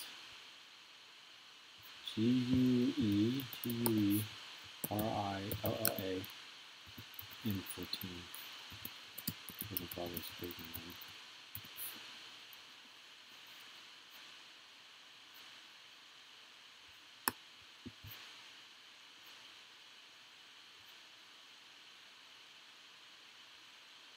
And then we can do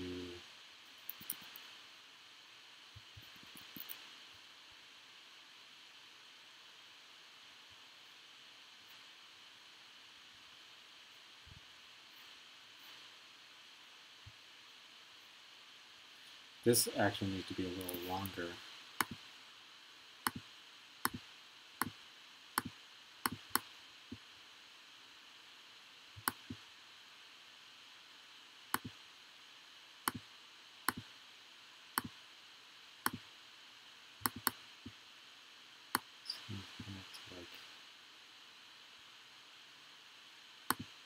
Here.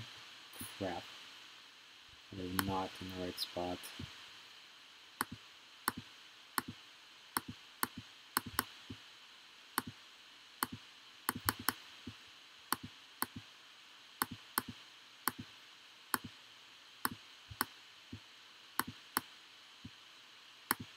There we go. So that's finally in the right spot. Alright, so now we need to extend this out. That's where it's supposed to be.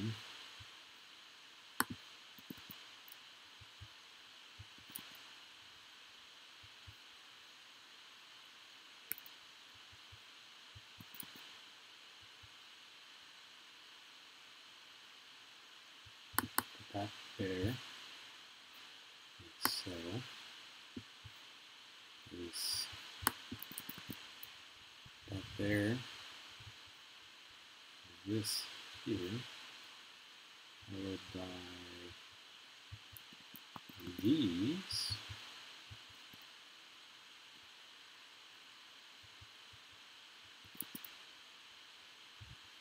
Now to give it that rounded look that we're looking for.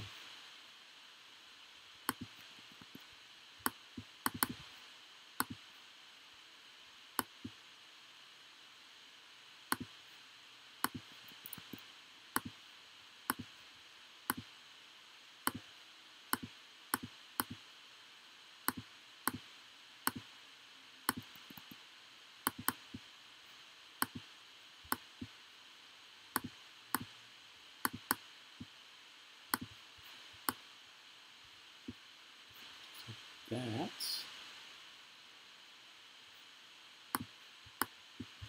Let's save this one just in case using this goes terribly wrong.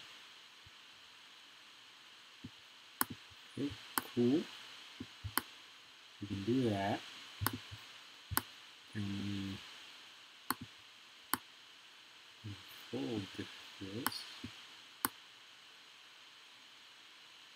as well.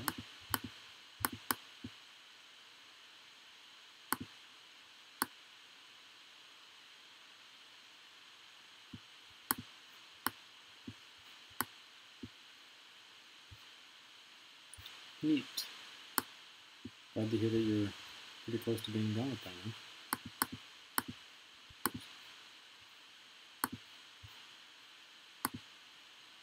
Yeah. We now have our gorilla in 14. Alright, so then we can take and color it appropriately. We want all this to be black. They don't have a lot of darker colored M14s.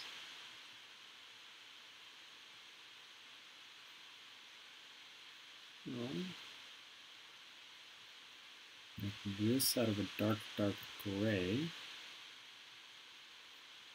And then the rest is going to be a wood color, obviously. And I don't think I've made any out of this darker brown just yet.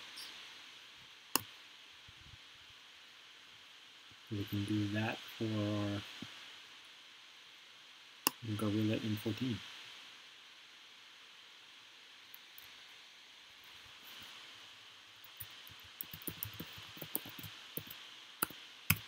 And that makes 3 guns, 1 stream, which is ridiculous. And if we take a look here, we've got 5 sitting here on the desktop. And then 93 in the folder.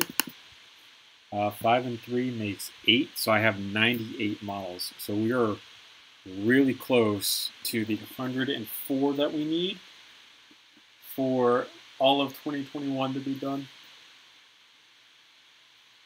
But, oh man, this has been a long stream, first off. We're at 4 hours and 20 minutes, so we're technically under the longest stream that we've ever done. She forgot the pineapple, but brought the tuna. I'm not going to say anything. That's not my place to say anything. Rescue her, David. Go to her. But since we're up to... I'm done for today. I'm going to be honest with you guys. I'm done. We have 98 models in the backlog, and we need 104 for 2021. So I'm only 6 models away from having all of 2021 done. I can start the recording session for all of 2021, which, yeah, it's going to be a long time for the recording session for that, to be honest with you guys.